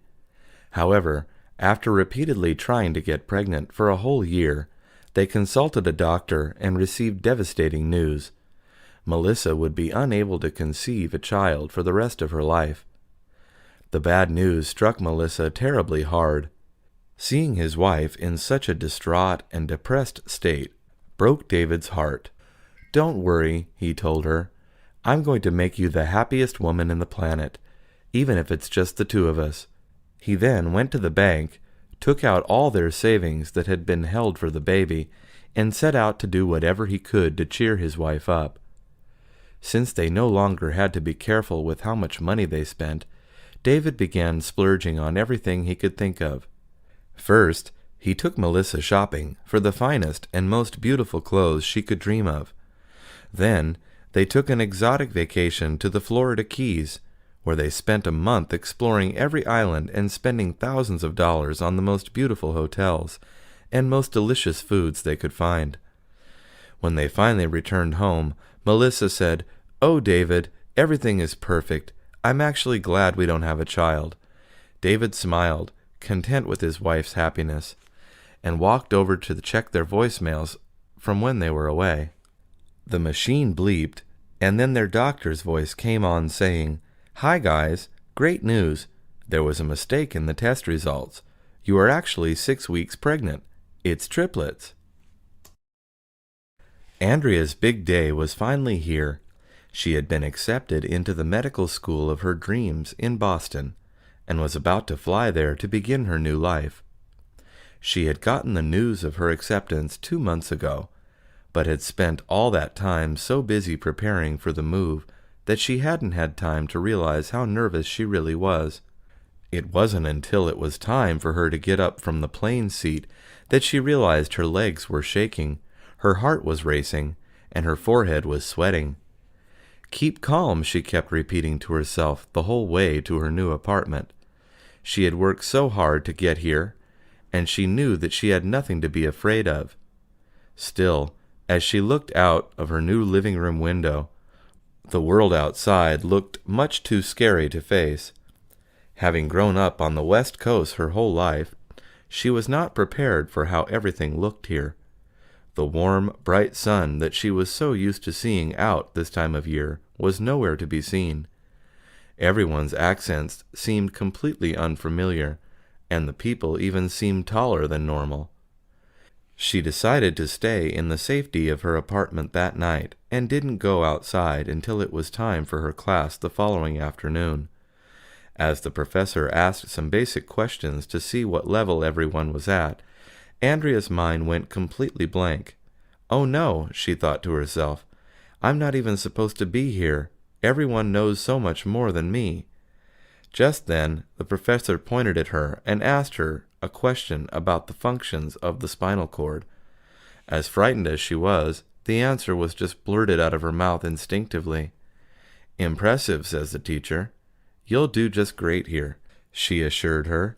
As the teacher walked away, one of the pesky giant ants crawled across Andrea's desk. She quickly flicked it off the edge and then smiled confidently. Making an appointment to see the dentist is usually one of the smartest decisions a person could make for his or her health. However, for Merrick, booking his dental appointment ended up being one of the worst mistakes in his life. This was because of the fact that the dentist Merrick chose to visit was his ex-girlfriend, whom he had recently broke up with to be with another woman. This silly mistake resulted in Merrick walking out of the dentist's office with all 32 teeth missing. "I didn't have any reason to doubt her," says Merrick. I thought she was a professional." Quite on the contrary, his girlfriend decided that it was a perfect chance to get her revenge for having been heartbroken. She gave him a heavy dose of anesthesia, pulled out all of his teeth, and bandaged his whole face up with gauze so that her work wouldn't be noticed until the bandages were all pulled off. "The bandages are to protect your gums," she told Merrick, who then left the office, still heavily numbed by the effects of the anesthesia. As the anesthesia wore off on his way home, he could tell something was terribly wrong, because he couldn't feel any teeth. One can only imagine the panic he must have felt after uncovering his ex's work under all the gauze. After reporting the event to the police, his ex is now facing the possibility of 3 years in prison for a doctor's malpractice suit. On the bright side for her, she might be spending those 3 years behind bars pleased at knowing that her shocking stunt was very effective in terms of getting even with Merrick. After seeing that he no longer had any teeth, his new girlfriend broke up with him.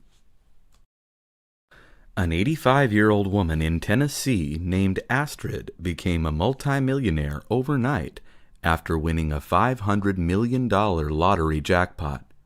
However, her road to richness was not all completely smooth. Her story reminds us that in order to win the lottery, there are 2 crucial requirements. The first and most obvious necessity is a lot of luck. The second requirement is just as important, but much less often mentioned: getting organized. Astrid's story began when getting in line for a lottery ticket at her local supermarket. The woman ahead of her decided to let her cut in front of her to pay. This woman was also planning on buying a lottery ticket. Had she not given Astrid her spot in the line, the lottery money would have been hers. On the day that the winners were announced, Astrid realized she had won. She could not contain her excitement. She danced with joy all around her house and jumped on the phone to tell her closest relatives what had just happened. The next morning, Astrid woke up and prepared to go claim her prize money, but suddenly realized that she could not remember where she had placed her ticket. Given that her memory was no longer as sharp as it used to be, she searched and searched around her messy house for hours to no avail. She had absolutely no recollection of where she might have stored or dropped the ticket. Astrid had been given 30 days to claim her prize, or else it would be canceled.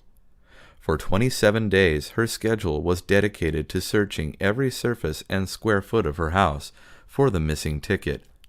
With only 3 days left, she decided to finally call her daughters for help.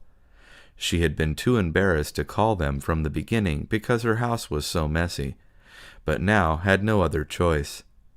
Figuring that helping their mother find the ticket would probably secure at least an extra $1 million for them, all three of Astrid's daughters immediately sped over to her house.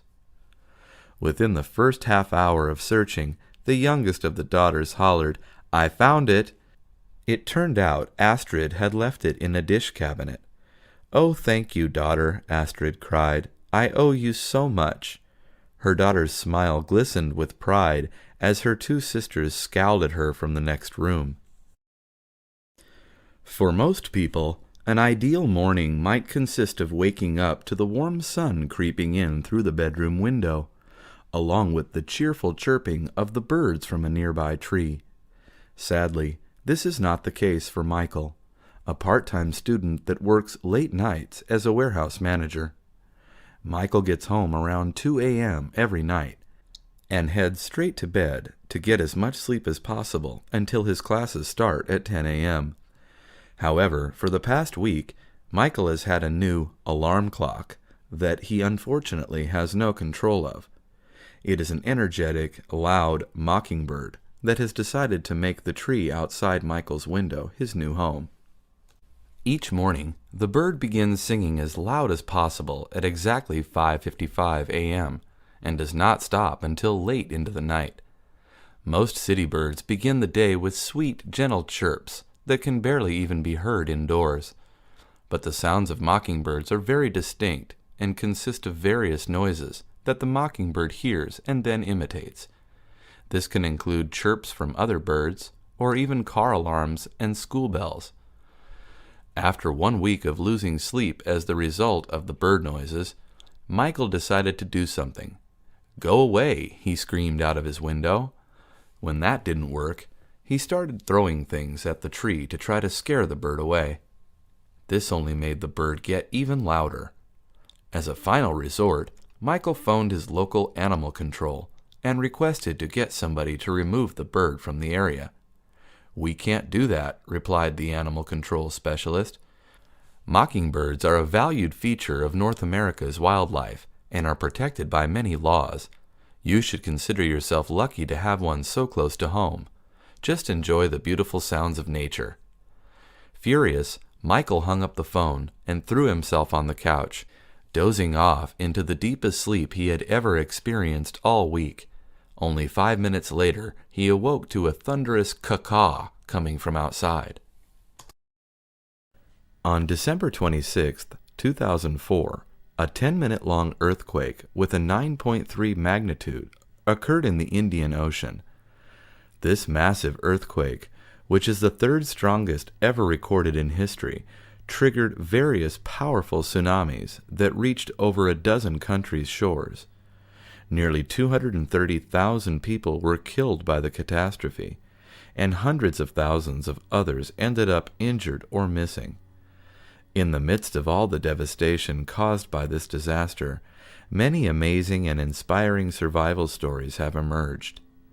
One of the most extraordinary of these is the story of a young girl named Wati. The tsunami struck her hometown of Aceh when she was only 8 years old. Like so many others, the powerful waves separated her from her family, and she ended up being washed into an unknown town. After many years of searching for her, her family gave up and assumed that she had died after being swept away. Miraculously, Wati was returned to her parents 7 years later, at the age of 15.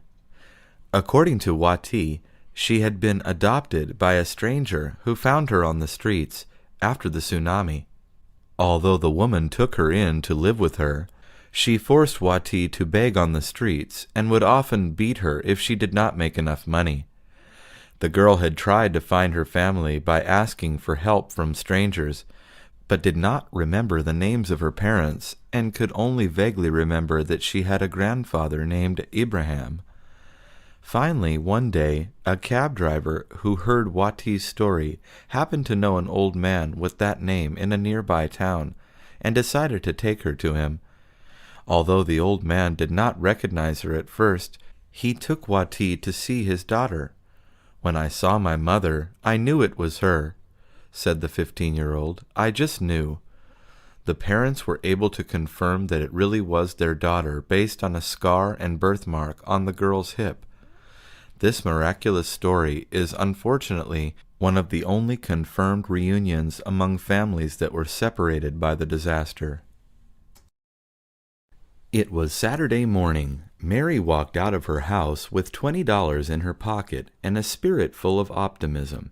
She had spent the previous night in front of her television set watching a reality show that followed lucky people who found amazing things at their local thrift shops.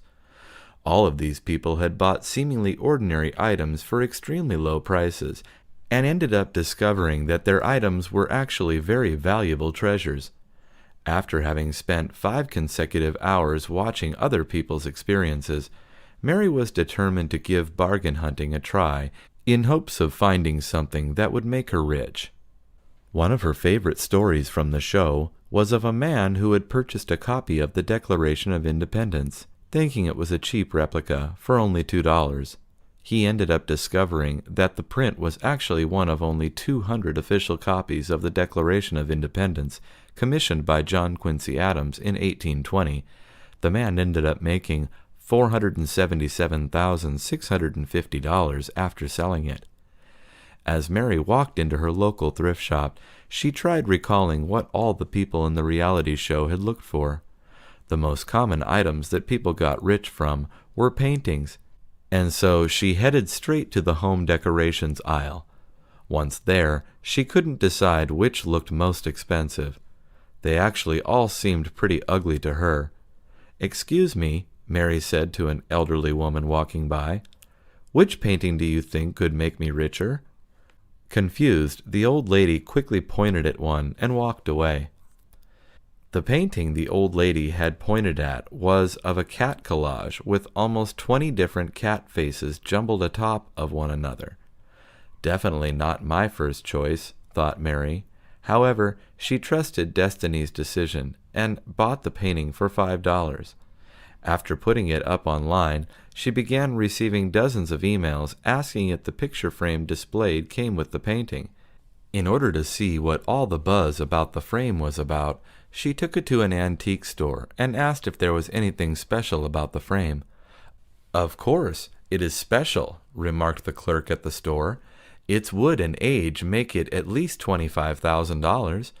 Mary ended up selling the frame for $30,000. A few days later, the buyer returned the ugly painting to her through the mail.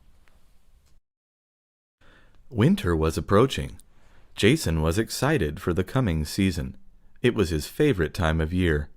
He loved the cold weather and snow. Jason lived in New York. During the winter, it would snow in New York. He always played in the snow, even as an adult. Jason would gather his family and friends at the park where they had snowball fights. It was a lot of fun. His favorite holiday, Christmas, occurred in winter. This was another reason why winter was Jason's favorite season. Every year, he bought presents for his family and friends. Jason loved seeing the look on their faces when they unwrapped their Christmas presents. It was better to give than to receive, Jason thought. Jason loved everything about Christmas. He enjoyed caroling. He loved singing Christmas music. He loved kissing his wife under the mistletoe. He loved drinking sweet eggnog. Jason sometimes even dressed up as Santa Claus for fun and entertained his nephews. Winter also came at the end of a year. New Year's Day would come after Christmas. Jason also loved this holiday.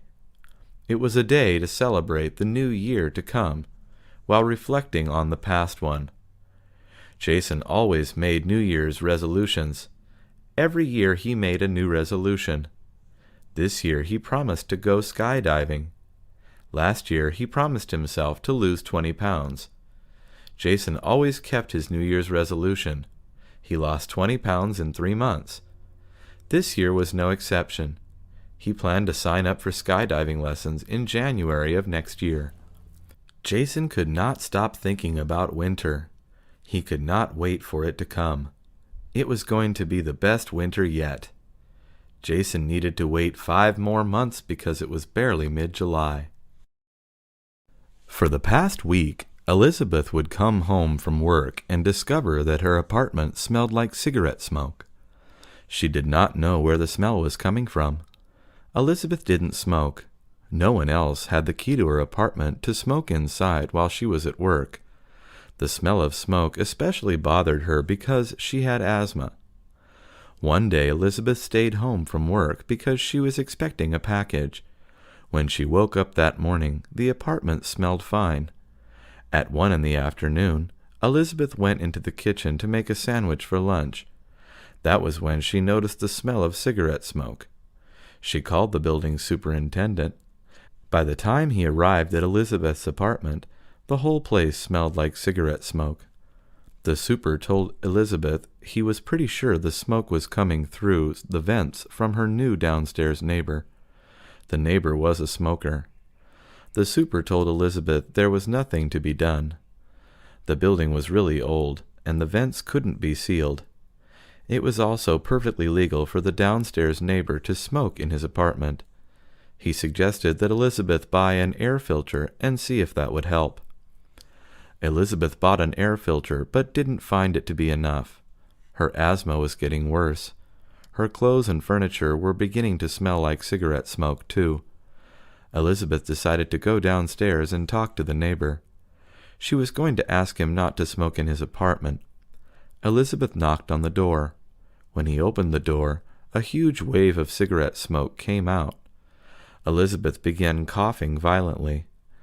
The neighbor gave Elizabeth a disgusted look. "Are you trying to get me sick?" the neighbor asked her. Elizabeth couldn't believe what he was saying. "No, but you are," she said. Ron was excited to show his wife Debbie what he had bought at the home improvement store. Debbie, however, was not impressed when she saw the big black plastic bin. She thought it was a garbage can. "We have a garbage can already. Why did you get another one?" Debbie asked. She seemed annoyed. Ron explained that it was not a garbage can. It was a compost bin. Ron explained that a compost bin was a place where they could put any organic waste, like fallen leaves, grass clippings, and fruit and vegetable peels. "Why can't we just throw that in the trash?" Debbie asked. She really didn't want extra work for herself. Ron explained that it was good for the environment. About 30% of all garbage in the United States is made up of waste from food and yards. Not only would they produce less garbage, they would also make compost, which was rich soil. It would help Debbie's flowers. She could have the beautiful garden she always dreamed of. Ron explained that little by little, inside the bin, the food scraps and green waste would create a pile. The pile would naturally break down. "Where are we keeping this pile?" Debbie asked. Ron said that the bin would go in the backyard. Debbie wasn't convinced. She was worried about rats and roaches. Ron explained that as long as they didn't put any meat scraps or oily items in the compost bin, then rats wouldn't be a problem. Roaches, however, were a natural part of the materials breaking down. Ron was especially excited about what he bought to put in the compost bin. He pulled out a small box and gave it to Debbie. She opened it and screamed before dropping the box on the floor. The box was filled with worms. Jamie, a new immigrant, was attending his daughter's first performance in a school play. His daughter, Carol, was 5 years old. She was a kindergarten student at the local public school. Carol did not have a very big role in the school play. She was playing a rain cloud in a play about the drought in California. Carol had one line. Her line was, "I'm sad enough to cry about how dry the state is." Jamie and his wife made sure to arrive early so they could get a good seat in the auditorium. They secured seats in the front row. Before the show began, the school principal made an introductory speech. The speech was about how hard the students and teachers worked together to make the play possible.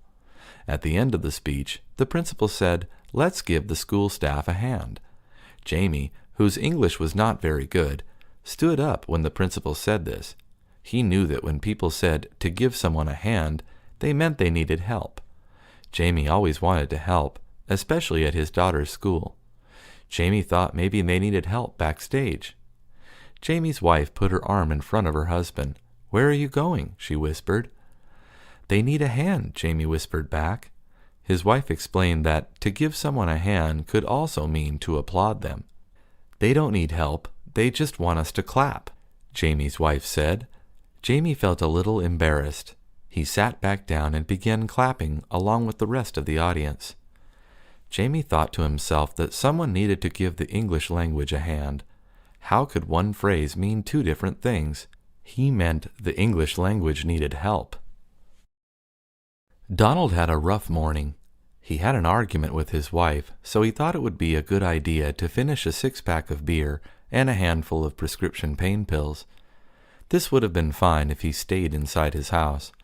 Instead, drunk and high, Donald began to harass his next-door neighbor.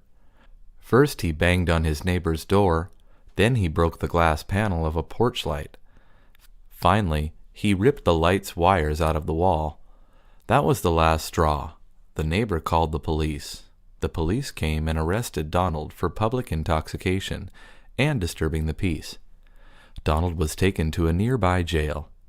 His stay only lasted a few hours. As soon as he was more sober, the police released him. Apparently, Donald wasn't quite sober enough, though. When he was released, Donald realized he was pretty far from his home. He didn't feel like walking almost 2 miles, so he called his friend from the jail to come get him. But Donald was getting impatient. When a woman got out of her car in the parking lot, he tried to get in. The woman screamed for help. Donald screamed, "But this is my car." The woman kept screaming, and Donald got out. Then he thought it would be a good idea to take the bus home. A deputy was watching and arrested Donald again, after he had only been free for 1 hour. This time, however, Donald's jail stay would not be as short. He was charged with attempted burglary. A judge set his bail at $10,000. He didn't have $10,000, so he is still in jail awaiting trial. Rob Hernandez thought the fuzzy little chick at the pet shop was the cutest thing he had ever seen. He had to buy it. He thought he was buying a baby duck, and he named his new pet Chaco. Chaco was loved and grew fast. Rob began to notice, however, that Chaco was growing too fast and getting too big. When Chaco made his first sound, Rob couldn't believe his ears. Rob expected a quack, but Chaco honked. Chaco was no duck. Chaco was a goose.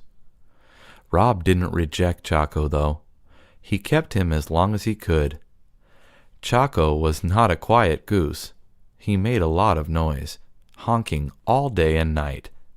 Rob's neighbors started to complain. Rob did not want to give Chaco up, but he couldn't risk his neighbors calling the police on him either. Rob had to make a decision.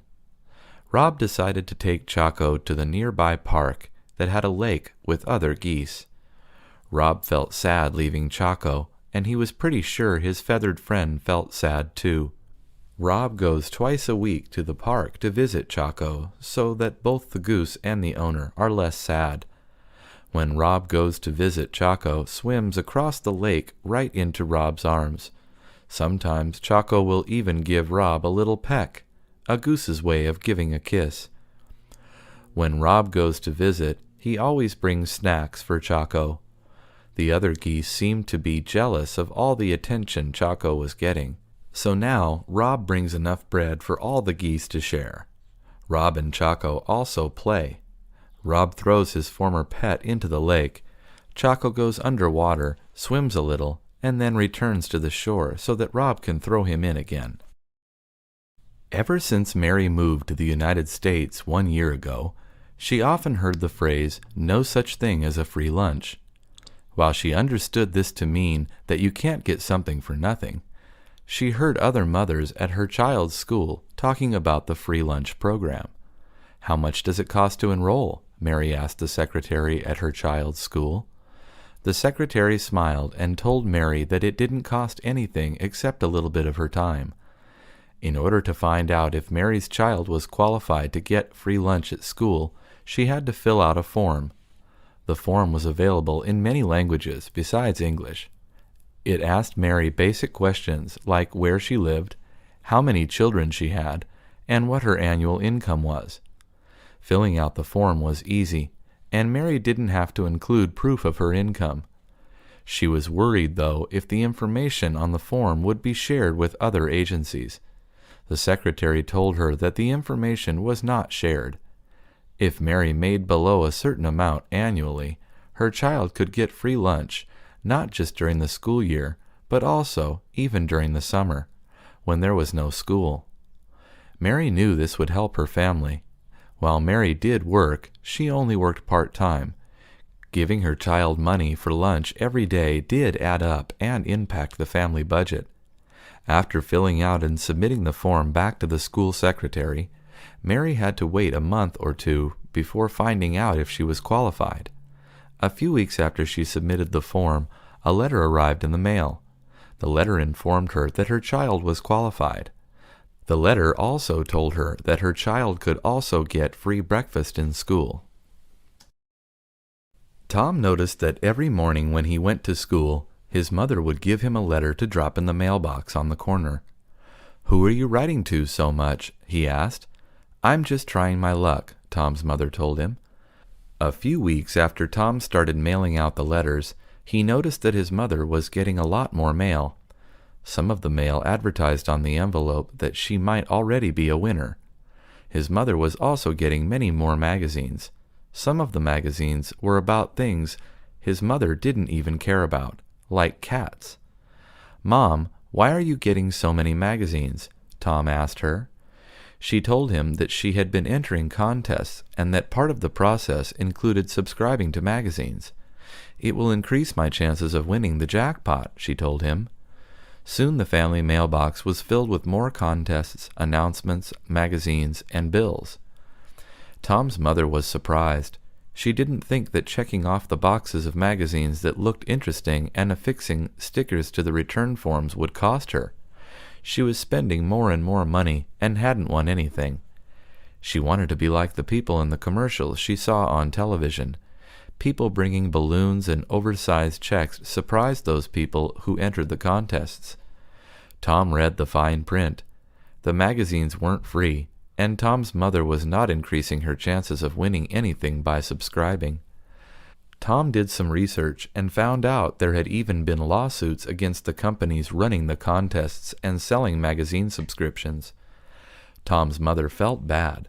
"It pays to win, Mom, but you can't pay to win," Tom told her. Tom's mother wondered what she was going to do with all these magazines. Nancy Scott just turned 21 last October. She was excited about finally being able to go to concerts that were strictly 21 and over. She decided that she would go to Las Vegas for her first concert. Jennifer, Nancy's sister, decided to go along with her because she didn't want her sister to go alone and get lost. Jennifer called her friends Matt and Jake, and they all decided to make the drive to Las Vegas. As they arrived in Las Vegas, they parked their car in the parking lot of the hotel that they were staying in. Nancy took a shower, and then Jennifer took one. They got dressed and then met both Matt and Jake in the lobby of the hotel. Nancy was so excited, she asked her sister if she wanted to get a drink. Jennifer agreed and said, "Okay, but only one." Jennifer bought her sister a giant drink that came in a 4-foot-tall cup, and she got the same. Nancy couldn't believe how big the drink was. "It's almost as tall as me," Nancy said. Jennifer laughed and took a drink from her cup. Matt and Jake arrived first at the place where the concert was going to be. They called the sisters and told them where to meet them. Nancy was excited to see the concert because one of her favorite bands was playing. As they got in line to get in, Jennifer went to the restroom. When Jennifer was getting back to her friends and sister, she met one of the members of the band named Jill. Jennifer told Jill about Nancy coming all the way to Las Vegas to see the show, and if she could do something special for her. Jill smiled and said sure. She reached into her purse and gave Jennifer 4 backstage passes. Jennifer hugged Jill and said thank you. Jennifer ran back to Nancy and told her to close her eyes. When Jennifer told Nancy to open her eyes, she was holding up the backstage passes in front of Nancy. Nancy began jumping up and down with joy. James Baker was only 12 years old when his parents decided to move the family to a new town. At first, James was heartbroken because he had to leave his friends behind. His mother told James that it would be okay and that he would make new friends. When James and his family finally arrived at their new home, they decided to go out to meet the neighbors. It was a typical American suburban neighborhood. Every house had a big lawn in the front, with a walkway leading up to the door. James felt uncomfortable, and he didn't want to meet the neighbors. The first house they went to belonged to an elderly couple. They seemed nice, but they didn't have any kids that were James's age. The next house they visited had bicycles parked by the garage door, so James thought kids of his age might live there. James knocked on the door, and a young girl named Linda answered. James became nervous. He let his mother do the talking. Linda's parents weren't home, but she told James's mother that they would go visit when they got home. Linda smiled at James, said goodbye, and closed the door. As they were walking back to their house next door, James looked back and noticed Linda was looking at him through the window. James looked at her, and Linda smiled. When they got home, James went to his new room. He took a look outside his window and noticed that he could see Linda in her room. He couldn't help looking at her. He thought she was the prettiest girl he had ever seen. As James was looking at her, he heard his mother calling. "I'll go downstairs in a moment, Mom," James said as he turned away from the window. When James looked back to Linda, she was staring right at him.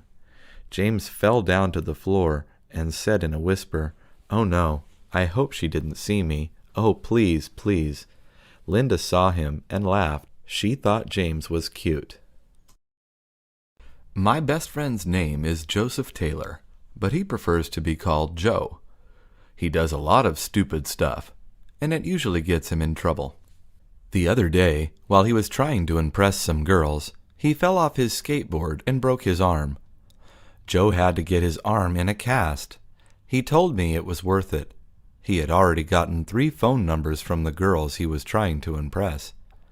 I always love Joe coming over to my house because it makes my day more exciting. After he showed me his arm, Joe asked me if I wanted to go to the mall. "Sure, why not?" I said. I asked my mom for permission, and she said yes. When we got to the mall, Joe wanted to get something to eat, so we went to McDonald's. We got 2 hamburgers and 2 sodas, and then we went walking around the mall. For some reason, Joe always liked stealing things from the stores at the mall. I never understood why he stole the things he did. For example, that day he stole 3 keychains, 5 pairs of socks, and a t-shirt of a television show that he had never heard of. Joe always said the same thing when he got out of the store. I love the rush of stealing. I always looked at him, shook my head, and called him an idiot. The worst was yet to come. When we were leaving the mall to go catch the bus, a security guard grabbed Joe and me by the shoulders and told us we couldn't leave. The security guard took us to his office and called our parents. I was worried because I knew my dad would yell at me. Joe, on the other hand, was laughing and was telling me jokes. When our parents showed up to pick us up, Joe looked at me smiling and said, "See you in a couple of months." I looked at him, shook my head, and called him an idiot. Michael Hall always loved playing basketball with his brother Scott. They lived next to a park, and they went to play basketball at the park every day. Michael was a junior at his college, and Scott was a freshman. They both tried out for the college team, but were so nervous during the tryouts that they didn't make it. One day, while they were playing basketball, Michael noticed that a guy was watching them play. When Michael and Scott finished playing, the guy who was watching them went up to Michael. "You guys have some skills," the guy said. Michael finally realized who the man was. It was Charles King, a famous basketball player. Charles told them that he used to play basketball at that park too when he was younger. Charles asked them if they played for school or if they had a team with friends. They said they didn't make it into their school's team. "I never made it onto my school's basketball team either," Charles said. Charles asked the brothers if they wanted to play a game of 2-on-1. They happily said yes. Charles won, of course, but he told the brothers that they were really good. Charles then told the brothers that he was starting a basketball camp at his old high school, and if they were interested, they could join it for free. The brothers had heard about it and said that they would love to join. "We just have to ask our mothers," Scott said. Charles laughed and said, "Of course, you don't want to get Mom mad." The two brothers ran back home, and they told their mom about what had happened in the park. She told them that they could join as long as they kept up with their homework and their classes. The brothers agreed and went back to the park to practice. Robert Lee and his brothers were excited about the new Godzilla movie that was coming out. The day the movie came out, Robert and his brothers went to the theater early. Robert's brothers wanted to see another movie first, and then they wanted to sneak into Godzilla. Robert didn't mind because he liked going to the movies. When they got to the theater, Robert bought his brothers popcorn, soda, and some candy. When they got everything, they went to find their seats. Robert's brothers didn't like the first movie they watched, but they were excited to see Godzilla. Robert went to get more soda and popcorn because his brothers had finished all of it. Robert's brothers snuck into the theater, and they were waiting for Robert to come back with the snacks. When Robert tried to go back in to see Godzilla, a security guard asked him for his ticket. Robert didn't have one for Godzilla, so the security guard had to kick him out. Robert had to go outside and buy another ticket for Godzilla. He felt embarrassed because he had to stand in line with the popcorn and soda. The people in line and the people who worked in the ticket booth looked at Robert and found him funny. Robert knew that they were looking at him because they knew he got kicked out for trying to sneak into another movie. His face turned red. He thought about calling his brothers to get out so that they could go home.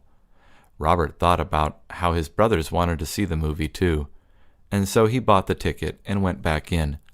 The security guard looked at him again and asked him for his ticket. Robert showed it to him, and they went into the theater. The security guard laughed. It was a hot day in Clarksville. The children in the neighborhood were sweating and wanted to do something refreshing. The pool was closed because they were building something new in it. They thought about what they could do to escape the heat, but they never could agree on doing the same thing. That's when Christopher Baker decided to go to the store. He bought 10 bags of balloons and went to his house to fill them up with water. He invited his two best friends, Joseph and Patrick, to help him out. By the time they finished, they had 5 buckets of water balloons. They went outside with the buckets and put them in the center of Joseph's lawn and started throwing them to the children in the neighborhood. At first the other children were surprised, but then they wanted to get wetter. They all went to the store and bought some balloons for themselves. Christopher and his friends went back into the house to make more balloons. When they got back outside, they were attacked with 10 different water balloons. Christopher and his friends started laughing when they realized where the other boys were. They decided to hide. Christopher gave the orders to his friends. He told Joseph to hide behind his dad's car. He told Patrick to hide behind his mom's car. They each took 4 water balloons with them. Christopher told them to wait for his signal, and then they could throw the balloons. Christopher knew where 3 of the boys were hiding, so he went running and attacked them with 5 water balloons. Christopher then ran back to the place where he was hiding, but the boys were coming after him. Christopher yelled out, "Now!" Joseph and Patrick came out of hiding and attacked the boys with their water balloons. The boys went back. Christopher and his friends started laughing. It was the beginning of summer. David Lopez's dad wanted him to get a summer job. David had just finished school and was looking forward to enjoying his time off school. He wanted to sleep late. He wanted to play video games, and he wanted to spend time with his friends. David's dad decided that he would get a job for David. When he came home, he handed David a uniform for the Burger Hut. David was sad because he didn't want to work at the Burger Hut. He knew all of his friends went there, and he knew that his friends would make fun of him.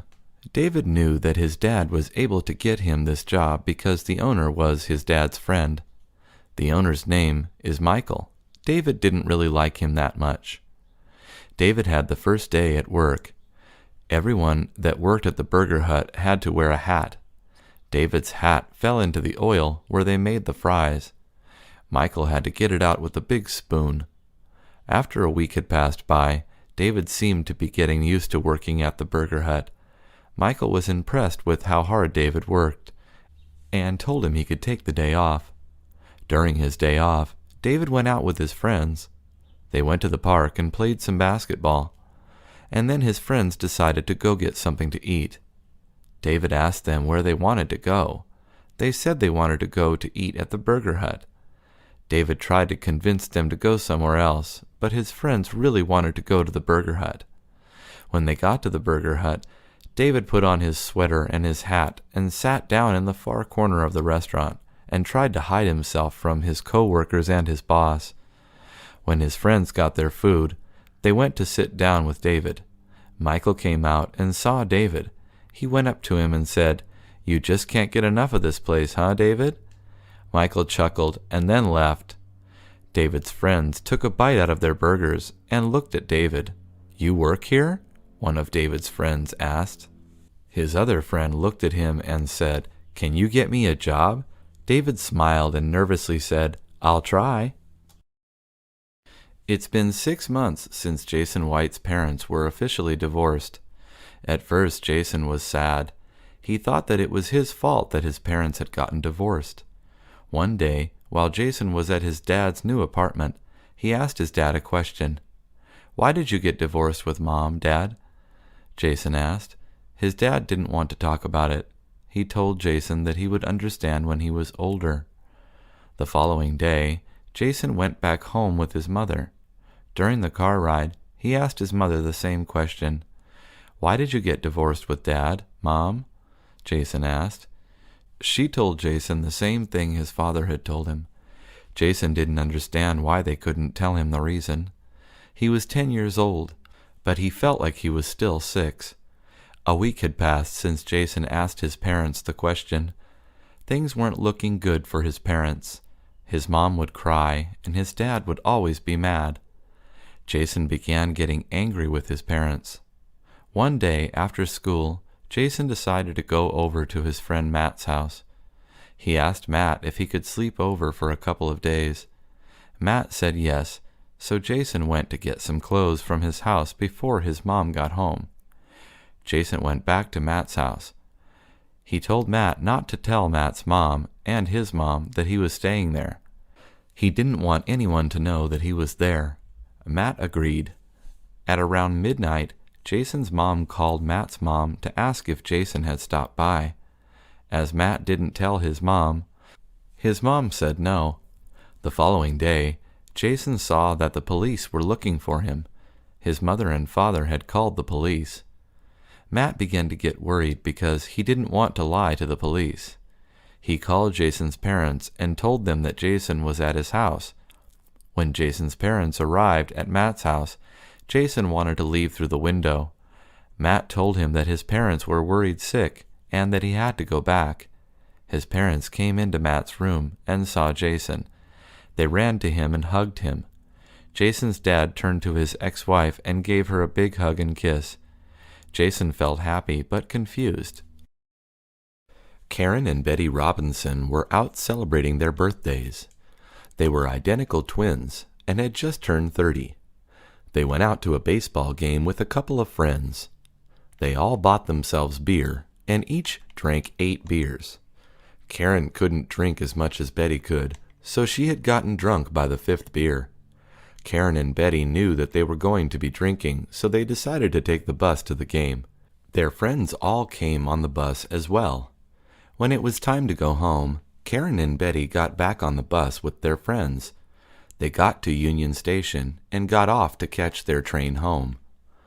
They said bye to their friends and went to catch the train. People looked at them weird because they could tell that they were drunk. When they were on the train, Karen began to feel sick. Betty looked at her and started to laugh.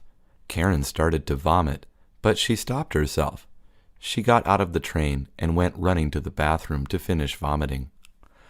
When they got home, Betty told Karen to drink another beer to calm her stomach. Karen agreed and drank it. It calmed her down, and then she fell asleep. The next day, Karen and Betty woke up sick. They couldn't believe how drunk they had gotten. They both felt terrible. Their stomachs hurt. Their heads hurt. They both felt dizzy.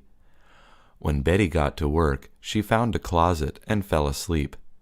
When Karen got to work, she went to the restroom and threw up. When they both got out of work, they promised themselves that they wouldn't drink like that ever again. When Christopher Lee was a young man, he had a dream to become an English professor. He worked hard at this by first going to a community college after high school, before transferring to the University of California, Los Angeles at UCLA. Chris earned his bachelor's degree in English, but he still needed his master's degree to teach at college. Chris met George while taking a class at his old community college. George was a news reporter who told Chris how much he enjoyed his job.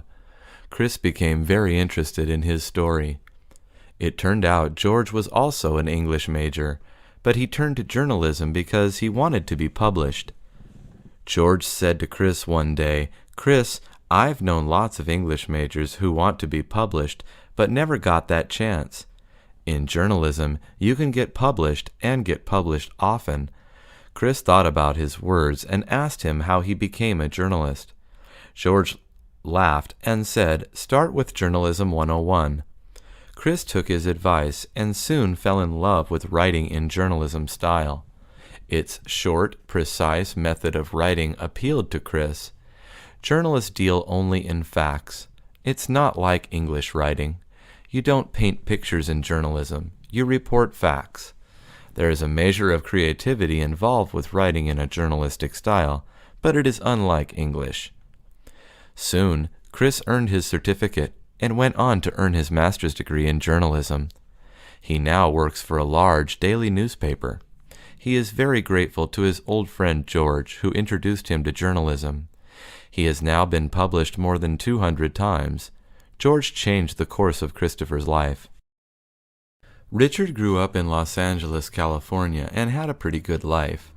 There was food on the table, and he had plenty of clothes to wear. He didn't really have any needs. He went to a good school in a nice area of the city and had many friends. Richard grew up with 3 older sisters who also enjoyed their life in California and had many friends. All this was possible because of their father, Michael. Michael was born into poverty in a small town just outside of Mexico City. When Michael was a boy, he remembered times when there was not enough food to eat or fresh water to drink. Whenever he was thirsty, he would go to the river to collect water. Michael lived in a hut that had no floor. Many times he slept on the dirt, with just a blanket between him and the ground. All that changed when, at the age of 17, Michael immigrated to the United States with his family.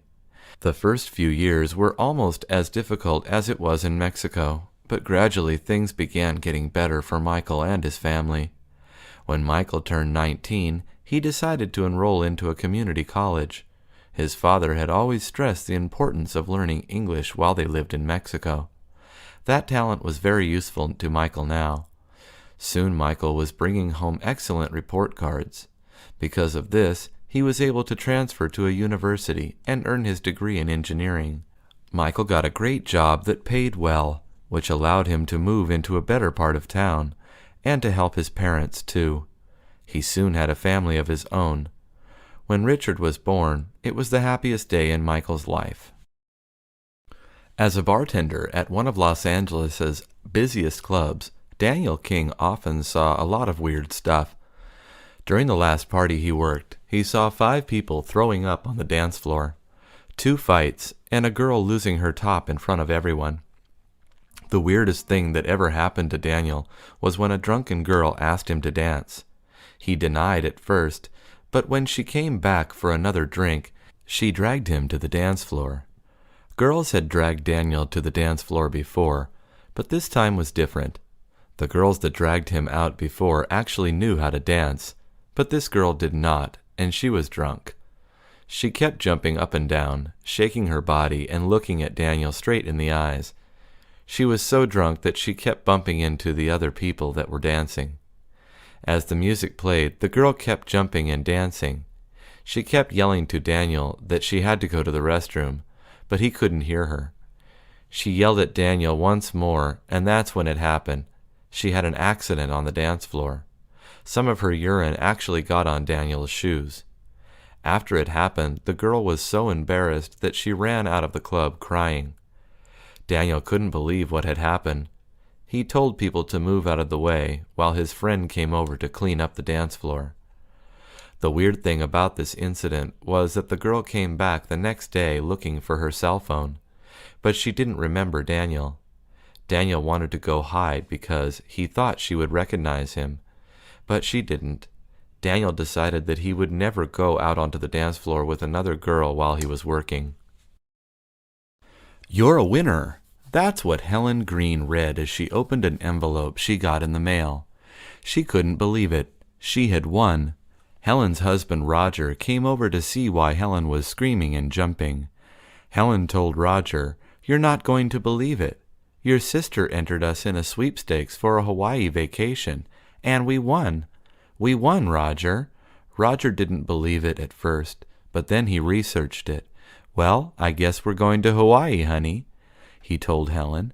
They both started jumping with joy. Helen and Roger arrived at Hawaii and couldn't believe how beautiful everything looked. They had been married for 20 years, but had never had a vacation. After they had checked into their hotel room, they decided to go to the beach. They met a surfer named William, although he liked to be called Will, who was offering free lessons. Seeing that Roger had always wanted to learn how to surf, they decided to go. Will explained to Roger how to paddle the surfboard, and he taught him how to stand up on it. After 2 hours of training in the sand, Will told Roger that they would go out to the water. Roger didn't like that. "Where are we going?" Roger nervously asked. "Over there," said Will, as he pointed to the ocean. He started getting nervous and started breathing heavy. Helen went over to Roger and calmed him down. "They're probably in their honeymoon," people said as they passed Roger and Helen. Roger laughed. He finally calmed down. He went out to the ocean with Will and tried to surf. Every time he tried to get on the surfboard, he ended up falling. When they got back to land, Helen hugged Roger and kissed him. "You did great, honey. I love you," Helen said. Roger knew she was lying, but he had never seen Helen smile so greatly. He let it go. Paul Martin didn't like going to his family reunion. He didn't know most of them, and he didn't even like the people he did know. Paul had always been a loner. He liked doing things alone. He went to the movies alone. He went to concerts alone. He liked to go eat alone. So, at the family reunion, it was no surprise to see that Paul was sitting alone at a table where no one was sitting at. Occasionally, an aunt or uncle of his would come up and say hello, but none of his cousins ever said hello to him. Paul was fine with it. He didn't care, because he didn't like talking to them either. During his last family reunion, Paul decided to play a trick on his cousins. His cousins had been playing Nintendo in his uncle's room. Paul knew how to turn off all the power in the house. He locked the door to his uncle's room, and then went to turn off the power.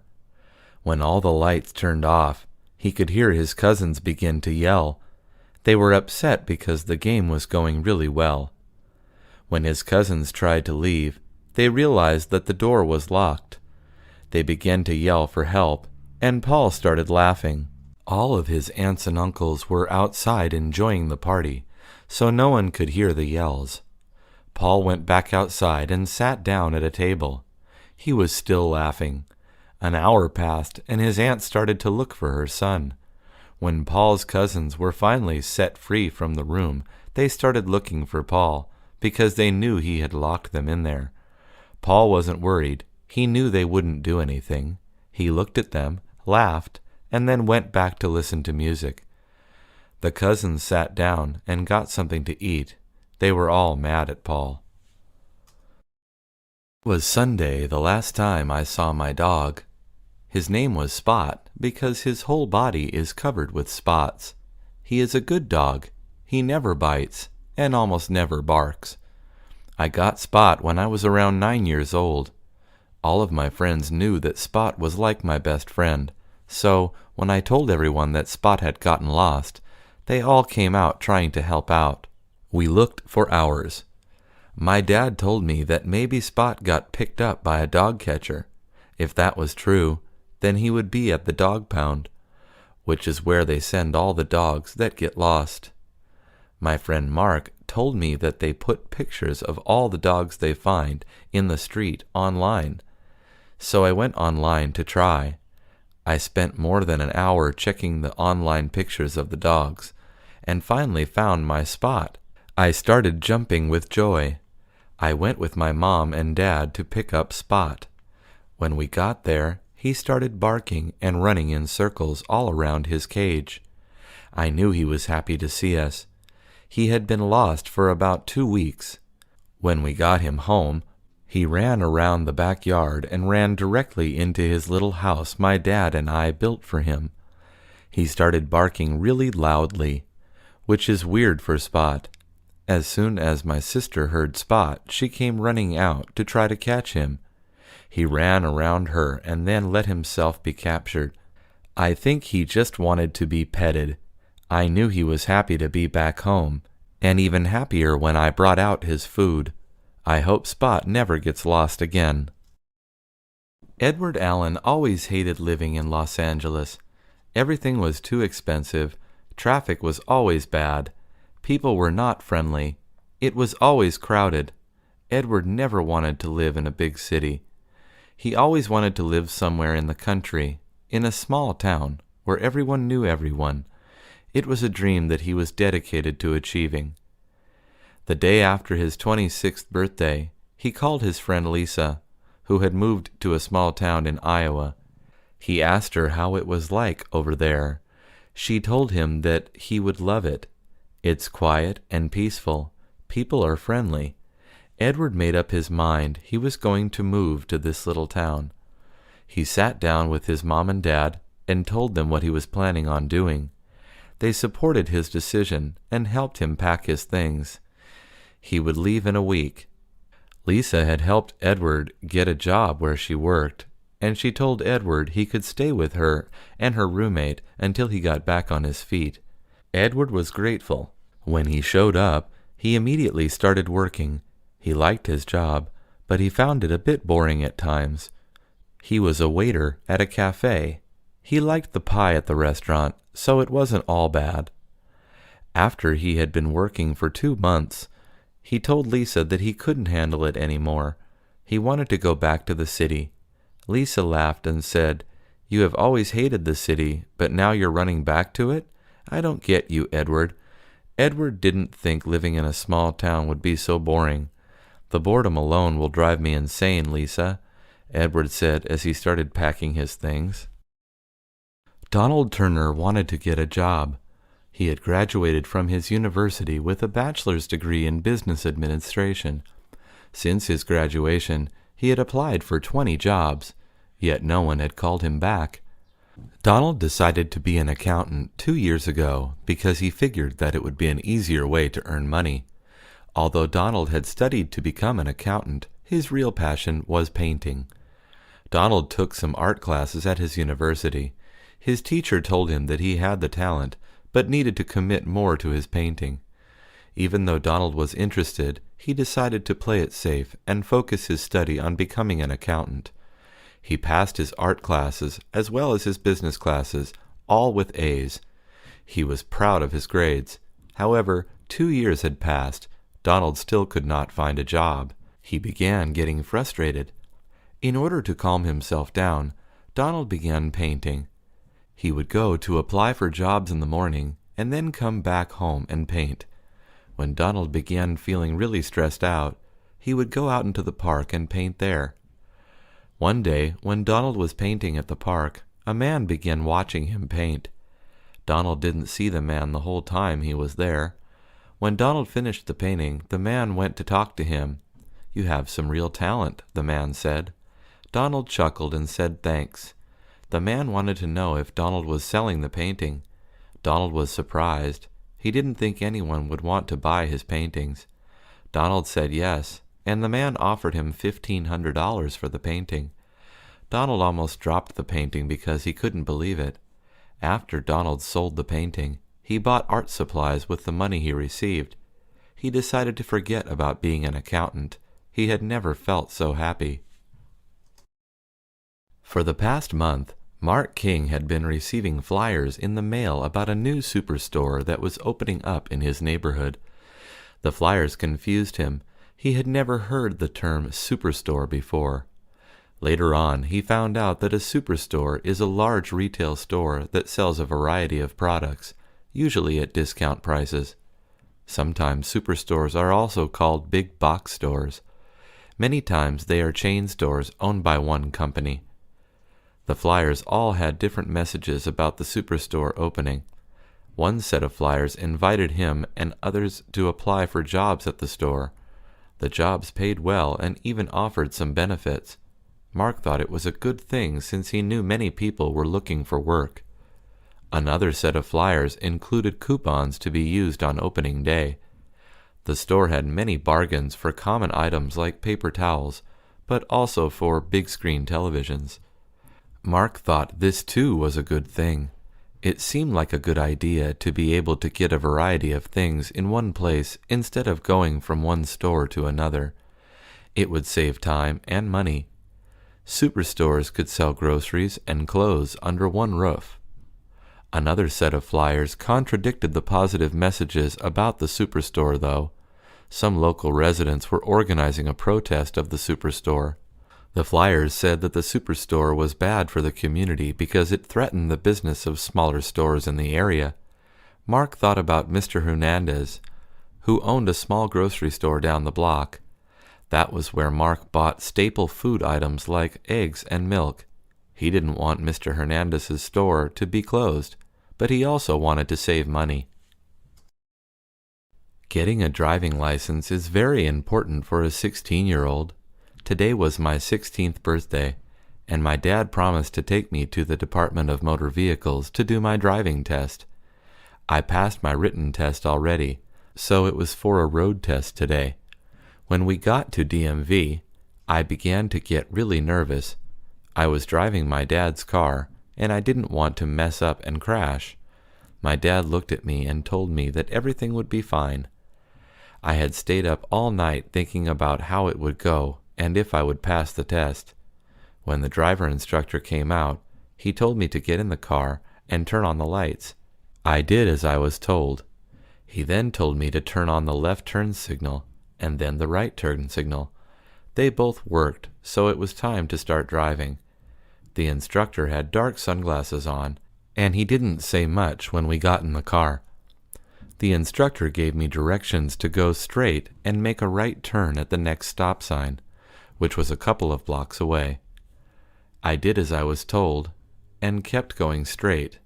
Then the instructor told me to keep going straight until I reached a street called Marengo, and then to turn left. As I drove, I kept looking for Marengo Street, and thought I might pass it, and the instructor would deduct points from my test. When I finally found Marengo Street, I turned to tell the instructor. That was when I realized that he was asleep. I couldn't believe it. This was an important event in my life, an event that I had been worried about for months. When we finished, he woke up and told me that I had done a good job, and that I was going to get my license in about a month. I laughed and thanked him. I went to tell my dad the good news. Ruth Campbell had never gone to Disneyland as a child. She was now 40 years old, with 2 children, a boy and a girl. The boy's name was Jeff, and the girl's name was Carol. When Jeff was 11 and Carol was 13, Ruth decided to take her kids to Disneyland, which would be the first time any of them ever went. When they arrived at Disneyland, Ruth explained to her children that if they got split up, they would meet at the front of the park. The first thing Ruth did when they got inside was looking for Mickey Mouse. She wanted to take pictures with all the characters at Disneyland. She even made a list of the characters she wanted to take pictures with. Her children looked at her and smiled. They saw that their mom was acting like a little girl again. She was giggling every time she took a picture with a character. Her favorite Disney character was Donald Duck, so she kept an eye open for him. When they were in line for a ride, she saw that Donald was taking pictures with people by a restaurant. She told her children, "Look, guys, it's Donald. Hopefully he's still there when we get out." When they got out of the ride, Donald wasn't there anymore. Ruth told her children that it was okay, and that they would bump into him later on. They enjoyed their day at Disneyland until it was time for the park to close. Ruth and her children were looking at the fireworks that they put on every night at Disneyland. She hugged her children and told them she loved them. They hugged her back and continued to watch the show. When they were leaving the park, her children noticed that Donald was taking photos with some other people, and their mom hadn't noticed him yet. Carol told her mom that she needed to go to the restroom and asked her mom to wait for her for a moment. While she was waiting for Carol to come back from the restroom, Ruth felt someone poke her on the shoulder. It was Donald Duck, with Carol. Ruth began tearing up a bit and hugged both of them.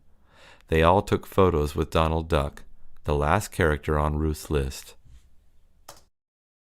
3 men once lived in a small town in Texas. One was a musician, another was an artist, and the other was a poor homeless man. One day the artist was going to start working on a new sculpture, but didn't have the necessary tools to start. He went downtown and saw a poor homeless man. Because the artist was new in town and got lost, he asked the homeless man where the nearest art supply store was. The homeless man told him that it was the red and white building around the corner. The artist looked at him and said thank you. He gave the homeless man a $10 bill with the words, "Pass it forward," written on the bill. The homeless man took the money and said, "God bless you." A few hours had passed, and the homeless man started getting hungry. He walked around in town and saw a young musician playing outside of a cafe. The homeless man sat down and started listening to the music played by the musician. A waiter from the cafe came out and told the homeless man that he had to leave because he wasn't buying anything, and other people wanted to sit down and enjoy the music. The musician saw this and told the waiter to leave him alone, and that he would buy the homeless man something to eat. The waiter looked at the musician and said okay. The homeless man thanked the musician. After he finished eating, he took out the $10 bill and gave it to the musician. The homeless man left. After the musician had finished playing at the cafe, he decided to go to a local art festival with his girlfriend. They were walking around and looking at all the different paintings and sculptures. The musician's girlfriend saw a sculpture she liked. It was a young man helping out an older man who had fallen down. She wanted to buy it, but didn't have enough money. The musician told her not to worry. He pulled out $10 and gave it to the artist. As the musician and his girlfriend walked away, the artist looked at the $10 bill and smiled. "Well, look at that. You found your way back home," said the artist. Maria Gonzalez didn't like how technology was slowly taking over everyone's life. She always took the bus to school. Whenever she got on the bus, she would notice that more than half of the people were staring down at their phones. Fewer people were having actual conversations with each other. She felt bad. She thought that this was the reason why people had trouble relating to people in the real world. Everyone was living online now. Maria had trouble making new friends because she hated being on social media websites like Facebook, Twitter, and Instagram. She rarely met new people. She tried going up to people on the bus and starting a conversation, but they always looked at her weirdly.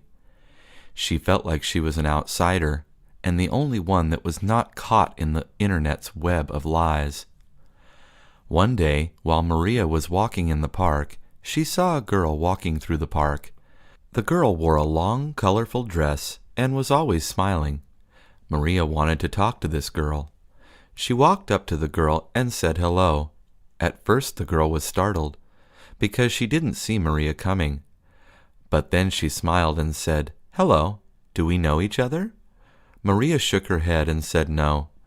Maria asked if she wanted to hang out and talk. The girl said sure. Maria and the girl talked for hours. They talked about everything: music, boys, family, food, and their shared distrust of technology. Maria had done something she hadn't done since she was a young girl. She made a new friend in the real world. Disneyland is also called Magic Kingdom. It is located in Anaheim, California.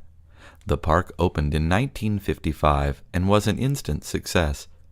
When Anthony Martinez was a little boy, his brothers and sisters told him about Disneyland. At first, Anthony didn't know what they meant. He was just too young and would call it Dizzyland, as he couldn't pronounce it properly. His father had taken his older siblings to the park many times, but that was years ago. Anthony was much younger than his brothers and sisters. For a long time, Anthony kept asking his parents to take him to Disneyland, but the feeling eventually wore off. He quit bugging his parents to take him. One day, when Anthony was about 8 years old, a classmate came to school bragging about his weekend at Disneyland. All of a sudden, Anthony wanted to go again. "Please, Mommy, take me to Disneyland," Anthony pleaded to his mom.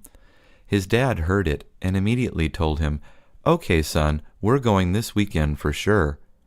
Anthony's dad hadn't realized that his youngest child had never been there and felt very bad about it. The weekend came, and Anthony was so excited he couldn't keep still.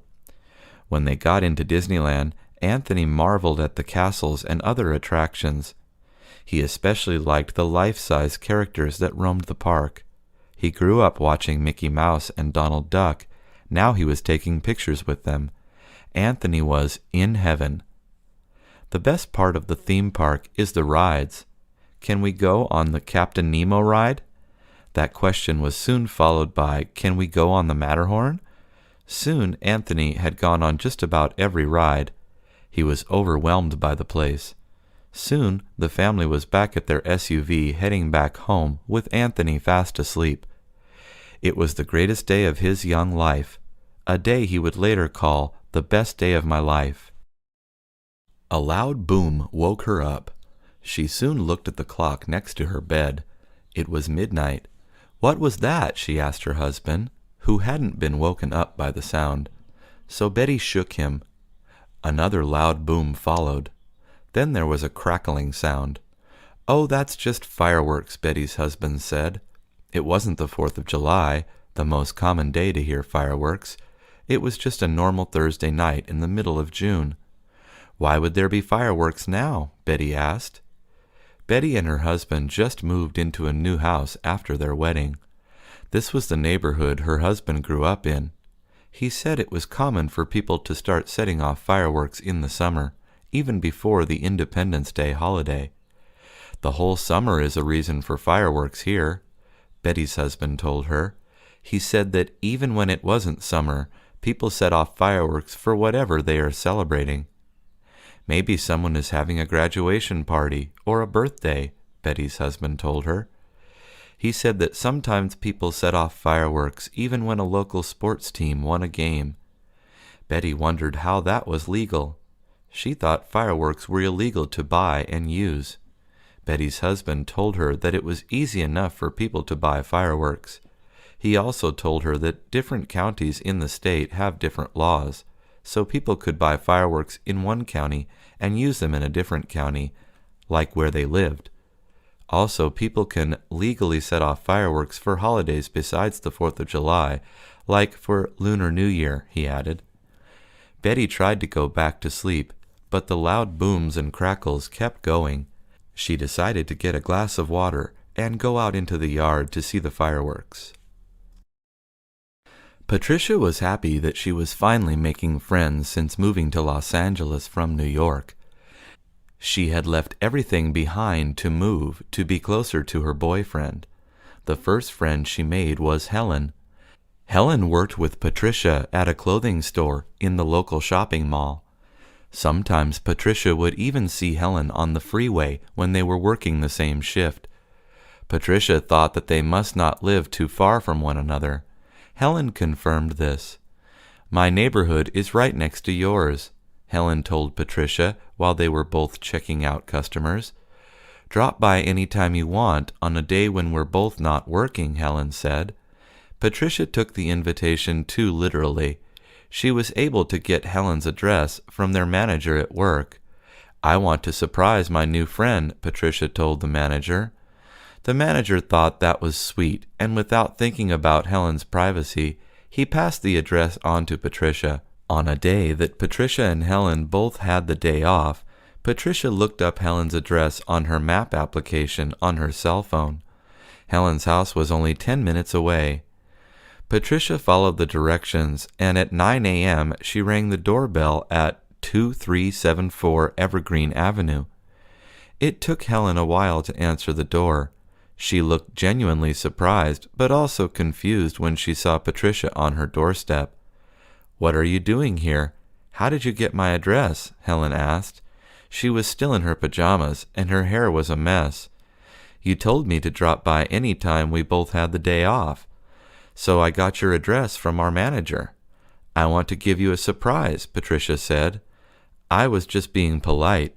You can't just show up at someone's house," Helen said before slamming the door on Patricia's face.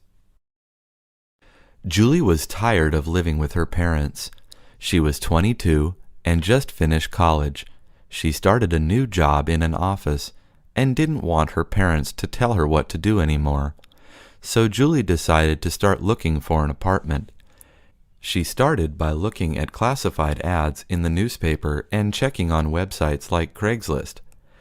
The first apartment she went to see sounded perfect on the newspaper. It was advertised as a cozy one-bedroom apartment with a view. She made an appointment to view the apartment. When the landlord opened the door, Julie was sorely disappointed.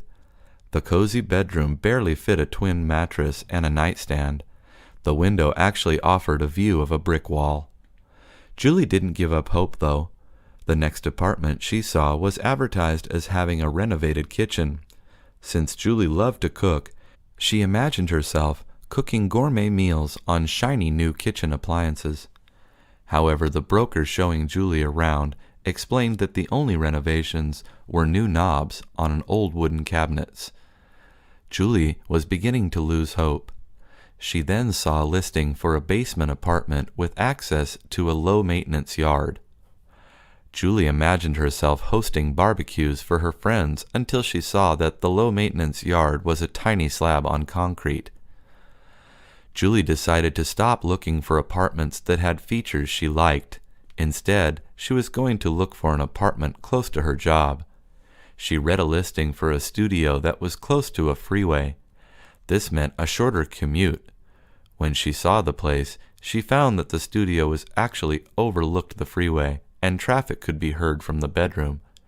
Julie was discouraged. She decided not to move out yet. It was Laura's first Halloween in the United States. She had seen many portrayals of the late October holiday on television and in movies. She had to admit she was a little excited and nervous about the day. She was excited to see the costumes worn by kids ringing her doorbell. She was also worried about being scared by the costumes. She had watched too many horror movies. Laura was renting a room in a house. Her landlady asked if she could help with the candy. Laura happily agreed. The sun was just starting to set when the first group of kids in costumes rang the doorbell. "Trick or treat," they said enthusiastically when Laura opened the door. The kids all had open bags. "I want a treat," Laura said, and grabbed the candy from each of the bags. The landlady came running to the door. "No, Laura, you give the kids candy, not taking from them," she explained gently. Thankfully, none of the kids were upset. They just looked confused. The landlady suggested that Laura should go out with some friends to a local community Halloween carnival. She would handle giving out the candy by herself. Laura went to her room to put on her witch costume. She walked to the local recreation center along with Joe and some other friends. The recreation center was decorated with fake spider webs and filled with artificial fog. "We're going to egg some houses," Joe told her. She didn't know that throwing eggs was illegal. She just thought it was another Halloween tradition. A few hours later, the landlady opened the door and found Laura accompanied by police. "Trick or treat?" Laura asked, looking embarrassed. Sharon and Ken just finished a wonderful meal at a fancy restaurant. The service and food were 5-star quality. Ken asked for the check. "How much is the tip?" Sharon asked. Since she and Ken were just friends, she didn't want him to pay for the whole meal. But since Ken did invite her, she assumed he was paying. Sharon thought that offering to put in the tip was a nice gesture. The tip was not going to be cheap. The meal, complete with a bottle of wine, must have been at least $200. $30 would be 15% of a $200 bill, and $40 would be 20% of a $200 check. Since the service was good, Sharon had no problem tipping a 20% tip. Ken told Sharon that there was no need to leave a tip. Sharon was shocked. Maybe Ken didn't think the food was good, or maybe he wasn't happy with the service. This surprised Sharon, because Ken seemed to enjoy the entire experience and didn't complain.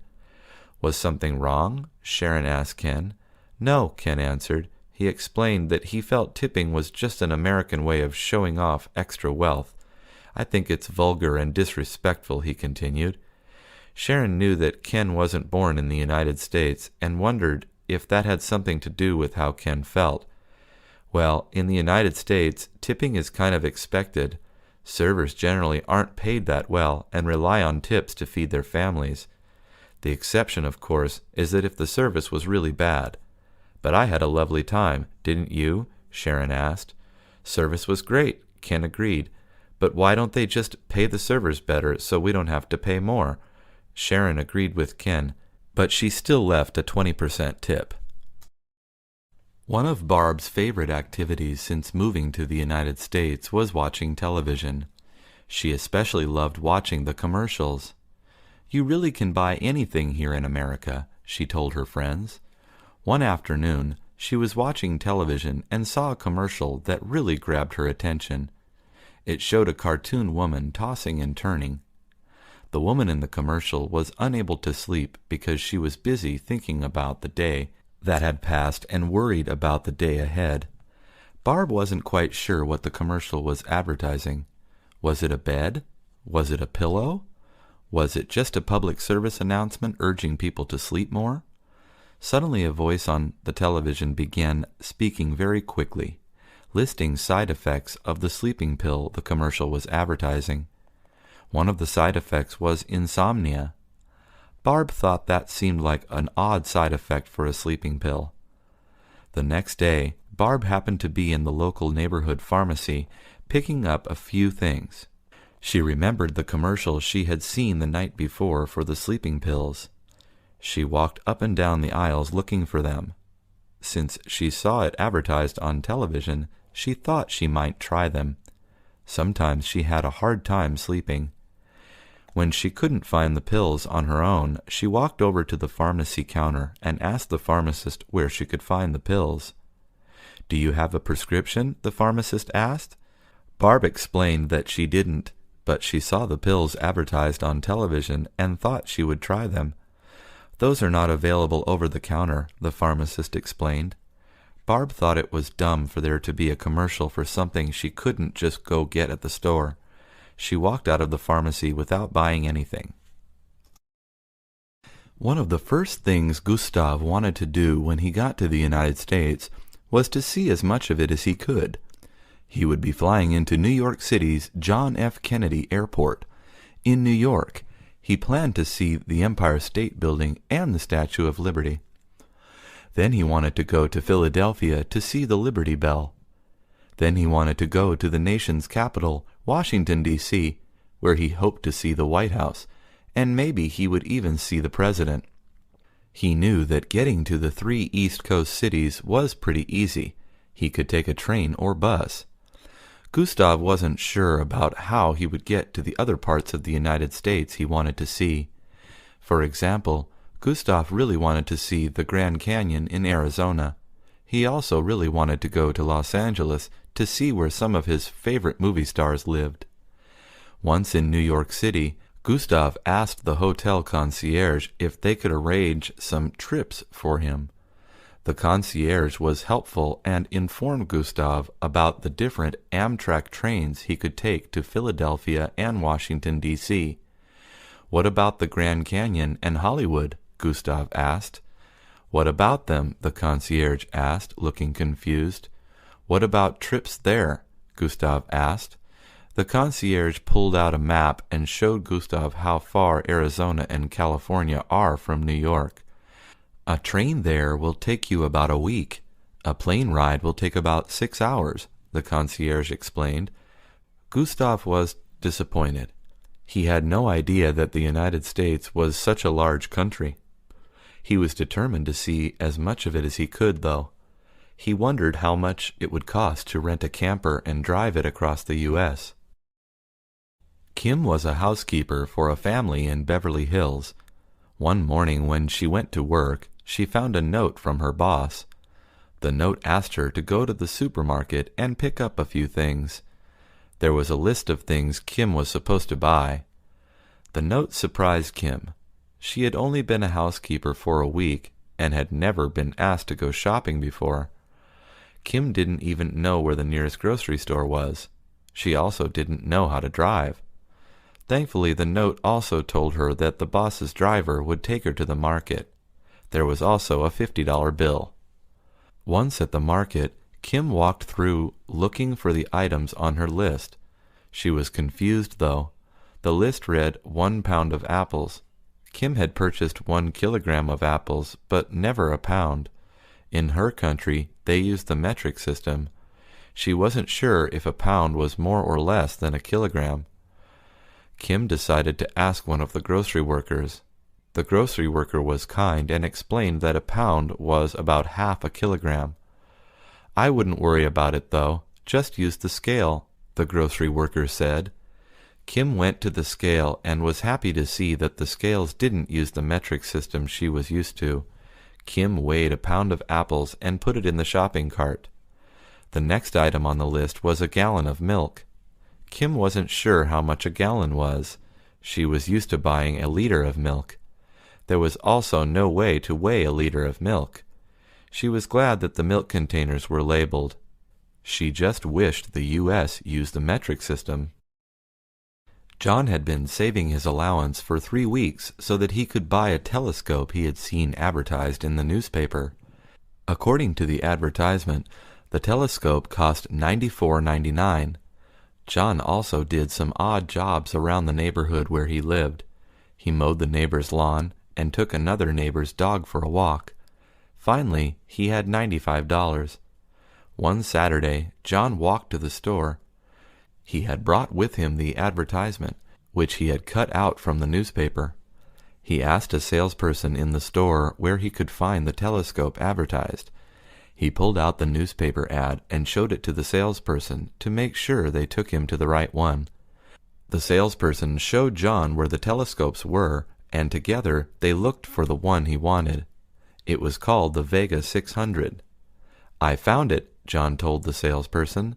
The salesperson confirmed that the Vega 600 cost $94.99 and brought the box to the cash register so that John could pay for it.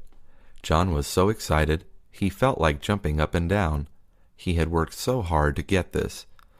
"That will be $104.01, the salesperson told John.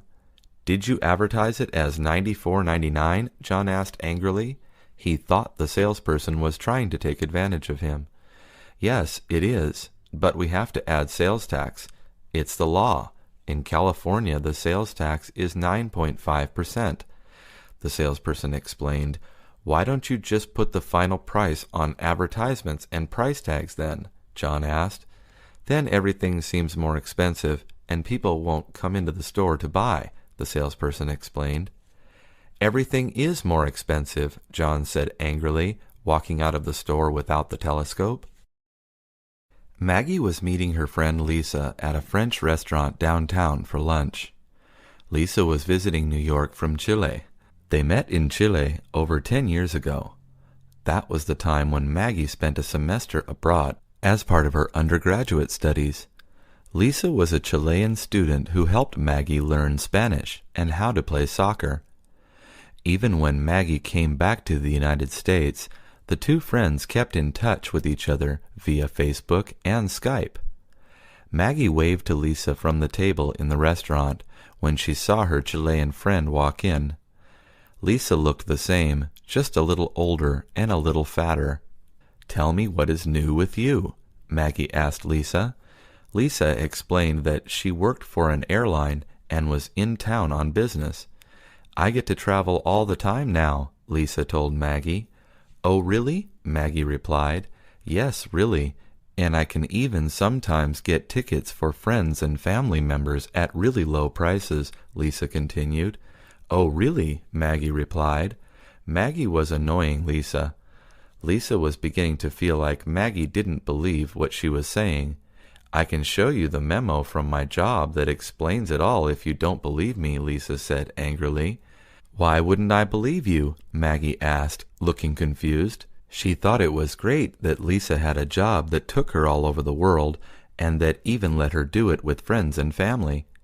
"Well, you keep saying, 'oh, really,' like you are challenging what I'm saying," Lisa said. Maggie explained that when she said, "oh, really," it just meant she found what Lisa was saying interesting and wanted her to elaborate. "Oh, really?" Lisa said before the two friends both burst out laughing. When William was transferred to a job in Texas, he was really worried about making friends.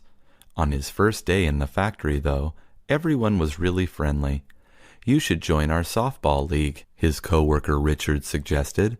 "That's a great idea, thanks, but I don't have a bat or a glove," William said to Richard. Richard jotted down on a piece of paper the name and address of a local sports supply shop nearby. "They will have everything you need," Richard said. On his day off, William went to the sports shop. Boy, Rich wasn't kidding, William said to himself. Not only did they have bats and gloves, but also equipment for all kinds of sports. The store also featured an extensive gun selection. "Those are toy guns?" William asked. The salesperson shook his head. "No, sir. These are all working weapons. I have some machetes and knives, too, if you want something more traditional," the salesperson explained. "No, I just came in for some softball equipment," William told the salesperson. "Well, you can take home any of these lovely rifles or guns along with your softball equipment today," the salesperson continued. "I don't need a license?" William asked. The salesperson shook his head. "There's no waiting period?" William asked. The salesperson shook his head again. "I don't have to take a safety course?" William asked. He couldn't believe it was so easy to buy a gun. "No, sir, it's cash and carry here," the salesperson said. "So I can show you a fine firearm today?" William shook his head. "No, but can I take a picture? My friends back in New York won't believe it's this easy to buy a gun here." "Sure, buddy," the salesperson said. "I'll even take a picture of you with any weapons you want." Mildred went to pick up her son Bill from school one afternoon. When she got to the school, Mildred noticed that Bill looked upset. He was pouting and did not want to look at her. "What's wrong?" she asked him. "I got in trouble," Bill said in a low voice. "What happened?" Mildred asked gently. "I got put in time out for grabbing a toy from Mary," Bill said. Mildred wasn't sure what a time out was. She knew that timeouts were called in sports whenever a player was injured, but she wasn't sure how that would be used in a kindergarten classroom. Mildred was sure, though, that her son grabbing a toy from a classmate was not correct. The next day, when Mildred took Bill to school, she stopped the teacher. She asked the teacher to explain what a timeout was. Mildred told the teacher that Bill was very upset about the timeout he had the day before. The teacher explained that timeout was a discipline tool she used in the classroom. When she saw Bill grab the toy from Mary, she told him to go into timeout. Timeout is a chair next to the teacher's desk where a student has to sit quietly when they do something wrong. They aren't kicked out of the classroom, just taken out of the immediate situation so they can reflect on what they did wrong, the teacher explained. Mildred thought it was an interesting way to teach self-control to little kids. "Can I use this at home?" Mildred asked the teacher. "Of course," the teacher said. Later that night, Mildred got into an argument with her husband for something. In the middle of the argument, she slammed her hand on the kitchen counter. "Mommy, you need a timeout," Bill said. When Julie left for school in the morning, she noticed. "You what?" Ken asked Elizabeth. He was sure he hadn't heard her correctly. Elizabeth had just moved in with Ken. She came to Los Angeles from New York City after a year of long-distance dating. "I want you to buy me a shopping cart," Elizabeth repeated. In Los Angeles, there are two types of people who use shopping carts. The homeless are one. They use shopping carts to carry their possessions. Old ladies are the second. They use it to carry their laundry back and forth, their groceries, and maybe even to sell tamales, Ken explained. Elizabeth felt insulted. "Are you saying I'm an old lady?" she asked. She then continued to explain that she didn't want to rely on Ken to drive her to the supermarket or the laundromat. Elizabeth didn't know how to drive, but she wanted to be self-sufficient. Besides, she continued, in New York City, everyone has a shopping cart, not just the homeless or old ladies. One afternoon, when Elizabeth came home from work, there was a red shopping cart in the driveway. Ken had put a big red bow on it. "Do you like your new wheels?" Ken asked Elizabeth. She felt happy now that she could handle some chores on her own. The next day, she loaded the shopping cart with dirty clothes and set off to walk the 3 blocks to the nearest laundromat. This was not as easy as she thought. The sidewalks were uneven and the cart often got stuck, causing dirty socks to leap out of the cart. Elizabeth had to stop several times to pick up stray clothes. Then nearly every house between her house and the laundromat had a big dog that barked at her. Elizabeth hated big scary dogs. Maria received a Facebook notification on her mobile phone which says, "You have a new message from Jimmy." Maria didn't know any Jimmy except an ex-boyfriend 10 years ago. Maria opened the message, and sure enough, it was from the man she dated a long time ago. "You should Google me and see what I've been up to," the message said.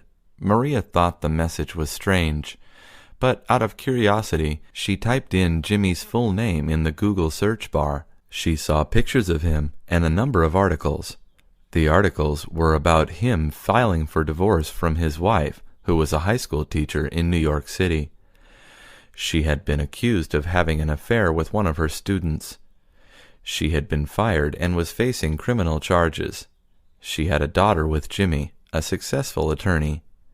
"Is your mind blown?" Jimmy wrote in a separate Facebook message after a while. Maria didn't know if she should respond. Why was he reaching out to her after so many years? Did he want her to know he was divorced so they could date again? Maria decided to play along. "Yes, my mind is blown, and I hope things have settled down for you and your daughter," Maria typed. Jimmy didn't respond that night. Maria thought it would be the last time she heard from Jimmy. A week later, Maria received another Facebook notification.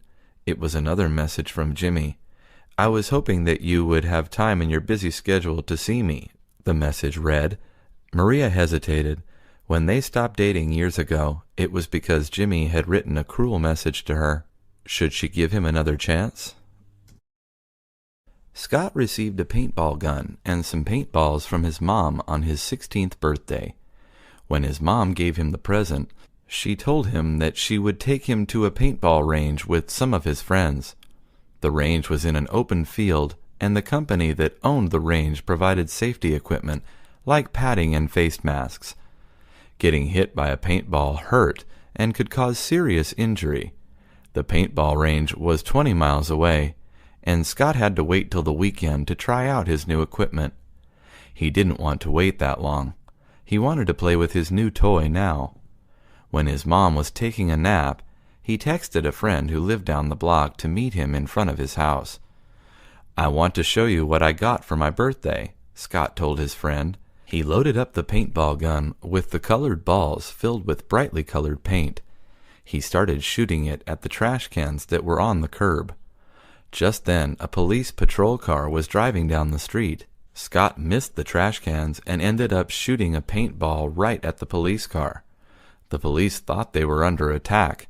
Scott knew he had done something wrong and ran inside the house with his friend. Soon a police helicopter was flying overhead, and Scott could hear police sirens approaching his house. The sounds of the helicopter and the sirens woke up Scott's mother.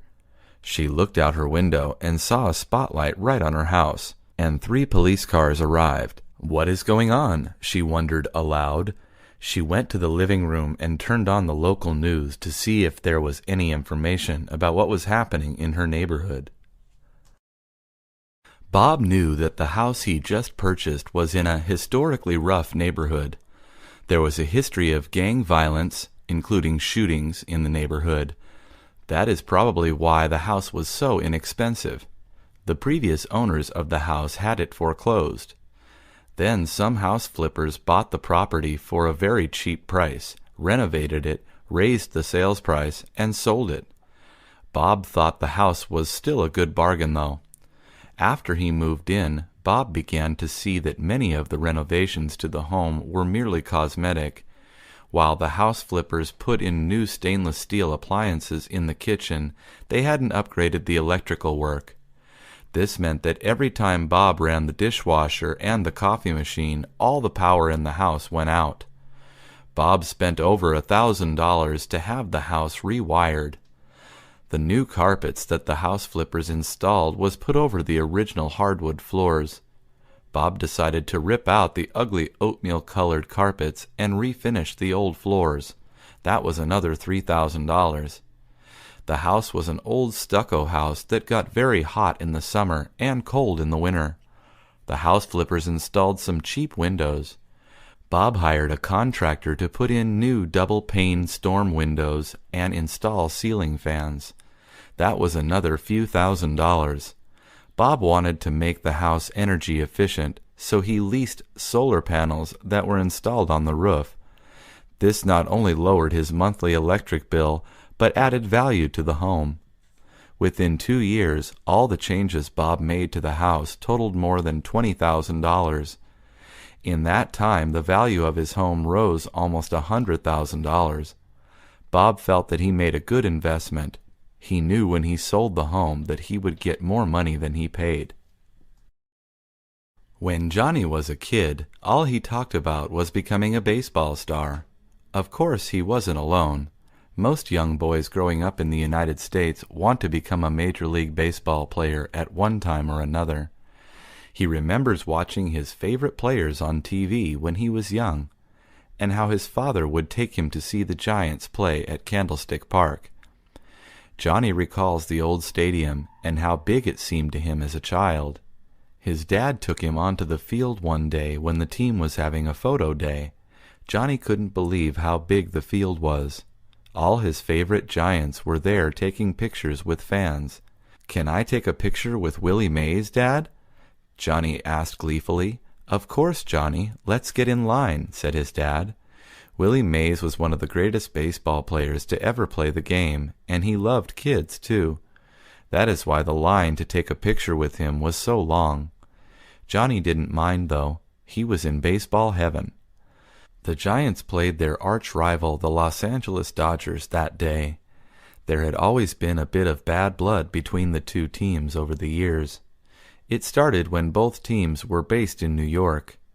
They were crosstown rivals at that time. After the teams moved to California in the late 50s, the rivalry continued. The Dodgers were always one of the better teams in the National League, And even though Johnny grew up a Giants fan, he really didn't hate the Dodgers. "I think the rivalry was blown up, to tell the truth," Johnny said years later. "Baseball fans are very fickle and stubborn, though, and some play the rivalry up as much as they can.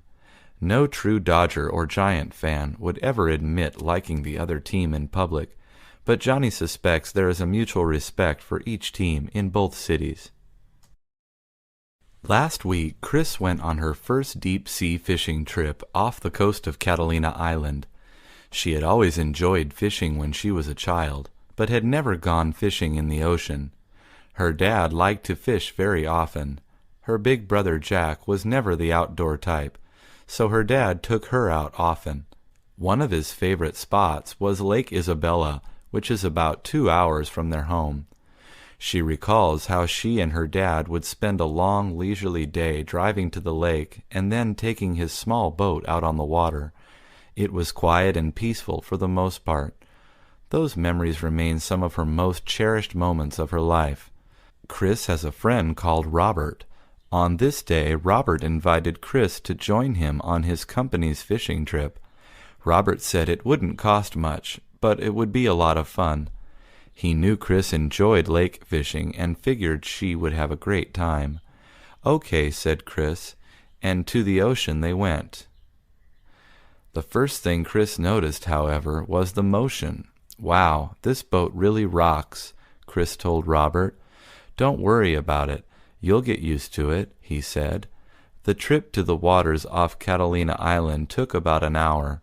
Chris marveled at how quickly she lost sight of the mainland.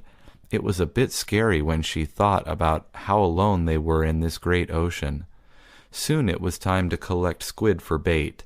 The small boat stopped in the water, and the crew turned the bright light into the ocean to attract the squid.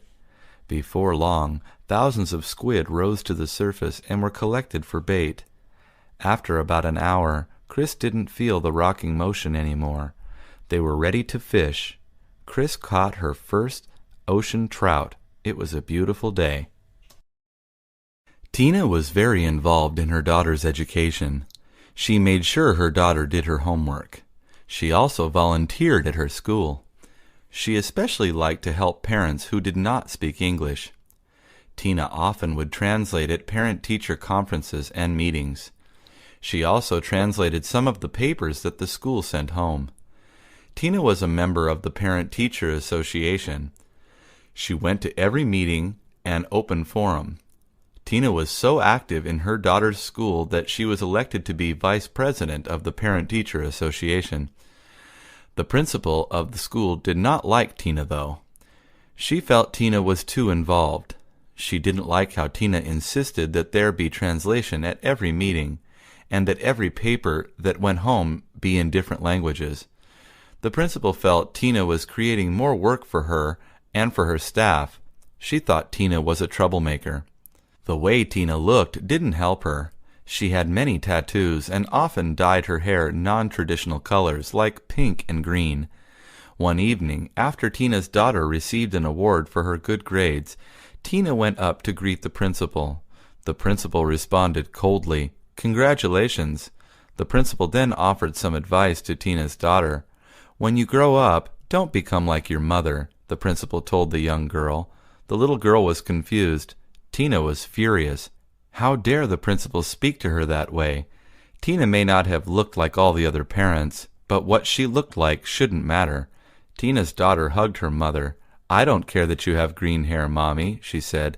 "I care that you care about me and my school." Millie's sister Arlene had been battling breast cancer for 5 years. Then the doctor gave Arlene some bad news. The cancer had spread to her brain, and there was no treatment that would cure her. "I'll keep taking care of you," Millie told her sister. Millie and Arlene were both in their 50s, but Millie was 5 years older than Arlene. Arlene would always be Millie's little sister.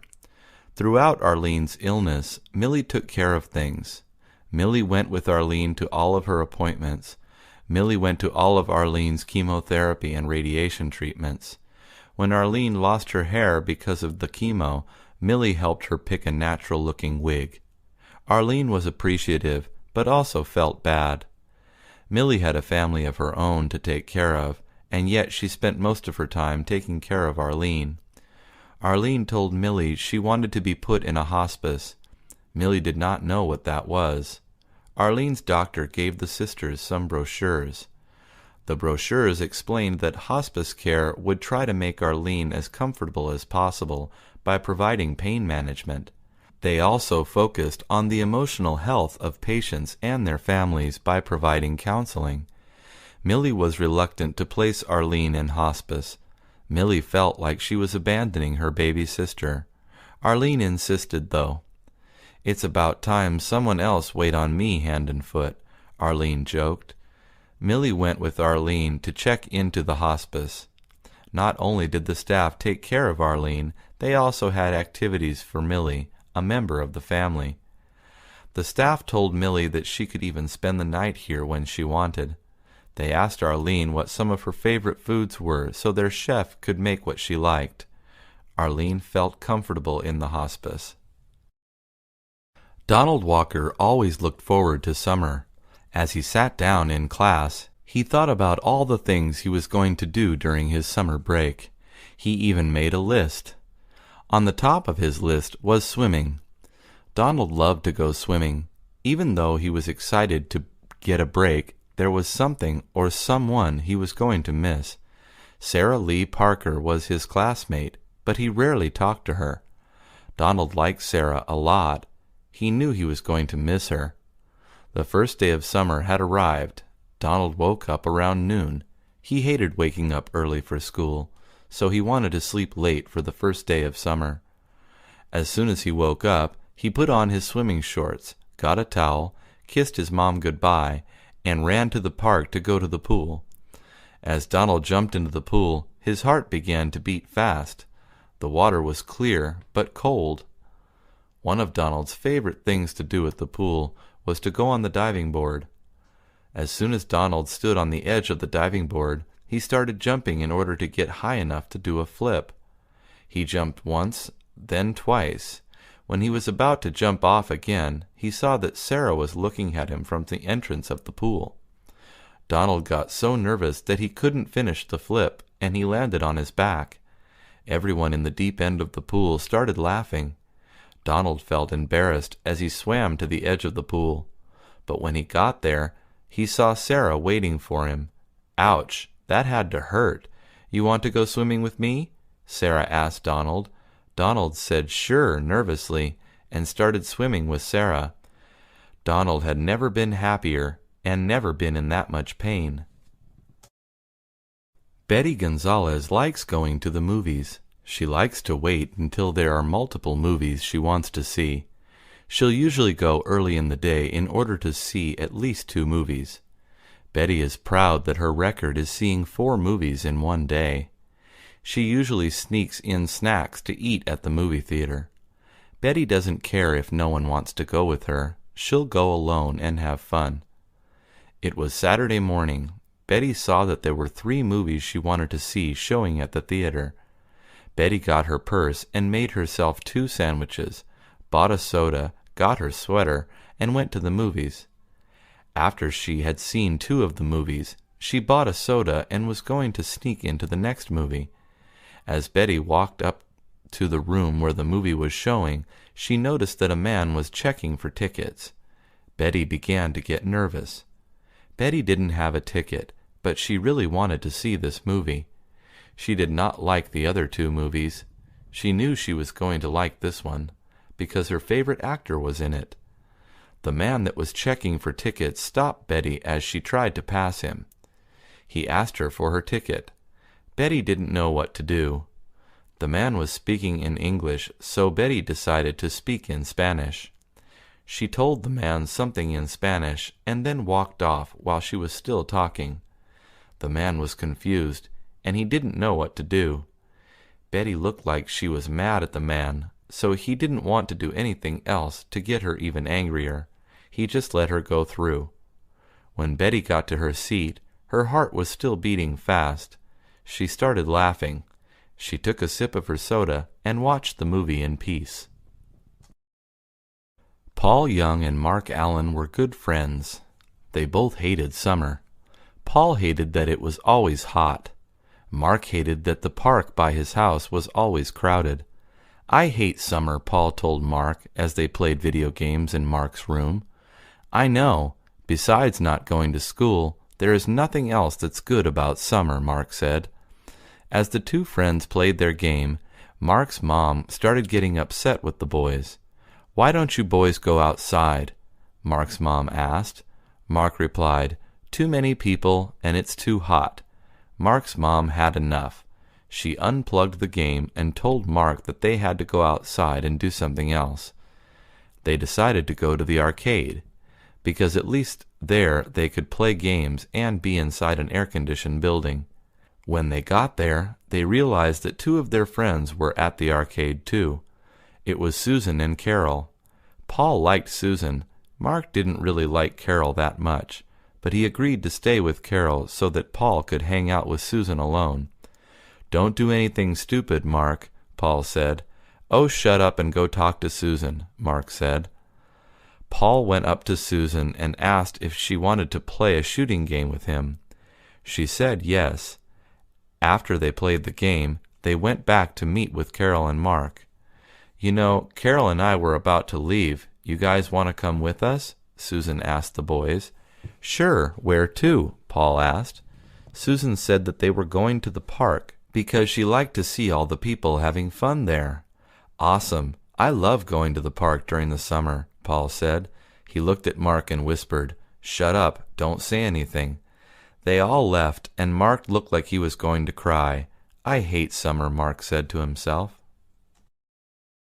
Nancy Young had always loved celebrating the 4th of July, the holiday that celebrates America's independence. She loved the meaning of the day. She also loved lighting fireworks. She loved all types of fireworks. Nancy had 3 brothers, and they all loved 4th of July. Nancy's youngest brother, Peter, loved lighting up the fireworks. Although Nancy's parents didn't have that much money, they decided to buy a lot of fireworks for their children. They wanted their children to have a great 4th of July. Once they got the fireworks, Nancy decided to split them with her brothers.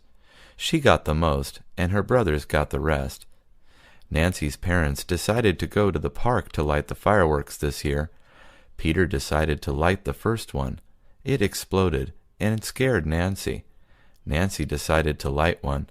It was a sparkler, which meant that it would only send sparks up into the sky, and would not explode. Nancy loved how it looked. She lit another one to see how it would look like. Peter had the idea to jump over the fireworks. Even though Nancy said no, Peter decided to jump over it. Peter got ready. He tied his shoes to make sure his shoelaces weren't hanging out of his shoes, and that he had enough distance to jump over the sparks. Peter started running and then jumped. When he landed on the other side, he started screaming in pain. A spark had gotten into Peter's eye. He fell to the ground and started asking for ice. Nancy brought him a bag of ice to cover his eye. During the next day, Peter had to get glasses because of the damage he had suffered in his eye. The doctor asked him, "What's the important lesson here?" Peter responded with, "Don't jump over fireworks." I was 10 years old when we first got a computer.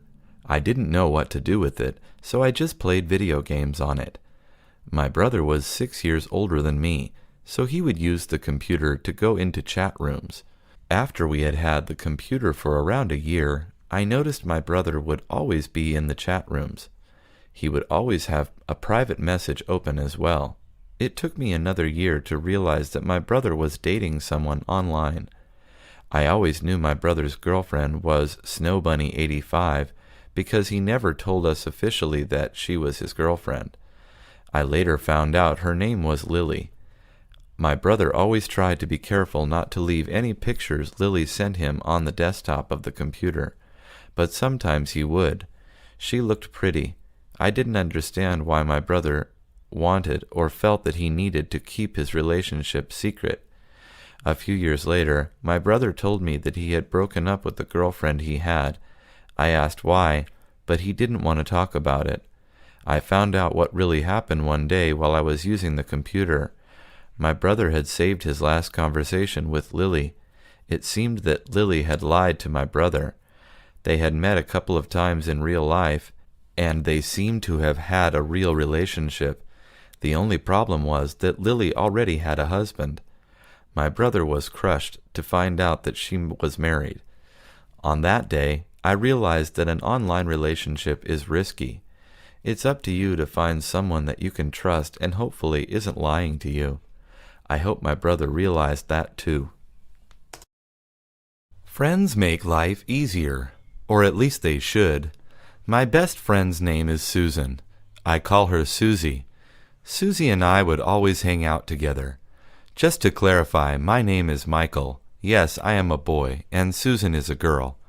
Everyone that knew us always thought that we were in a relationship, but that wasn't the case. I loved Susie like a sister, and she loved me like a brother. Well, I used to think she did. It all started when Susie got a boyfriend. I was happy for her because she was sad and lonely. Those were her words, not mine. When she introduced me to Richard, her boyfriend, I tried my best to get along with him. Although I tried my best, Richard didn't seem to like me. Maybe his friends told him that Susie and I were always hanging around, and they thought that we were secretly in love with each other. Richard became increasingly jealous whenever my name was mentioned. It started tearing up their relationship. Susie began to stay away from me. I would call her, go over to her house, or wait outside her school, but she was always busy with Richard. She would say, "Sorry, Mike, I'll call you when I get home, okay?" I knew it was a lie. Susie and I haven't spoken in a month. As I knew Susie had always wanted to go to Las Vegas, so I was going to surprise Susie by telling her that I was going to take her. However, it seemed that the ship had sailed. I heard Susie and Richard were going to Las Vegas for her birthday. I'm moving on, and I'm hanging out with some other friends. It's not the same, but I guess anyone who chooses a relationship over a friendship was never a good friend to begin with. Yet I find myself questioning, what are friends? It was a stupid mistake. Before I tell you about my mistake, I have to tell you about my father. My father, Joseph Thomas, was a big name in the music business. He managed a lot of different rock bands in the 1960s. By the end of his career, he had saved up some money and decided to buy himself a cabin in a little town in Oregon.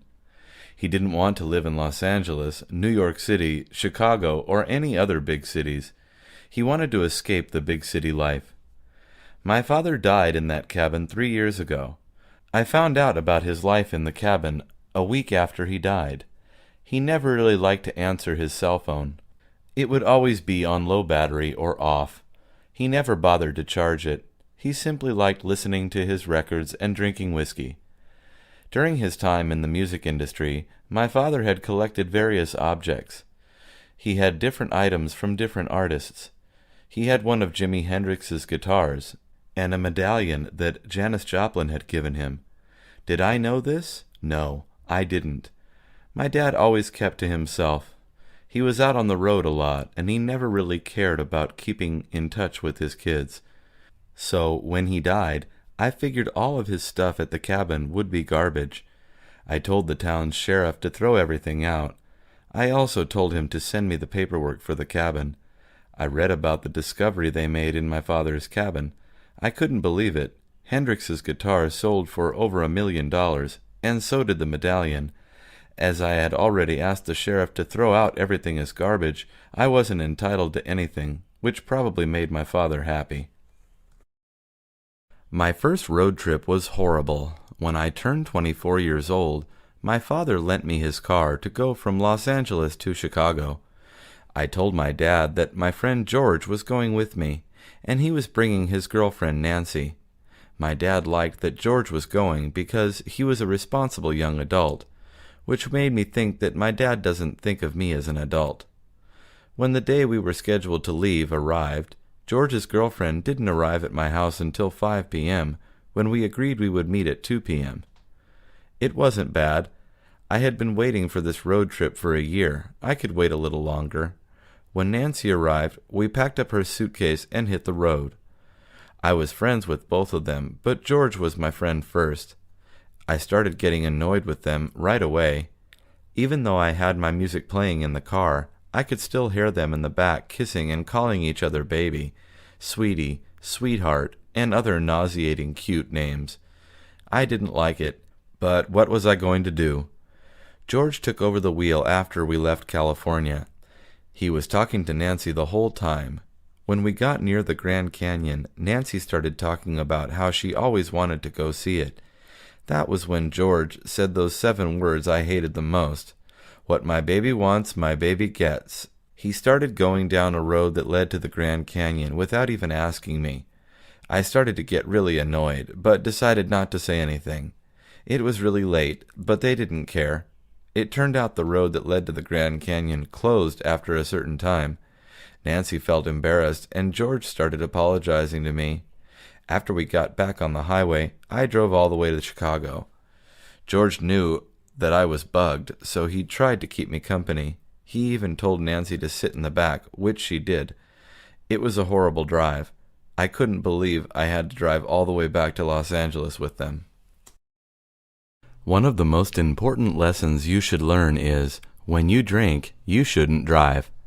I learned this the hard way. Last year, I got a DUI, which means driving under the influence. If you get pulled over and you smell like alcohol, the police will ask you to take a breathalyzer test. When you do the test, you have to blow really hard into a machine, which will then tell you if you are over the limit to drive a vehicle. The limit is usually 0.08 blood alcohol volume, so if you pass that, you are going to jail. Even though you won't go to jail for a long time, you will be suffering the consequences of your mistake for a long time. Here is a list of things that you will have to do if you get a DUI. Go to court, go to alcohol education classes, go to Alcoholics Anonymous, pay a lot of money in fines. If you don't want to pay, you will have to do community service. I got my DUI almost 2 years ago, and I am still suffering the consequences. I still have 56 hours for community service. I have to update my insurance policy and deal with the Department of Motor Vehicles. You waste a lot of time and money. It gets difficult to get a job because you have to let your future employer know that you have been arrested. It's not worth it. If you are thinking about going out to celebrate and party with friends and family, do one of the following. Get a designated driver, take the bus or train, or call a cab. It may cost you a little bit of money, but compared to how much money you will lose if you get a DUI, it's nothing. Don't drink and drive. When a movie is going to premiere, the theater will usually show the film during a midnight screening. Anthony Baker and his girlfriend Linda Moore love going to see new movies at midnight. A lot of people usually show up early and make a line. Anthony likes going to stand in line and talk to different people that are in line. Anthony told Linda about the new movie that was coming out. Linda went online to buy the tickets. She wanted to make sure that they would get tickets. Linda got an email from the theater. It said that she could pick up the tickets at the theater. Anthony took Linda out to eat before they went to the theater to wait in line. Anthony was excited because the movie they were going to see was the sequel to one of Anthony's favorite movies. When they got to the theater, Anthony and Linda went to the back of the line and started talking to the people in the back. They all seemed friendly, and some of them actually knew Anthony and Linda. After about an hour of waiting in line, the theater started letting people in. Anthony hugged Linda and started jumping up and down. Linda loved going to the theater with Anthony. He seemed like a little kid when he was there. It always put a smile on Linda's face.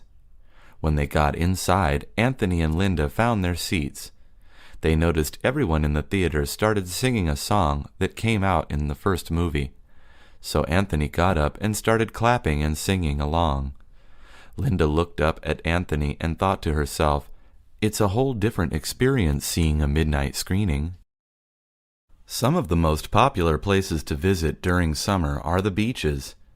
Kenneth Green loved going to beaches. He lived close to Venice Beach and could walk to the beach in 30 minutes. He could smell the ocean whenever he woke up. Kenneth and his friends decided to go to the beach the first day of summer, and when they got there they found it was filled with tourists and people trying to escape the heat. Even though the beach was filled with people, Kenneth didn't care. He knew all the cool places to go. He was friends with some shop owners. He was also friends with the owners of a little Mexican restaurant. He had a little booth reserved for him during the summer so that whenever he got hungry, he didn't have to wait for a table. The owners were family friends of Kenneth, and they loved having him around. Kenneth didn't like to abuse their relationship, so he only went to the restaurant once or twice a week, and he always left good tips. There are a lot of activities to do at the beach. People can go swimming, rent a bike, play volleyball, or shop around. Kenneth is always careful when he is around volleyball nets and people bicycling. Last year he was walking by the volleyball nets when a large man jumped up to hit the ball, which ended up hitting Kenneth right in the head. The man ran to Kenneth to make sure he was okay. He was okay, but a bit dizzy. As Kenneth was trying to get his balance back, he walked right into the path of a bicycle. He crashed into a woman riding a bicycle, and they both fell down. It wasn't Kenneth's favorite summer. I had the worst birthday of my life last year. It all started when my sister Donna invited my ex-girlfriend Jennifer. For some reason, Donna and Jennifer started getting along after we broke up. How convenient, I told Jennifer. Donna was trying to make my life hell. I guess that's her job as the older sister. She was 20 years old, while I turned 17 years old last year. My mother had worked very hard to keep the party they were going to throw for me a secret. It didn't work, because Donna had a big mouth, but I was trying to keep up with the secret for my mother's sake. My dad got home from work and told my mom to get the kids so we could all go out for dinner.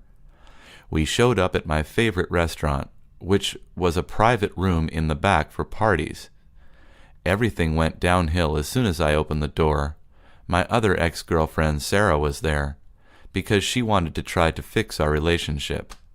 I'll never forget the look on Donna's eyes. She looked like she saw a ghost. Donna grabbed Jennifer and told her to go outside. Jennifer and Sarah never got along. It might have something to do with me, but I'm not sure. Jennifer hadn't seen Sarah because Donna took Jennifer outside before she had the chance. I took Sarah by the hand and asked her who had invited her. She looked at me confused because apparently I had invited her through a text message a week ago. It was true, I invited her, but I never thought she would show up. When Jennifer finally came into the room, she saw Sarah and became very angry. She looked at me and started yelling at me. "Why is she here, Jason?" asked Jennifer.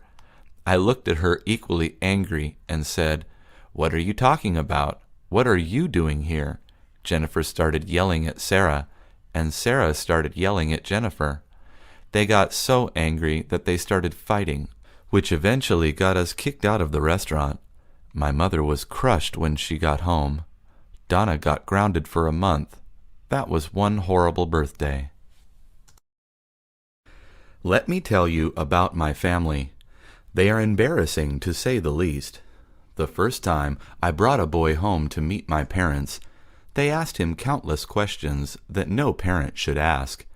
When did you lose your virginity? Do you believe in Jesus Christ? How many sexual partners have you had? Safe to say, that boy I brought home stopped talking to me after he met my parents. I stayed single throughout my time at high school. It was not that I didn't like anyone, or that no one liked me. It was that my parents had a rule. They had to approve of whoever I would be dating.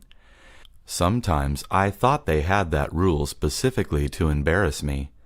I hate that I can't have normal parents. They are weird. They like collecting old books and watching old movies. They listen to old records on an old record player. They say that it's better than listening to an iPod. I always let them know that at least I can listen to my iPod when I go out. The last day of high school had passed, and I didn't know what I wanted to do. I decided to take a year off and work.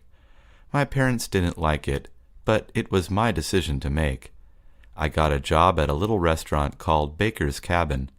It was a nice restaurant where people could sit down and have a good steak dinner at a reasonable price. I liked working there. However, what I liked most was the bartender, Paul. He had barely turned 21 and was already working behind the bar. We started talking. I think he really likes me, but I don't want things to get awkward when he meets my parents.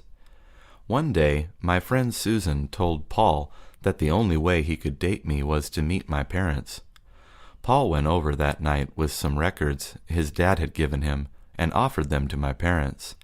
They went nuts and invited him in. They started asking him questions, but not about his sex life or religious beliefs. The questions were all about music. They really liked him, and they were actually acting normal. I think Paul is the guy for me. I got out of school at 7 p.m. and didn't have anything to do, so I started walking home. I lived an hour away from my school, so I got home around 8 p.m.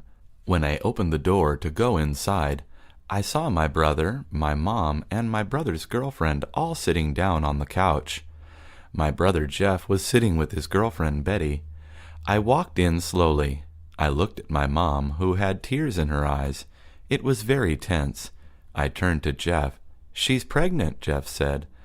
Jeff and his girlfriend started laughing and said, "Yes." I started jumping up and down with joy. I always wanted to be an uncle. My first reaction was to start screaming, "It wasn't me! It wasn't me!"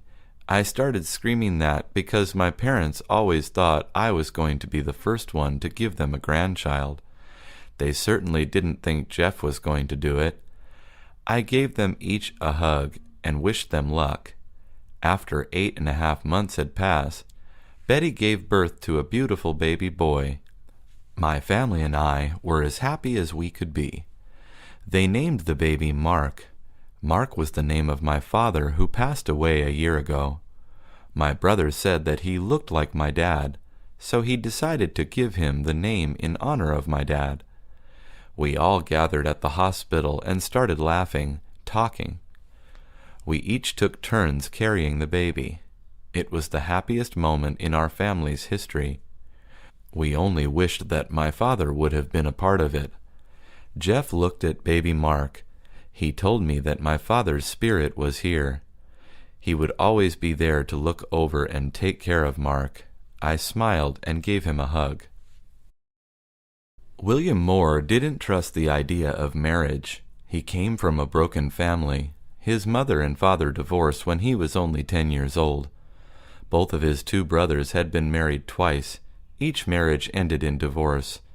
Marriage is the end, William always said. His view on marriage always got in the way of his relationships. He would go out on dates with women who would always be looking for something serious. William wasn't looking for that. He wanted someone to have fun with, and that was all. William hadn't found someone he felt strongly about in a long time. The last time he truly felt something for a girl was during his last year of college. Her name was Linda. Linda was in William's math class, and she always helped William with his homework. They started hanging out after school and going on dates every week. When William told Linda about his views on marriage, she didn't get scared. In fact, she liked the idea. It's a lot of pressure. A lot of guys think that women just want marriage, you know? I don't. At least not right now, Linda said. William decided to give Linda a chance. He liked her. They had the same view on marriage. Yet, during the final month of school, Linda got an email that changed her life. She got a chance to go study in Europe. William didn't want Linda to go. Linda said that it was a once-in-a-lifetime opportunity. William even thought about proposing to Linda to see if she would stay, but he knew that she would not change her mind. He let her go. It made William sad. He didn't know if he wanted marriage, but he really wanted to have someone there for him. My last class of the day was my physical education class. I always hated it. For the past 3 years, people had found ways to embarrass me. Things weren't so bad at first. A basketball hit me in the head when I was talking to a girl. I was trying to climb the big rope in the gym and fell down in front of everyone, who started laughing. However, the worst thing was yet to happen. At the end of the year, we always have a test to see how we have improved. We have to run a mile. The whole class does this at the same time. I wasn't the fastest runner, but I knew I could get a good score for this test. For this activity, we have to go into the locker room and change into our uniform. I left my uniform in my locker the other day since it was clean. When I opened my locker, I saw a note saying, "Buy a new uniform, loser." Someone had broken into my locker and took my clothes. I told the teacher, who went into his office and gave me an old uniform that had been left behind. "Suit up and I'll see you out there," he said. I tried tying a rope around the shorts to make them fit, but they wouldn't. The bell rang, and I knew my teacher would be mad if I didn't get out there. I started running and barely got there before he started calling names. After he finished with the roll call, we started the test. The whole class set off running. I was doing okay at the beginning. After a while, people started passing me. A lot of people laughed at my shorts. Then it happened. One guy pushed me out of his way, and I ended up falling. My shorts fell first, and then I fell to the ground. That was when all the girls started passing me. One of them shouted, "Ew, he doesn't have clean underwear." I picked up my shorts and walked the rest of the mile. It was the most embarrassing moment in my life. Robert Garcia always wanted to play baseball. He was small and weak, but he loved playing the game. Robert told his dad that he wanted to play baseball, but he felt that he was too weak to get into the school baseball team. Robert's dad looked at him and said, "Son, strength doesn't come from muscles. You will never know what you can do until you try. Go out there and try it. You have to take a chance." Robert was inspired. He went to the tryouts at school the next day. Even though Robert was the smallest person at the tryouts, he didn't give up. When the coach looked at Robert and asked him what he was doing there, "I'm here to try out, coach," Robert said. The coach wanted to laugh. Robert knew it, but the coach stopped himself. "Okay, let's see what you got," the coach said. He gave him a bat. Robert stepped up to bat. The pitcher threw a ball, and Robert swung as hard as he could. After he opened his eyes, Robert noticed that he had missed the ball. This happened 2 more times, and then he was out. The coach went out to talk to Robert. "Sorry, son, this sport is not for everyone." Robert didn't understand. He felt angry and sad. He thanked the coach for the opportunity and started walking off the field. Then he heard some of the guys making fun of him for being small. Robert couldn't take it anymore. He started running home. The coach saw Robert start running and couldn't believe how fast he was running. Robert was running faster than the team's fastest player. The coach told his assistant, "Go to the office and get me the home number for that kid." Robert got home and his dad told him the good news. He had gotten on the team. Robert couldn't believe it. He heard the coach's message. "Sorry for not believing in you, Speedy. Welcome to the team." Charles and Richard were known around the school for being troublemakers. They weren't allowed to attend the school dance because they had gotten caught trying to sneak into the girls' locker room. Although Charles and Richard always got into trouble, sometimes they didn't deserve it. They just had a bad reputation. That's what happens when you have a bad reputation. The school dance was coming up. Charles and Richard had a plan about how to sneak in. They were really troublemakers this time. It was the tradition that before each dance, the school band would perform the school's song. Along with the band, our mascot would come out to dance. Our mascot was a bulldog, but we had both a male and a female bulldog. Charles and Richard decided to go into the dance as the bulldogs. They convinced the students who were going to be the mascots not to go. On the night of the dance, Charles and Richard entered the gym as the mascots. They were dancing and running around the dance floor, as mascots are supposed to do. Then the principal came up to say a few words and introduce the school band. Charles and Richard had a plan, though. After the band started playing, they got behind the principal and started carrying him. The principal started yelling, but Charles and Richard didn't listen. They started walking closer and closer to the pool that was on the other side of the gym. Before the principal realized what was going to happen, they let him go directly into the pool. Everyone started laughing. Charles and Richard ran out of the gym quickly. No one realized that they were Charles and Richard, of course. The next day, they got caught. They were really in trouble. Kevin Turner was a trusting guy, but his girlfriend Carol Adams wasn't so trusting. Whenever Kevin wanted to hang out with his friends, Carol would look at him and say, "Who are you really seeing?" At first, Kevin took it as a joke, but soon Carol started getting carried away with it. When he went out with her, she would lie about not having her phone, just so she could see his phone. She would check his text messages and calls. She would check his Facebook and Twitter. I asked Kevin one day why he was still with her. He simply said that he had a plan. I was curious about his plan, but he didn't want to tell me what it was. After they had been going out for a couple of months, Kevin started going out to clubs, and Carol would always tag along. Kevin would say that he forgot his wallet and if she could pay. Apart from being jealous, Carol was actually willing to pay for a lot of Kevin's things. It turned out that all that jealousy had turned Kevin into a different person. Kevin started getting Carol to buy him things. She paid for his cell phone, for his car payments, for his clothes, and for his rent. I asked Kevin why he was still with her. He told me that he had another plan. One day, Carol had a fight with her best friend. When it was all over, she went to talk to Kevin at his house, but he wasn't home. It turned out that Kevin had always liked Carol's best friend. He kept it secret, but once he found out that they had started fighting, he realized that it was his chance. Kevin eventually got in a relationship with Carol's best friend. Carol eventually got over Kevin. "Jealousy is not a good look on a person," Kevin said. He told me that he did what he did because of how jealous Carol was. Brian Nelson got his first skateboard when he was 9 years old. He started skating right away.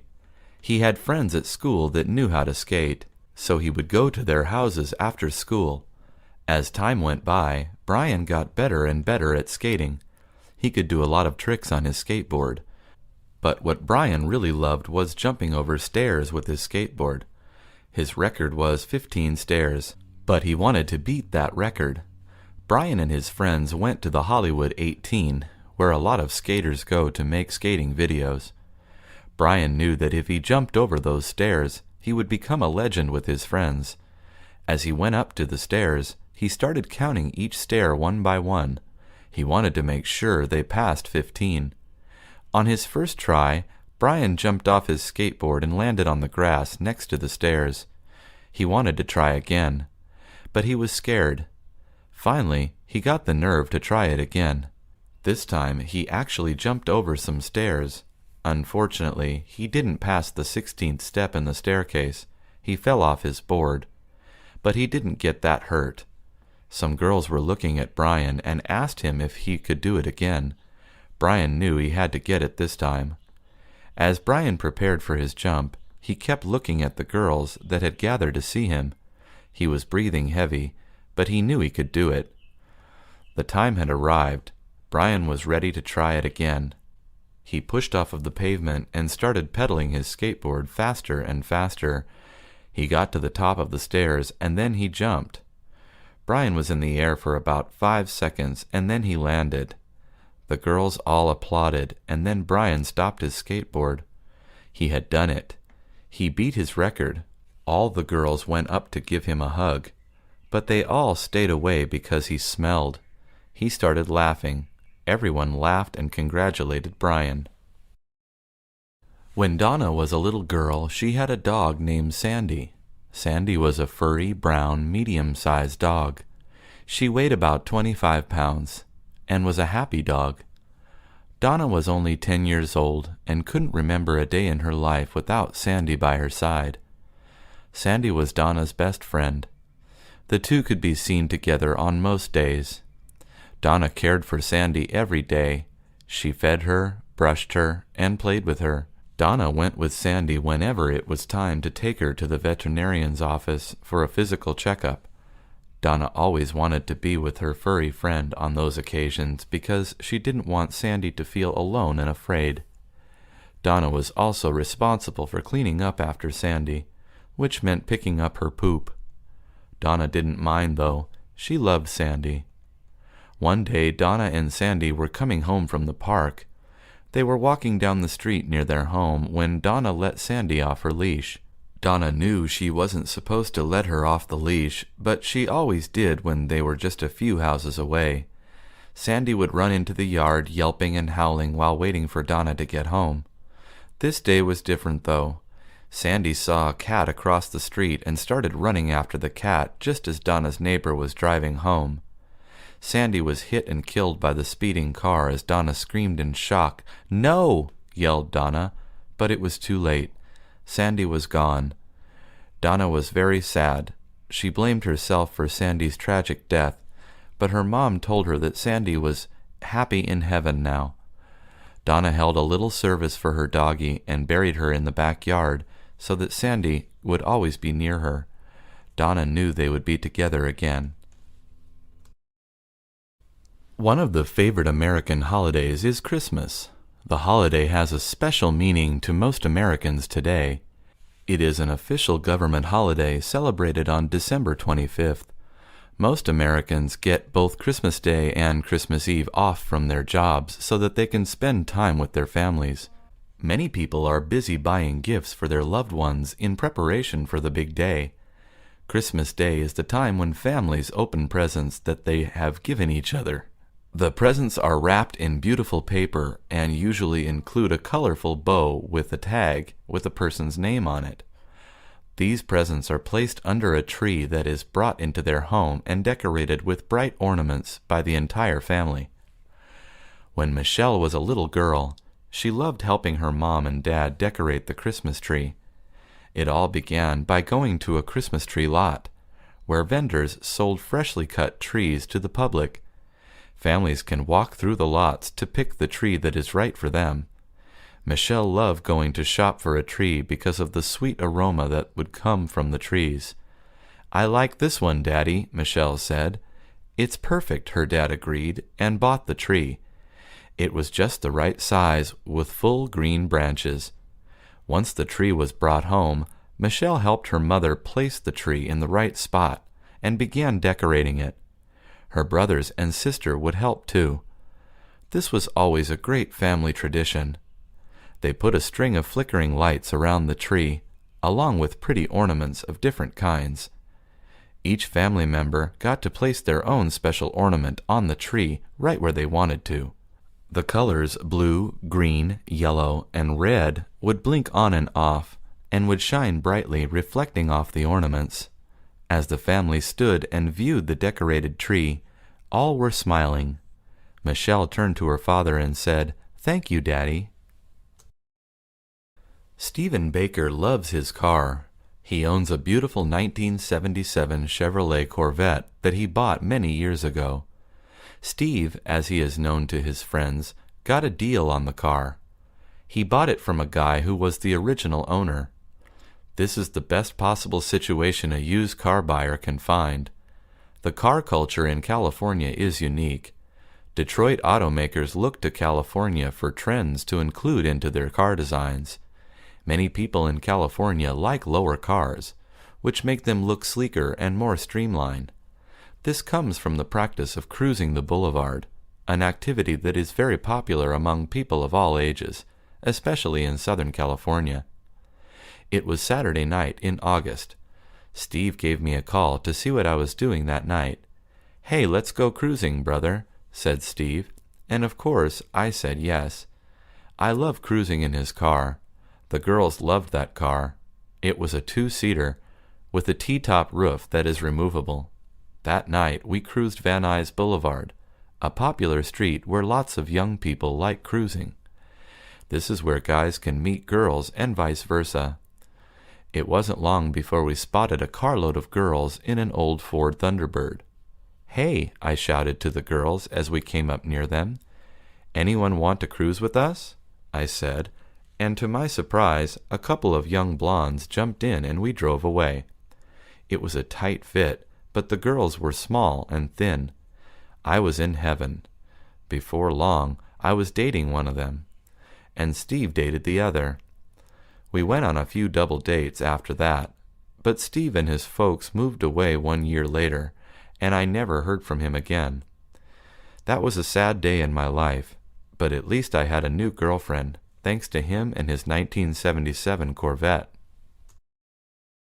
"My dad's taking us to Santa Monica today," said Carol. "Do you want to go with us?" Laura loved to go to the beach, so she said she would be happy to. Santa Monica Beach is one of the most beautiful beaches in California. There are more scenic views on the coastline up and down the state, but many are inaccessible to beachgoers. Santa Monica has a very large beach area that features white sand and lots of room to play. Carol liked to toss a frisbee around with her friends and to play volleyball. "Do you want to play volleyball, Laura?" Carol asked when they got there. "Sure," said Laura.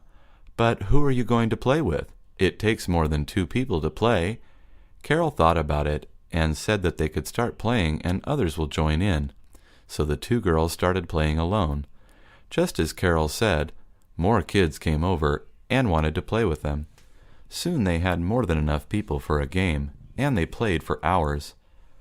After the game, the girls wanted to cool off, so they decided to jump into the ocean for a little relief. The water was crowded, but that just added to the fun. It was cool and wet, and the waves were just right. Some people were surfing both on surfboards and bodyboards, while others were swimming out to the buoys. On the coastline, 2 girls were digging for seashells, and one man was using his metal detector to find hidden treasure. Carol ran up to the man and asked him what he was looking for. He said, "Anything I can find, young lady." Carol laughed and asked him if she could try. "Sure, why not?" said the man. So Carol started scanning the beach and soon found a necklace, which the man let her keep. "Why not?" said the man. "You found it." Carol was happy and ran to tell Laura. Nowadays, many people are social media fanatics.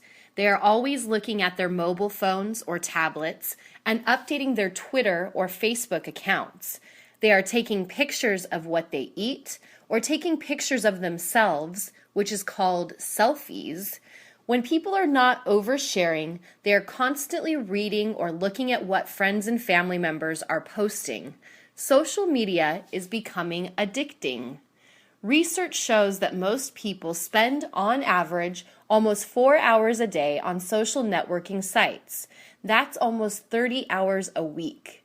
While some people need and use social media for work or to stay in touch with friends, other people find that using social media so much causes anxiety and stress. People also tend to use social media as a way to procrastinate. So, just as many religions ask people to abstain or not to have certain foods or drinks for a certain time, many people are taking social media fasts. They are not updating their statuses, and they are also not reading what other people are posting. They choose to stay away from social media for 30 days. Ironically, the details of these fasts can be found on social networking sites all over the internet. The reasons people undertake a fast are varied. Some people want to reconnect with their families or friends by disconnecting from their cell phones. Some people want to be more productive at work. What did some fasters do instead of logging on? Some decided to connect with friends by actually sitting down and having face-to-face conversations. If friends or loved ones were far away, they would call them on the telephone instead. Some even wrote handwritten postcards, or letters. The results were mixed. Some people felt that not using social media made them more anxious. Others developed more positive habits like journaling or meditating. The hockey team Los Angeles Kings won the 2014 Stanley Cup and had a parade last Monday in Los Angeles to celebrate the victory. During the parade, fans from all over California came out to support and celebrate with their favorite hockey team. According to the Los Angeles Police Department, over 200 uniformed officers were sent to the parade to make sure everything went okay. Although the parade went by without a problem, the LAPD's public information officer said that there was an increase in alcohol-related arrests than when the Kings won the Stanley Cup in 2012. According to Christopher Harris, who attended the parade with his family, a lot of people who attended the parade had gone to the bars surrounding the Staples Center and had gotten drunk before attending the parade. I saw one person throw up on the street in front of a policeman. They put him in the back of the police car, Harris said. The cheers from the crowd started getting louder and louder as the players from the Kings started passing by. Robert Lopez, who attended the parade even though he was rooting for the New York Rangers, said that the Kings fans started getting really annoying. He was pretty sure it was because of the alcohol. Everyone seemed pretty drunk. Lopez said that he was glad that he didn't bring his New York Rangers jersey, as he originally planned on, because he said people would have definitely thrown stuff at him. A public relations worker for Los Angeles Kings issued a statement for the hockey organization saying that they do not condone people to drink before going to attend the parade. He went on to say that they took the precaution of having the parade start earlier than it did in 2012 so that people didn't have a chance to go get a drink. It seems as if it still failed. Susan grew up in Lincoln, Nebraska, the heartland of the USA. She remembers playing in the cornfields as a child and seeing miles and miles of land stretching out as far as she could see. One day, her aunt took her to see the 1997 movie Titanic, starring Leonardo DiCaprio and Kate Winslet. She marveled at the sight of the vast ocean. It was something she had never seen before. She remembers turning to her aunt to say, "I'm going on a ship like that one day, Auntie." True to her words, Susan left Nebraska and moved to Los Angeles, California. She wanted to live near the ocean and was delighted to discover the Queen Mary was permanently docked in Long Beach. The grand ship, which has the same size of the Titanic, is now a museum and tourist attraction. She didn't hesitate to book a tour of the ship. "This is wonderful," she thought to herself. Upon arriving on board, Susan was not disappointed. It was everything she hoped it would be. The ship was restored to its original state, which was very luxurious. The tour she took highlighted the ship's history and importance over the years. She ate at one of the 3 restaurants and stayed the night in the ship's hotel. The Queen Mary was built in the 1930s in Great Britain and enjoyed many years sailing across the Atlantic Ocean. It was host to many dignitaries such as Winston Churchill, the Duke and Duchess of Windsor, and many Hollywood celebrities. During World War II, the ship was assigned as a troop transport where it was used to transport up to 18,000 Allied soldiers per trip. After the war, it was restored to its original state and began its transatlantic travels. In 1967, the city of Long Beach purchased the aging ocean liner, and it has been a popular attraction for the city ever since. "It is living history," said Susan after her visit.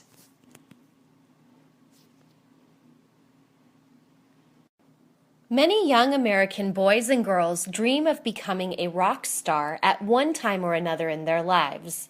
American culture is largely defined by the music young people enjoy. During the 1960s, music in the United States was greatly influenced by the social issues of the day. Many call the decade a revolutionary period in the country's history, and music was a big part of that revolution. When David was young, he was in love with the Beatles. The English band was possibly the most impactful group of the generation. It revolutionized music like no band or artist before them. Most young boys wanted to be Paul McCartney or John Lennon, the two founders of the band. Becoming rich and famous in America is one of the attractions of living in the U.S., and becoming a rock star is one way of achieving this. David knew this, so he got together with 3 of his friends and convinced them to form a band together. Many American rock and roll bands began their journey in someone's garage. One notable group to start this way was Van Halen. David and his friends were convinced they could become the next Beatles with a little luck and a lot of practice. The band practiced regularly over the years and soon became good enough to perform before some young audience, but they never hit the big time, unfortunately. The road to success in the music industry is not an easy one to travel, but that does not deter some American dreamers. David's philosophy was, you never know what the future holds, and is engaged in the music industry to this day. A couple of his original band members are also in the industry, enjoying marginal success, and are still pursuing their dream. Laura was confused. She came to the United States a year ago. She didn't understand the difference between Memorial Day and Veterans Day. She knew that both holidays had to do with remembering and honoring people who had fought in wars for the United States. She also knew that both days were national holidays. On both days, banks, schools, and the post offices were closed. On both holidays, stores offered special sales. On both holidays, people hung the American flag, and sometimes there were even fireworks. Laura had seen on television that on both days, the President of the United States made a speech and visited a cemetery, laying a wreath on the grave of a soldier. Laura decided to ask the mailman Brian what the difference was. She figured he would know since he had both days off from work. The next day, when Brian was dropping off Laura's mail, she asked him. Brian explained that Memorial Day is usually observed on the last Monday of May. This meant that it could be on a different date every year. Memorial Day is a day for remembering and honoring those in the military who died, especially if they died in a battle. Brian also told Laura that Memorial Day was also considered the unofficial start of summer. Many public beaches would open on Memorial Day. Veterans Day is a day set aside to thank and honor all people who served in the United States military. Brian explained that Veterans Day is also to remember those that are still alive. Brian told Laura that the date for Veterans Day never changes. It is always held on November 11, which was the date when World War I ended in 1918. Chris knew exactly where she was on January 28, 1986. As a matter of fact, nearly all Americans can recall what they were doing at the moment the Space Shuttle Challenger exploded. It is one of the most tragic moments in the history of the country, and it is one that will not be forgotten. Chris was working as a clerk at a clothing manufacturing plant in Commerce, California, which is about 3 miles from downtown Los Angeles. On that morning, she was filing some documents when one of her coworkers came through the door into a large work area that contained about 20 employees. "The shuttle just blew up," he shouted. Most employees were taken aback. They had no idea what he was talking about. Once again, he blurted out, "The space shuttle just blew up in Florida." Chris knew at that time something went very wrong. The Space Shuttle program began in the early 80s and continued to this day. The fleet consists of various shuttles that are designed to go into space, establish an orbit, and do a variety of tasks. It was heralded as a new era in space exploration.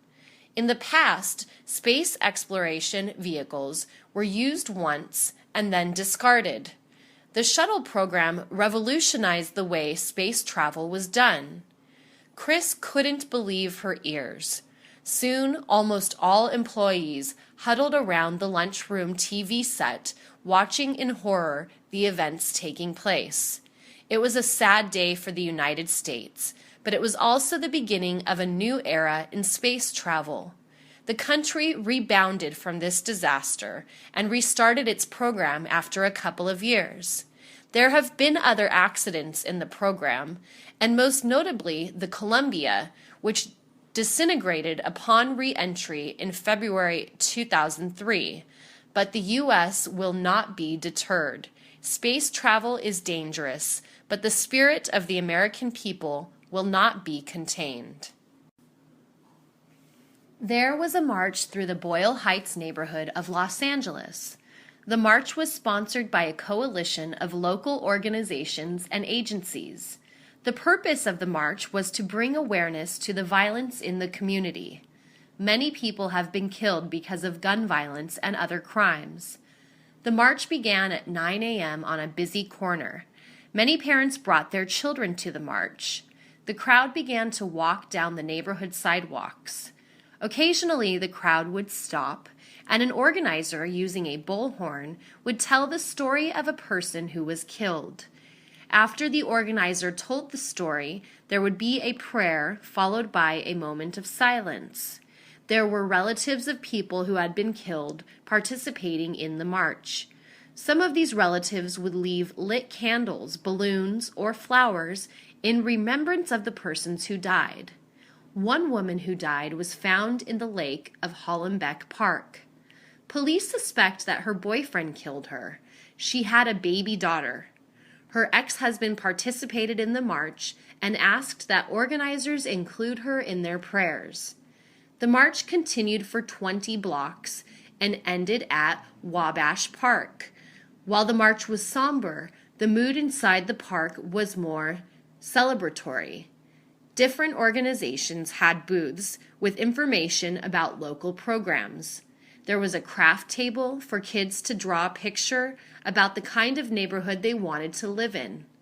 Different bands played between speakers, offering solutions to the neighborhood's problems. On the same day, there was another march at a nearby housing project. In the spring, 4 houses were firebombed. Police suspect the attacks were racially motivated.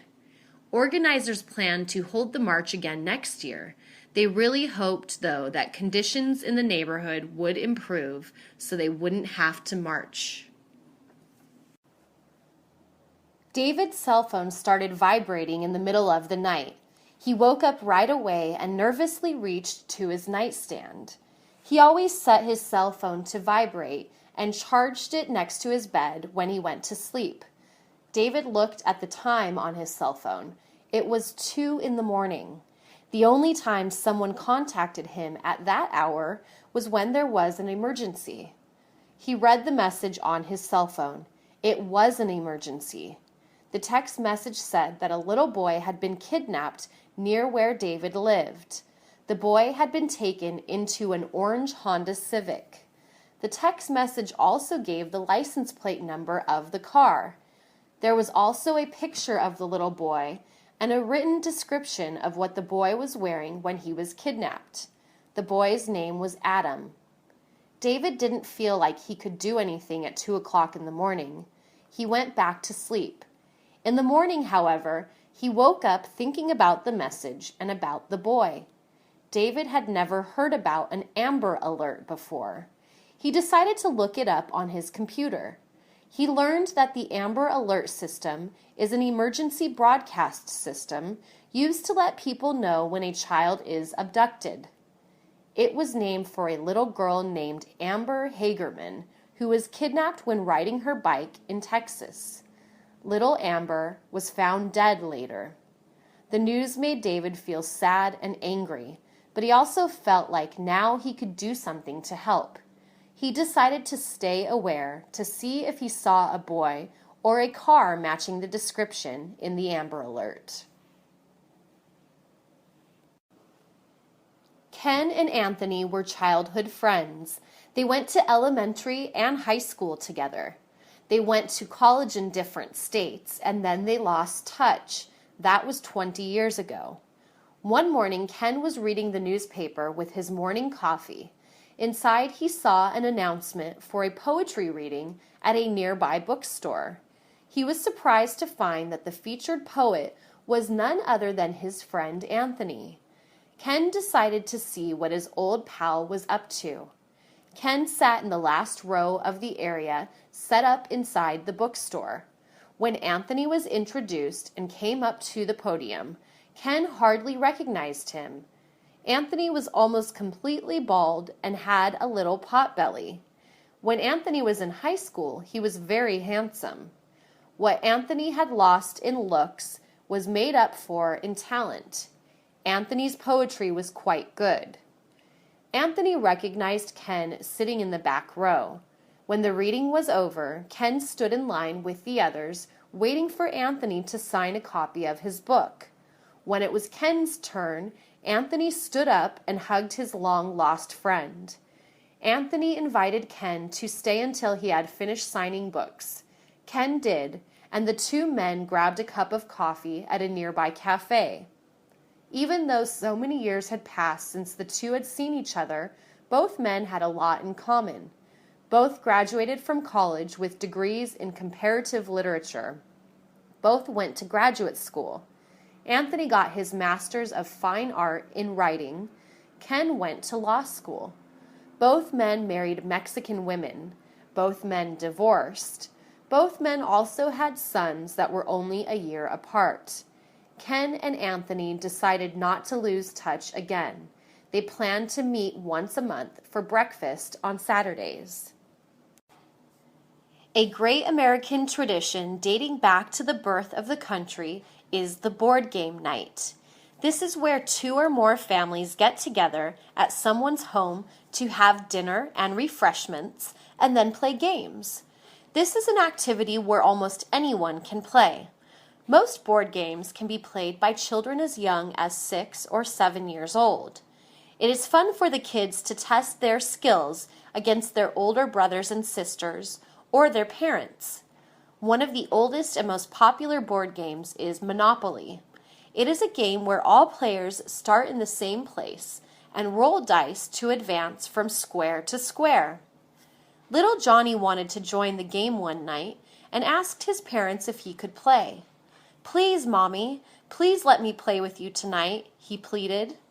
His mom thought about it for a while and said, "Okay, Johnny, tonight you can play."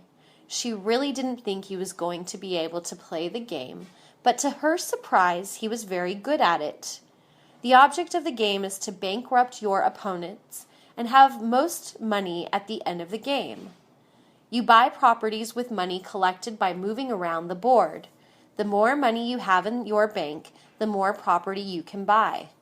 Johnny landed on the boardwalk square, which is a very prized property. It is the most expensive property, but Johnny knew its value and bought it. The square is positioned at the end of the game where everyone collects $200, but if you land on it, you have to pay a high rent. Johnny bought a couple of nearby properties too, and before long he was collecting rent from all the other players. Johnny ended up winning the game, which made him very happy, and it also made his mom very proud of him. Johnny showed her and everyone else what he was capable of. The Mexican national soccer team had just won a match against Croatia in the World Cup. This meant that Mexico advanced to the next round. Mexican soccer fans worldwide are known for loyalty to their team. After this win, however, some wonder if they took their loyalty too far. In Huntington Park, California, fans took to the street after the win. The afternoon crowd grew to almost 200 people. The fans waved flags, yelled, honked their cars, and jumped around the streets. The crowd was so big that they blocked traffic. This caused traffic jams in the area. While most of these fans were just overzealous, a handful were intoxicated. Instead of just celebrating, they began throwing bottles. Some of the fans even began rocking cars parked on the streets. Police were called to the scene. Not only did the local police department send in patrol cars, 2 police helicopters flew overhead, and some police on horseback began to try to disperse the crowd. Someone threw a bottle at a police horse. Police urged shop owners to close their businesses. The police arrested 5 people. Thankfully, no one was hurt. When Mexico played again the following week, police patrolled the streets in advance. This time, they were going to be prepared if Mexico won again. Mexico was playing against the Netherlands. The Dutch team won 2-1.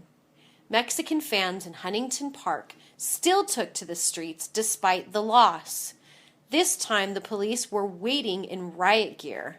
The fans waved flags, chanted, honked horns, rocked cars, and even lit firecrackers, but no one threw bottles. The police didn't arrest anyone. They did have to close off 3 blocks to traffic, though. The police were probably secretly glad that Mexico didn't win. In 4 years, when the next World Cup happens, they'll worry about it again. Carla moved to San Francisco 2 years ago. All of her family was in Boston. Every year she tried to visit her family twice. She would go once in the summer and once during the Christmas holiday. Traveling cross-country was expensive, though. She needed to find a way to save money on her travel. She decided to try and use an airline loyalty program to see if that would help. There was one airline that Carla preferred to travel on. Every time she used that airline, there were hardly any delays, and the trip was always comfortable. The airline featured in-seat direct TV, so she could watch her favorite television shows while traveling. She could also order food and beverages right from her seat. An extra perk was that each seat had an electric outlet. This made it easy for Carla to plug in her computer and do work on her trip. On her last trip, Carla decided to sign up for that airline's loyalty program. She would earn points for every trip she made.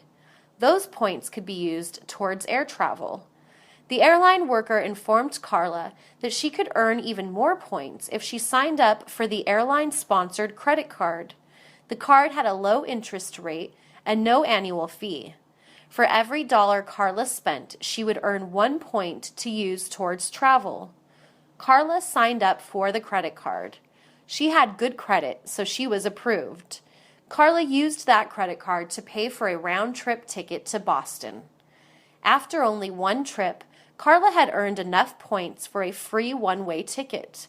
That saved her almost $500. It felt like traveling for free. Carla decided to stay loyal to this airline. Marie and Mark have been dating for 4 months. The relationship is moving fast. They already are talking about a future together, including moving in together. For Marie, this means moving her 2 children from a previous marriage as well. Marie's children call Mark Daddy. Mark and Marie see each other almost every day, and yet they have never actually met. Marie lives in the city of Terrace, and Mark lives in Houston. They began conversing with each other in an online chat room. How they see each other is through video chat programs like Skype. They are constantly texting one another and sending one another pictures. Marie asks her friend Bella for advice. Bella met her husband, Dan, on Twitter 4 years ago and moved from New York City to Los Angeles to be with him. It was different from Marie and Mark's situation, though. Bella and Dan had friends in common, even though they lived on opposite coasts of the United States. Bella also traveled to Los Angeles a number of times to decide if she really liked Dan and if she could live in another city.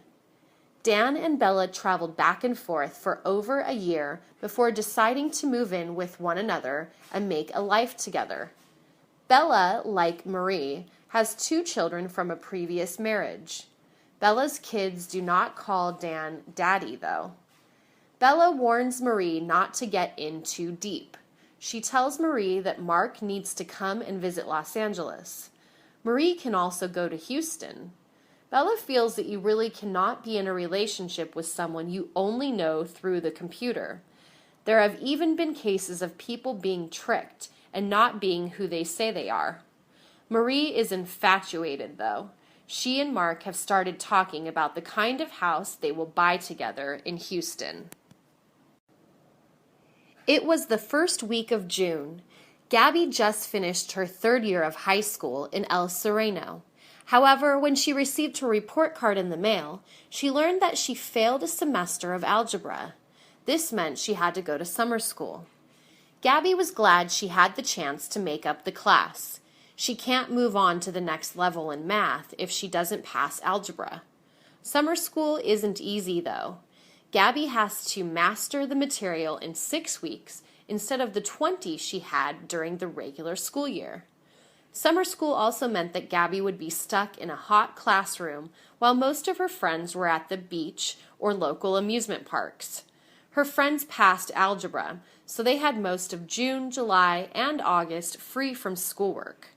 Going to summer school also meant that Gabby's family had to change their summer vacation plans. Gabby had to be in summer school from 9 a.m. to noon. She couldn't stay up late on weeknights or sleep in. She had to be on the bus at least an hour before class started, or else she would be late. The classrooms were hot since the school building was old and did not have air conditioning. When Gabby came home from school, she couldn't do whatever she wanted. After Gabby took the bus home from school, she had homework to do. This was the first time Gabby had to go to summer school. She wanted it to be the last time. Gabby made a promise to herself. In the fall, when regular classes begin again, she will try her hardest to pass. Sweating in a classroom while your friends are out having a good time is not fun. Summer break is not so much of a break when you have school. Francesca picked up her 7-year-old son from school one afternoon. Isaac proudly showed his mother what he had made at school that day. It was a card made out of brightly colored construction paper. "It's for Father's Day," Isaac explained. The card was cut into the shape of a man's dress shirt with a drawing of a man's dress tie. Inside the card, Isaac had written the words "Happy Father's Day." Francesca wasn't familiar with Father's Day, as it wasn't something celebrated in her home country, so she asked her neighbor Jenny about it. Jenny told her that Father's Day, like Mother's Day, is a made-up holiday in the United States. It is always celebrated on the 2nd Sunday in June. People give fathers cards, presents, go out to eat at a restaurant, or do something special that day. It's a day to show gratitude to your father, Jenny explained. Francesca understood, but she also felt a little bad. While the Father's Day card Isaac made was nice, Isaac's father never wore a dress shirt or a tie. Isaac's father, Tim, wore a uniform to work. On his days off, he liked to dress casually and comfortably. The most dressed up he got was by wearing a polo shirt. Francesca had an idea. She went shopping the day before Father's Day to get her husband a surprise. On Father's Day morning, she and Isaac gave Tim a box wrapped up in nice paper. "Happy Father's Day," Francesca and Tim shouted. When Tim unwrapped the box, he laughed. Inside the box was the Father's Day card Isaac made in school. Also inside the box were a dress shirt and a tie. They were the same color as the card Isaac made. Tim, Francesca, and Isaac went next door to Jenny's house for a barbecue. Tim wore the dress shirt and tie. It was the morning after Julia's first Thanksgiving in the United States. The night before, she had a huge dinner with her friend Elizabeth's family. Before eating roast turkey, sweet potatoes, and cranberry sauce, each person at the table had to say something they were grateful for. Julia appreciated that she was able to participate in this holiday that recalls the Pilgrims' first harvest after arriving from England a long time ago. Julia's phone rang at 4 in the morning. It was Elizabeth. Elizabeth invited Julia to go shopping with her. "We are going to the stores so early?" Julia asked sleepily. Elizabeth explained that the day after Thanksgiving in the United States was called Black Friday. Stores, which held special sales, started very early. "It's the official start of the holiday shopping season," Elizabeth explained. Julia and Elizabeth were outside the local shopping center by 5 in the morning. Julia was surprised to see that not only were all the stores open, but they were crowded. Elizabeth told Julia that this was nothing. Some people camped outside the mall all night so that they could be among the first to enter and get extra special deals called doorbusters. Many times these doorbusters were electronic items at extremely reduced prices. Often only a small number of these items are made available. Sometimes they are only available to the first 100 people in line. Julia thought it sounded violent and wondered aloud if people really broke down doors to get into the store. "Sometimes there is a lot of pushing," Elizabeth explained. "Some people have even been hurt or killed because of physical fights over limited products." At 5 a.m., though, the doorbusters were gone and the cash registers had long lines. Many shoppers had full shopping carts of presents they intended to give away for Christmas, Hanukkah, or Kwanzaa. Ken received many reminders in the mail in the weeks leading up to the first Tuesday in November, Election Day. From before the time he became a United States citizen, he looked forward to being able to choose who would represent him in the various levels of government. Shortly after taking the citizenship oath, Ken filled out a short paper form registering him to vote and choosing a political party affiliation. Ken appreciated that choosing a specific political party didn't limit whom he could vote for, though. He was free to vote for someone of the party he registered under. He could even vote for someone of a different party. Since his vote was secret, no one would know anyway. Now that he was a naturalized citizen, Ken spent many hours looking over the various voter guides that appeared in his mailbox. On the national level, Ken could vote for president, members of the Congress. On the state level, Ken could vote for state congresspeople and governor of the state. Locally, Ken could cast a vote for mayor, city council persons, and local school board members. He felt a little overwhelmed by the choices. Besides getting mail about the various candidates, he saw many commercials featuring each candidate's position on various issues. There were also televised debate, which helped show what the candidates have in common and how they differ. Ken was nervous on the day he went to vote. He went to his local polling place.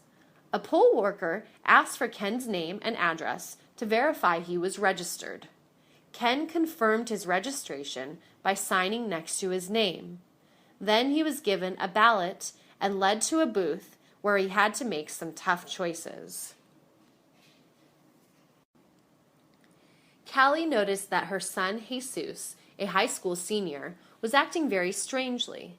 He seemed to be hoarding his allowance and having many whispery conversations with his friends. When Kelly asked Jesus about it, he admitted that he was nervous about prom, a dance held at the end of senior year of high school for those graduating. Jesus was feeling a lot of pressure to ask a girl to be his date for the prom. Girls like Lexi were also feeling pressure about a guy they liked asking to the prom. A photographer would be on hand to capture on film forever who said yes. Then there was the matter of the clothes. Young men like Jesus didn't have to worry so much. Most of them would just rent tuxedos. Young women like Lexi, however, had to make sure that whatever dress they wore would be unique. There is nothing more embarrassing than going to the prom and having another girl wearing the same dress. For the parents, like Callie, one of the biggest stressors was money. Tickets to the prom cost $120 per student. Renting tuxedos costs a lot of money, not to mention the fact that traditionally he had to buy his date a corsage. Most students split the cost of a limousine among friends. Callie had more than money on her mind, though. She had heard stories about wild things happening on prom night. She worried about Jesus drinking alcohol, even though he was underage. Callie encouraged her son not to worry so much about finding a date. Maybe he could go to prom with a group of friends. That was what Jesus ended up doing. It was fine until it was time to be photographed. All of Jesus's friends split up into couples. Jesus posed alone. Meryl was a little embarrassed to admit it. She was 37 years old and didn't know how to drive. When she lived in Queens, it wasn't such a big deal. Everything that she needed was close by. The supermarket was 1 block away. She would take her shopping cart and get what she needed for the week easily. When she didn't feel like dragging the shopping cart, the supermarket even delivered for free. All she had to do was tip the driver. She would use that same shopping cart to take clothes to and from the laundromat, which was only a block away. While Meryl's job was not a block away, the subway station was. Every day she would walk the block to catch a 45-minute underground train ride to work. She repeated the journey in reverse to return home in the evenings. Alhambra sure was different, though. The walk from Meryl's house to the supermarket was nearly a mile. She didn't feel like walking that long a distance while pushing a shopping cart full of a week's worth of food. The laundromat was a mile in the other direction. She wasn't going to push her dirty clothes through that many streets. There were no trains nearby to take her to work, just buses. The buses always took a long time to come. For the first few weeks, Meryl was always late everywhere. Sometimes when she had an urgent appointment, Meryl would ask friends to give her a ride somewhere. Almost all of her friends had cars and knew how to drive. Most of them learned it when they were in high school. After a while, her friends were tired of giving Meryl rides everywhere. "You need to learn how to drive, Meryl," they told her. She knew they were right, but Meryl was scared. Emma's son Johnny had been bugging her about joining a sports team like all his friends. One day she took Johnny to the local recreational center where they were having tryouts for baseball. She found out about the tryouts from a banner she saw hanging outside the recreation center when she was driving by. Baseball seemed like the perfect sport for Johnny to learn to play, since it is nicknamed America's pastime. Emma took her son to the tryouts after school. "I'm sorry," one of the coaches told Emma. Johnny was too young to try out for baseball. Since he was 6 years old, he could try out for t-ball, though. T-ball is similar to baseball, except that there is no pitcher. Instead, the ball is placed on a stand called a tee because of its shape. This makes it easier for younger kids to hit. T-ball games are also shorter than regular baseball games. Regular baseball games last 9 innings. Emma couldn't imagine her son standing still for 9 minutes. T-ball sounded like a good way to introduce her son to the responsibilities of being on a sports team and the rules of baseball. Emma had to bring Johnny back on a different day to try out for T-ball. When she did, he was put on a team. After paying a fee, Johnny was given a uniform. Johnny looked at the back of his uniform. "Hey, look, Mom, I'm number 1, he said proudly. Once Johnny started playing, though, it was clear to Emma that he was not very good at baseball. He stuck with it, though, and his team ended the season in 4th place. There were only 4 teams in the T-ball league. "Can I play again next season?" Johnny asked his mom. "Yes, but see if you can get another number," she told him. Sam was so proud of himself. He had gone 2 years without smoking a cigarette. At the age of 14, Sam was already puffing away on his favorite brand of cigarettes, Marlboro. Even though people have to be over the age of 18 in America to buy cigarettes, Sam knew of a few stores that sold cigarettes without checking identification. Sam had spent 7 years smoking. He was 21 when he decided to quit. Sam decided to quit after discovering he had been coughing blood. He would get tired quickly, and he noticed his teeth were getting really yellow.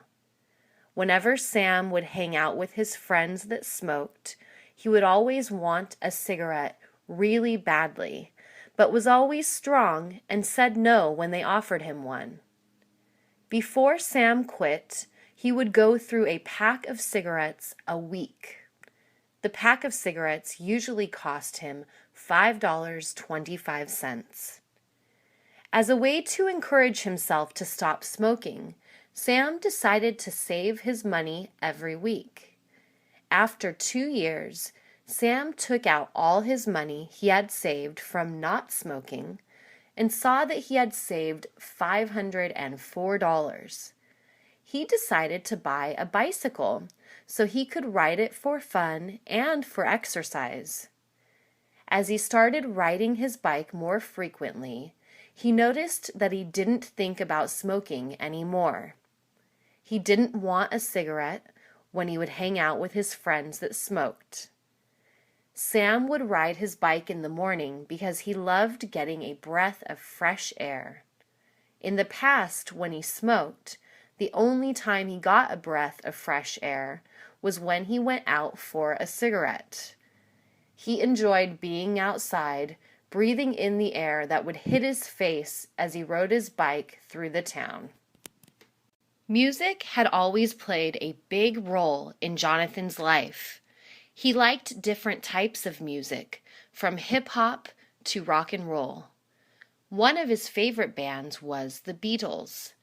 He could hear them every day. Jonathan didn't feel that way towards any other band. He had all of their albums, and he knew all the lyrics to their songs. One day, Jonathan and his girlfriend Sarah went for a ride in Jonathan's car. Sarah was excited to show Jonathan a new band she had heard about. Sarah brought the CD and played it for Jonathan as they drove around town. The first song was called 40-Day Dream, and the band's name was Edward Sharpe and the Magnetic Zeros. Jonathan didn't think much of them at first, maybe because he was driving, but after they stopped driving, he had the song stuck in his head. Jonathan decided to look for their albums. They had 3 out, so Jonathan decided to buy them all. During a rainy day, Jonathan invited Sarah to his house, and they listened to all 3 of their albums. Jonathan loved the band. He loved how they sounded like bands from the past. He loved how they reminded him of the Beatles. When he and Sarah were listening to the 3rd album, the song If I Were Free came on. Jonathan jumped off his bed and started dancing alone. Sarah looked at him, smiled, and laughed. Jonathan started clapping, and then he started singing. The light became too heavy, and I fell into a dream, he sang. He fell next to Sarah, looked at her, and said, I feel like I'm in a dream when I listen to this band. Thank you for introducing me to them. The night was calm in Los Angeles, although the wind was particularly chilly. Frank had gotten out of work in downtown Los Angeles around 11 p.m. He got his sweater, put his headphones on to listen to music, and put his backpack on. Frank liked taking his backpack to work because he could take a change of clothes to work so that he didn't have to wear his uniform after he got out. In order to get to his house, Frank had to take a bus and a train, but he didn't mind because he could listen to music. After getting off the train, Frank got something to eat at a little restaurant that stayed open late and served hamburgers. After eating, Frank still had to walk for 30 minutes. While Frank was walking through a small street with a lot of homes, he noticed there was a car behind him following him slowly. He looked back and noticed it was a police car. He didn't mind because he wasn't doing anything illegal, so he kept walking. As Frank was about to get home, the police car turned on the lights and drove directly to where Frank was at. They stopped and got out of the car. The two police officers surrounded Frank. Frank was used to this and put his hands in the air. The police officers told him to put his hands on the hood, which he did. As Frank was being searched, he asked the police officers why he was being searched. They ignored him and asked him questions. Do you have anything illegal on you? Have you been arrested before? Do you have a weapon? Frank answered no to all of their questions. They put Frank in the back of the police car. Frank asked again why he was being searched. One officer said, "Because you are walking around the neighborhood with a hooded sweatshirt." Frank had done nothing wrong, so the police let him go after searching his backpack. Jacqueline and her family were sleeping in their home. Their dog Scruffy was asleep next to Jacqueline. It was 4:36 a.m. and the night was quiet. There were no cars passing in the street. No noise could be heard. It was like everything was still. Jacqueline always put a cup with water next to her bed so that if she got thirsty during the night, she didn't have to walk all the way to the kitchen. That was when it happened. The furniture started shaking, and the cup of water fell to the floor. Scruffy started barking, and it woke up Jacqueline. She looked around and saw that all her stuff was shaking. She started screaming. Soon after, her father came in and told her to come out quick. It was an earthquake.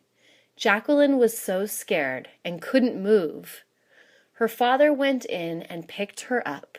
He took her outside where Jacqueline's mother and brother were at already. Jacqueline and her brother were crying. They didn't understand what was happening. Luckily, Jacqueline's mother had prepared an emergency kit and had it outside. She looked for the key, which was hidden inside a fake rock, and unlocked the box. She pulled out blankets to keep her children warm. Jacqueline looked at her mother and took the blanket. She then saw her dad take a flashlight from the box. He used the flashlight to see if the house had any damage. The father knew the house was not safe, so they stayed up until someone could examine the house. The children didn't have school due to the earthquake, so they spent the day with their parents. Jacqueline was so proud of her parents because they knew what to do during this disaster. She talked to her friends, and they weren't so lucky. Jacqueline went up to her mother and father and hugged them because she knew she felt the protection of her parents. Albert had been playing the guitar almost all his life. His first guitar was given to him by his father. It was a Fender Stratocaster, and Albert absolutely loved it. As a young boy, Albert would spend hours and hours listening to songs, trying to learn them on his guitar. As he grew older, he didn't play the guitar as much. He met a girl and they started dating. Eventually, they had a son. Every once in a while, Albert would take out the old Fender Stratocaster and play a song for his baby son named Max. He loved playing guitar for Max because it would calm him down when he started crying. As Max got older, he started listening to the same kind of music his father listened to. Albert and his son would listen to music together and talk about what they thought the songs meant. During Max's 10th birthday, Albert gave his son a Fender Stratocaster as well, the same model his father had gotten him. It cost him a bit more, but he wanted his son to have the same one as his. Max was happy. He asked his dad to teach him all the songs he knew. Albert smiled and said, "Of course." When Max turned 17, he joined a band. They played local shows and were able to record some songs by themselves. One day, as Max was walking home from band practice, someone stopped him and took away his guitar. He was devastated. He went home and locked himself in his room. He couldn't face his dad. He knew he had let him down. When it was time for dinner, Max opened his bedroom door and saw his dad's Fender Stratocaster on the guitar stand. There was a letter and a set of keys on the guitar. The letter said, "To my guitar hero, Max, here is my guitar. You need it more than I do. And the key to your new car, so nothing like this will happen to you again." A school bus transporting Maxwell High School students overturned on the corner of Seeley Street and Wilton Avenue. The driver of the bus was trying to avoid hitting a car that passed a red light, and the bus overturned with 37 students inside. The driver suffered minor injuries to the face, and 2 students broke their arms. Roger Peterson, principal of Maxwell High School, said that the driver was not at fault. His reaction helped prevent any serious injuries. As soon as the bus overturned, the driver opened the door using the emergency handle and started evacuating the students one by one. He notified the police of the students that were injured. "We teach our drivers to ensure the safety of the students first," Peterson said. The driver, whose name is not being released at the moment due to an investigation, along with the 2 students, are being treated at Belmont Hospital. The parents were notified as soon as possible by school officials.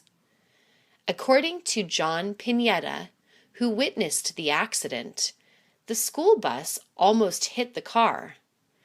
The bus wasn't going that fast, but the other car was. If the bus had hit the car, those people inside would surely have been seriously injured or worse, Pineda said. Pineda also said that the driver of the school bus took precaution to turn where people weren't walking. If he were to have made a right rather than a left, he would have definitely hit people that were crossing the street. Peterson issued a statement saying that the students who were inside the bus could miss school the next day to make sure they were okay and relax with their family. According to Peterson, the police provided him with a list of students that were involved in the accident. Police are looking for the driver of the car that passed the red light. It was a white Honda Civic. Anthony was a senior at high school and had a car. Even though Anthony wasn't 21, which is the legal age to buy alcohol, he would occasionally have a drink with his friends. Anthony was excited because today was his prom day. He had his tuxedo on and had a flower for his date. He got into his car and went to pick up his friend Jacob and then to pick up Jennifer, his date. When they showed up to the prom, Jacob's date and Jennifer went to the restroom. Jacob took out a small bottle of whiskey from his jacket pocket and told Anthony to take a drink. Anthony took some and didn't like it, but he still drank. As Anthony and Jennifer danced, he began to feel dizzy. He was drunk. "Anthony, are you okay?" Jennifer asked. Anthony looked at her and laughed. She figured out that he was drunk and decided to leave with Jacob's date. Anthony got mad and decided to leave. He got in his car and left. As he was driving down Mental Avenue, he saw a police car following him. He got nervous and started chewing gum. Anthony was looking at the police car through his mirror so much that he almost took a red light. When the police saw this, he stopped Anthony. The police gave him a few tests to see if he had been drinking, and Anthony failed them. The police took him away. His father picked him up and they went to talk to a lawyer. The lawyer said that Anthony would have to take alcohol education classes, go to Alcoholics Anonymous, do community service, and pay a fine. Anthony's father said that Anthony would have to get a job as well to pay for the fine. Anthony decided never to drink after that. He said that it wasn't worth it. Claudette's dad didn't let her have a boyfriend. He told her that 12-year-olds aren't supposed to have boyfriends. Claudette always wanted a boyfriend, but didn't want to get her dad mad. She would always go to the library after school to study and wait for her dad to pick her up. One day, a boy named Stephen decided to go up to Claudette and say hi. "Hello, my name is Stephen. I've seen you here before," he said. "Oh, hello. My name is Claudette. I always come here to study and wait for my dad. I live a bit far," she said. Stephen asked Claudette if he could sit with her so he didn't have to study alone. Claudette said yes. They started studying and started talking. Soon they weren't studying at all. They began talking about music, books, movies, and what they liked to do for fun. Stephen had to leave before Claudette's dad came to pick her up, and he asked her if she would be back tomorrow so that they could study together again. Claudette said yes. The next day, Stephen showed up and saw Claudette. He sat down, and she smiled at him and said hello. They began talking about their classes and what they were learning at school. After they talked for an hour, Claudette told him she had to go look for a book and if he could go with her. Stephen agreed and went to look for the book with Claudette. As they were looking for the book, Claudette was in one aisle and Stephen was in another. Claudette took out a book and saw Stephen was looking at her. She smiled, and he told her she was beautiful. She was happy he said that because she really liked him. Claudette asked him if he wanted to be her boyfriend. Stephen said yes.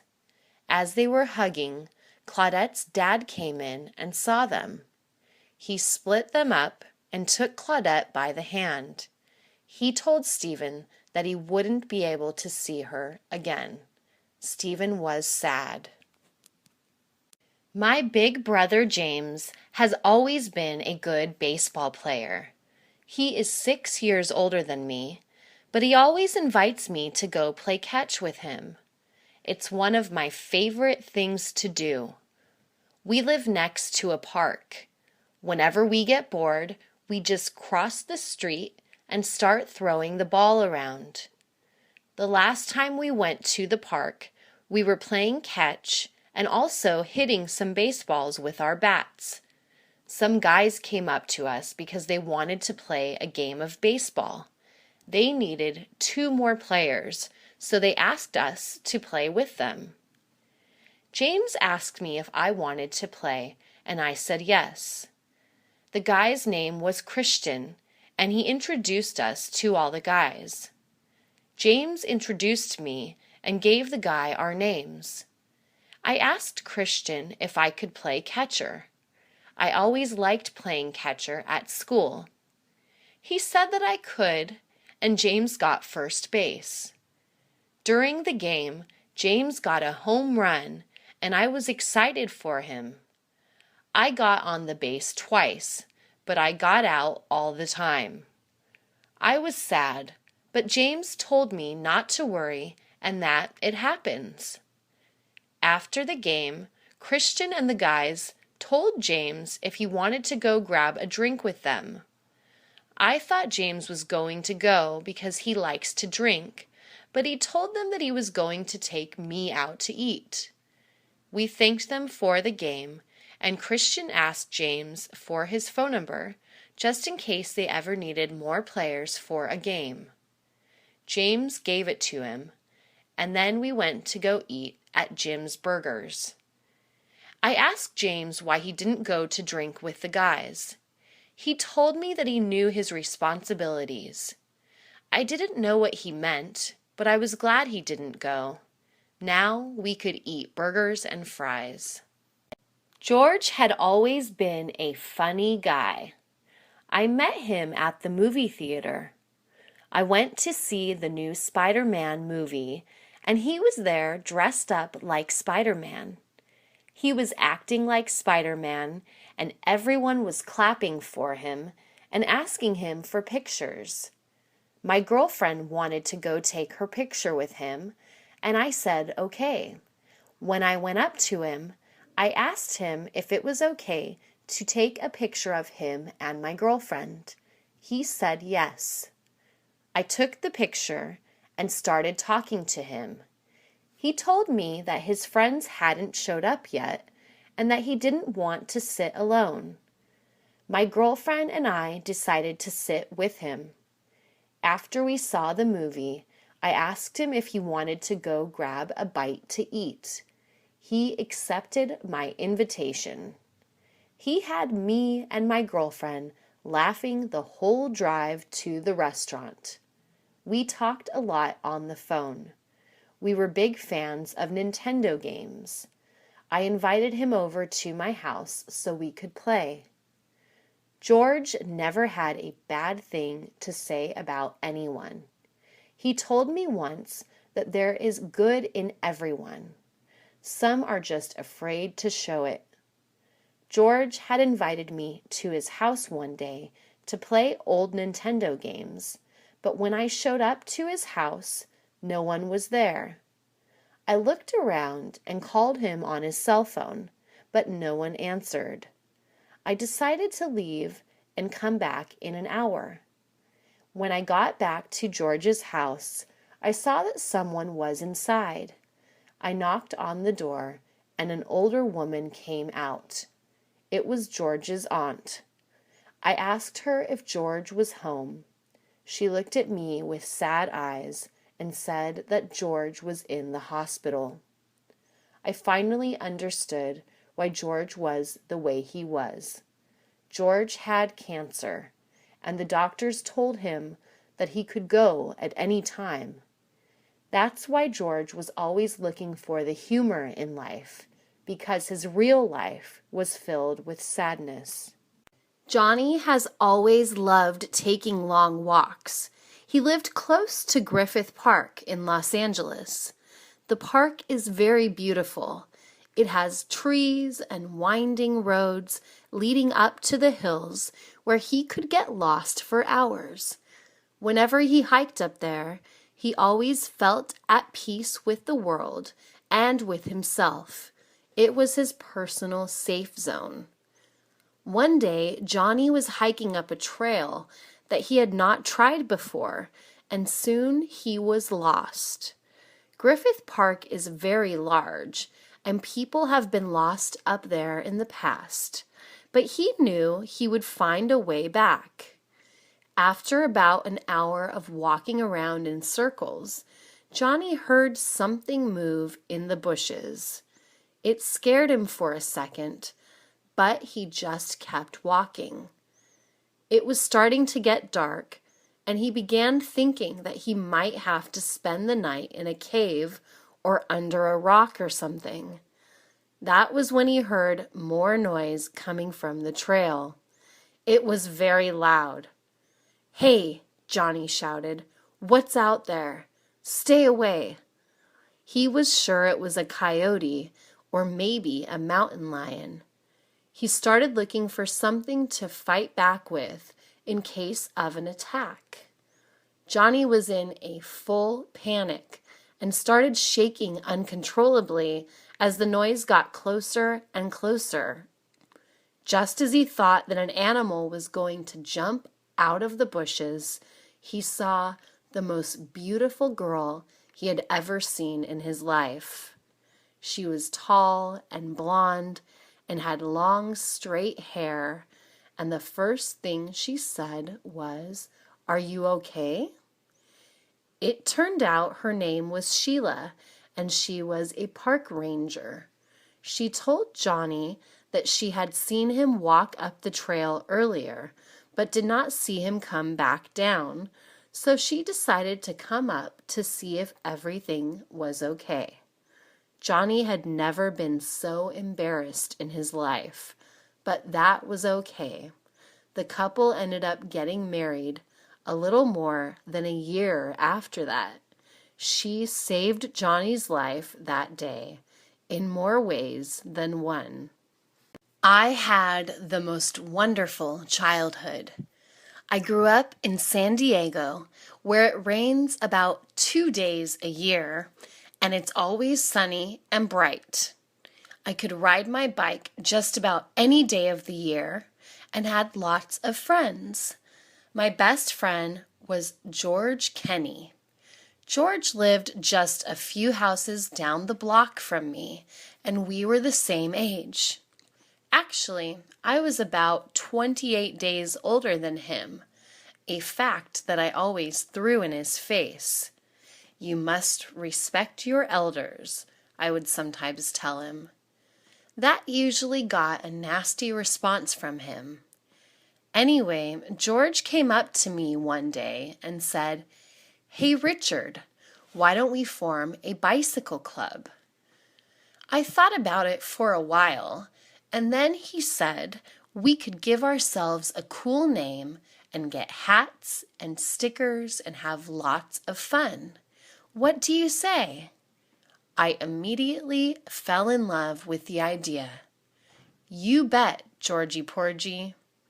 I used to call him that all the time, even though I knew he hated it.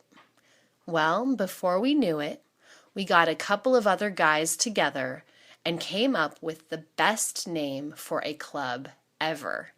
We were the White Skulls. Why we chose that name, I'll never know, but all the kids seemed to like it, so I was okay with it too. The four of us went to the local bike shop, and we each picked out a skull decal to put on our bikes. I chose a green one, while Georgie Porgy picked red. He shouted, "I am the Red Skull. I am the king of the club. If you don't like it, try to take it from me." George was a pretty big guy, so no one argued with him. We rode our bikes everywhere and had a great summer. That's how we formed the greatest bike club ever. Helen was outside watering her lawn like she does every other day. She loves her lawn and her garden. She has the prettiest house on the block, but it's only because she works at it very hard.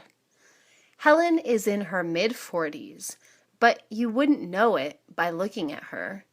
Her face is nearly wrinkle-free, and it seems she has more energy than people half her age. "Good morning, Helen," I said as I walked outside on my way to work. "Hi, Robert. How are you?" she asked. "Fine. I'm doing fine." "Your yard is looking good," I said. And it was.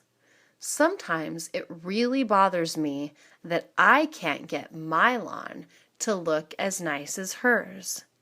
"What's your secret, Helen?" I asked. "Secret to what?" she answered. "To having such a beautiful lawn. I water mine, I seed mine every year, and I still can't get it to look as good as yours. I'm jealous," I said with a smile. Helen just nodded and had this funny little look on her face that suggested she was just better at keeping her lawn nice than I was. I didn't like that look, but I guess it's okay that she feels that way. I've known Helen since she was a little girl, and things have not gone well with her lately. She's been alone for a long time. She wasn't very pretty when she was young. She had terrible acne that covered her face from ear to ear. It made her very self-conscious, so she didn't go out on dates very much, but that all changed when she met Josh. They were together for more than 10 years until, sadly, they went their separate ways. Since then, Helen has nurtured and tended her garden as if it were her child. When I got home later that day, she was outside working on her roses. I said hello to her as I walked to my door, and she smiled brightly. She looked beautiful. Alex was shopping at the local market yesterday, trying to find some fresh vegetables for his dinner that night. The market is in the neighborhood, and it is not one of the giant national big-name stores. It is a small store with only a few locations around Los Angeles. Alex likes these types of markets so much better than the superstores because there are real people running them. Alex knows the guy that runs the fruits and vegetables section at the market. His name is Diego, who was born in Tijuana, Mexico, about 120 miles from Los Angeles. Diego always lets Alex know what is a good buy at the market. "Hola, Diego," Alex said in Spanish. "Hey, Alex, how are you?" he answered in English. This happens every time Alex talks to Diego. Alex speaks to him in Spanish, and Diego answers in English. Spanish is spoken a lot around LA. The city has the largest population of Mexicans anywhere in the world, except Mexico City. Alex likes to show Diego how much Spanish he knows, and Diego also wanted Alex to know how much English he knows. It's so funny to hear a conversation like this. They sometimes get strange looks from people. Today, Diego got some beautiful oranges. They were big and plump and were at the right price, too. "These are great, Alex. You will like them very much, said Diego. Alex responded with, Muy bueno, Diego, which means very good, Diego. He also told Alex about some tasty cucumbers they had today, and Alex ended up buying a few of those too. When Alex left, he said, Buenos tardes, Diego, which is a Mexican farewell phrase. And Diego said, See you soon, my friend. Dennis had always been a terrible student. When he was a kid, his parents sent him to a Catholic school. He didn't know much about the school. Of course, he didn't know much about anything when he was 6 years old, but he did know one thing. All his friends from the neighborhood went to a public school. Dennis was the only boy that went to a private school, and his friends would often tease him about it. You're not one of us. You're not one of us, they would sometimes chant. He wasn't really alone, though. His friend Patricia also went to the Catholic school, but she was a girl. After a while, they began walking to the small school together every morning. Pat was the first girlfriend Dennis had ever had. She wasn't his girlfriend. She was just a friend who happened to be a girl. The nuns at the school were very mean. They ruled the school like it was a prison. Dennis was afraid to even raise his hand to ask a question. His mother was often called into meetings with the principal about Dennis, who would also sit in the office listening to the principal telling his mother how smart he was, but was very lazy. Needless to say, Dennis didn't do well in school and ended up going to a junior college after high school. He didn't do very well there either and soon dropped out. That all changed after Dennis grew up and started working. He had worked for many years before deciding he wanted to earn a degree after all.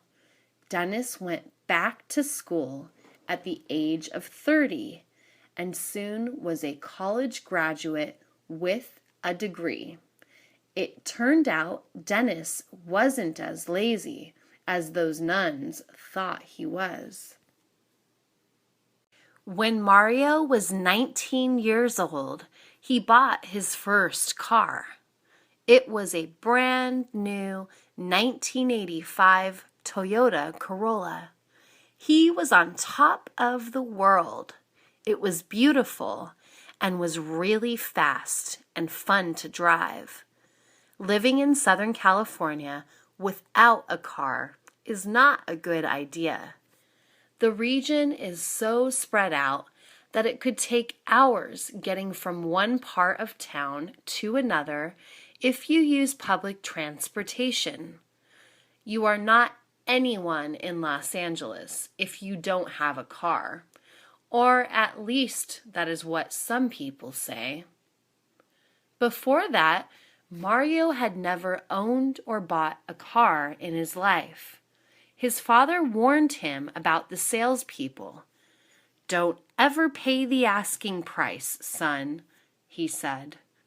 Mario looked at him with disbelief.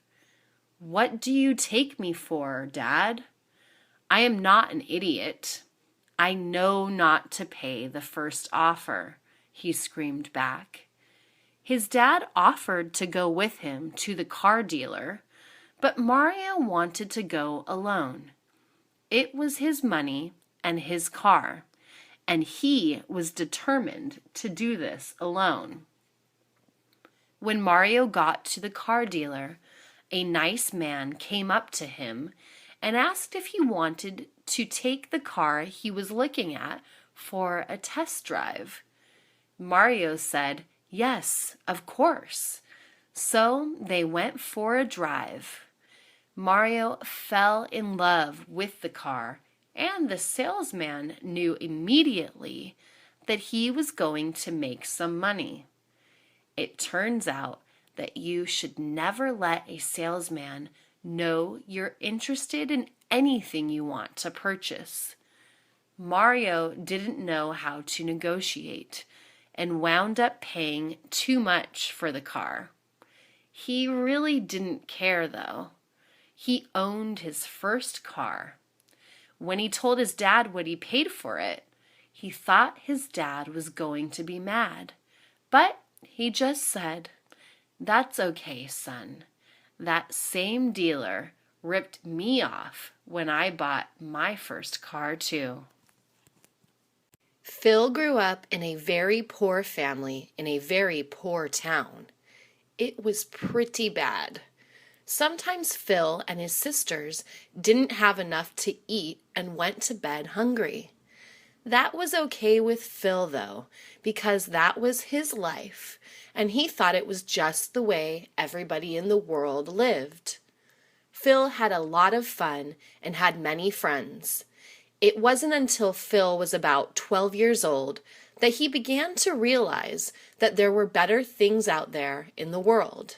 Phil and his best friend Albert would sit around and talk about getting out of this place to see the world. It was a fantasy, but it was a good fantasy. They really didn't know how they would do it, but they had a dream.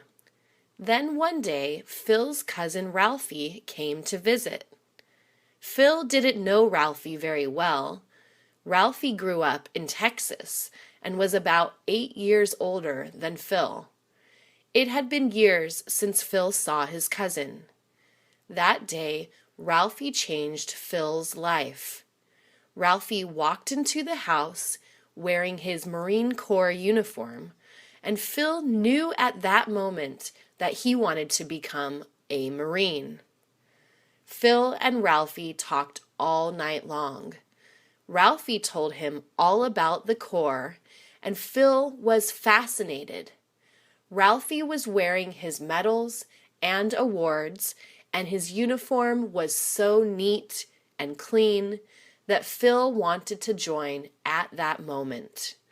5 years later, Phil enlisted in the Marines. He was 17 and needed his mom's permission. His mom said, "Where do I sign?" Of course, she was joking, but she knew Phil was going to do this. It was his way out of this place, so she gave him her blessings. The day Phil left, he promised his mom he would be back. He kept his promise. He came back several times over the years and helped his family as much as he could. David must have been the only kid in America that did not like summer vacation. Every year, between the beginning of June through the end of August, school kids were on vacation. Only to David, summer vacation meant work, work, and more work. His dad was a workaholic. He had 2 jobs most of the time.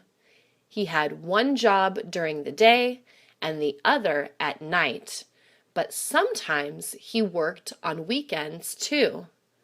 The man had more energy than any person alive. When he wasn't working on weekends at his 3rd job, he worked at home, and that was why David hated summer vacation. His dad was always building something or tearing something down. If he wasn't tearing down a wall or adding a new room to the house, he was putting in a new driveway or garage. It was living hell for a 13-year-old kid. While all of David's friends were off playing baseball or riding their bicycles, he was usually hauling bricks or mixing cement. That's what he remembers about his childhood. David always knew he was in trouble whenever he heard, "Where's David?" His dad's voice seemed to carry down the street. That phrase could only mean it was time to get to work. Of course, David learned throughout the years how to make himself disappear at just the right times, but his dad usually found him anyway. "But Dad, I want to go to the park to play with my friends," David would say. "You can waste time with your buddies some other time. It's time to get to work now," his dad would respond. It got so bad that David would intentionally fail classes so he would have to go to summer school. Summer school was for students who didn't do well during the regular school year, but he didn't care. It meant less work. It meant freedom. Every June, my old elementary school has a carnival on its ground. This has been happening since I was a little boy. I used to have so much fun there. It was amazing. It had rides like the Ferris wheel and the flying teacups. The Ferris wheel was this huge wheel that carried two people in a giant circle above the rest of the carnival. I remember the first time I got on it when I was 7 years old. I had been begging my mom for months to let me ride it. "Please, Mom, please. I'm big enough now," I would scream. However, she kept saying, "You're too young, Billy. Maybe one day." Of course, 7-year-old kids have short memories. I kept asking over and over again until she finally said okay, but she said she was going with me. "I'm a big boy, Mom. I can go alone," I said. She would not agree. "We're going together or not at all," she said. And of course, I said okay. When the big day came, I was so excited. I almost had an accident while waiting in line. The guy who was seating people kept saying, "Next," as more and more people got on, and the line kept shrinking. His shouts of "next" kept getting louder and louder, and I knew my time was coming up. When we finally reached the end of the line, it felt like I waited a month. We got on and put on our seatbelts. I was excited and afraid at the same time. Then it started. I went so high up in the air that I got dizzy. My stomach began to turn, and I felt like throwing up. It was just too fast and too high for me. I didn't get sick, but I was sure glad I was on the ground again when I told my mom, "Please don't send me up there again, Mom." Going to an all-boy high school was no fun. Joe's parents thought it would be a good idea to send him there instead of a public school because he would get distracted by girls, as his mom would say. Once, during his 3rd year, Joe begged his mom to let him go to public school. "I just want to be normal," he would tell her. "I want to meet girls. I don't want to be weird." But his words always fell on deaf ears. Mom always said that Joe had plenty of time to go on dates after high school and that he needed to concentrate on his schoolwork. This usually made him very sad, but like a good kid, Joe just nodded his head and went on with his studies.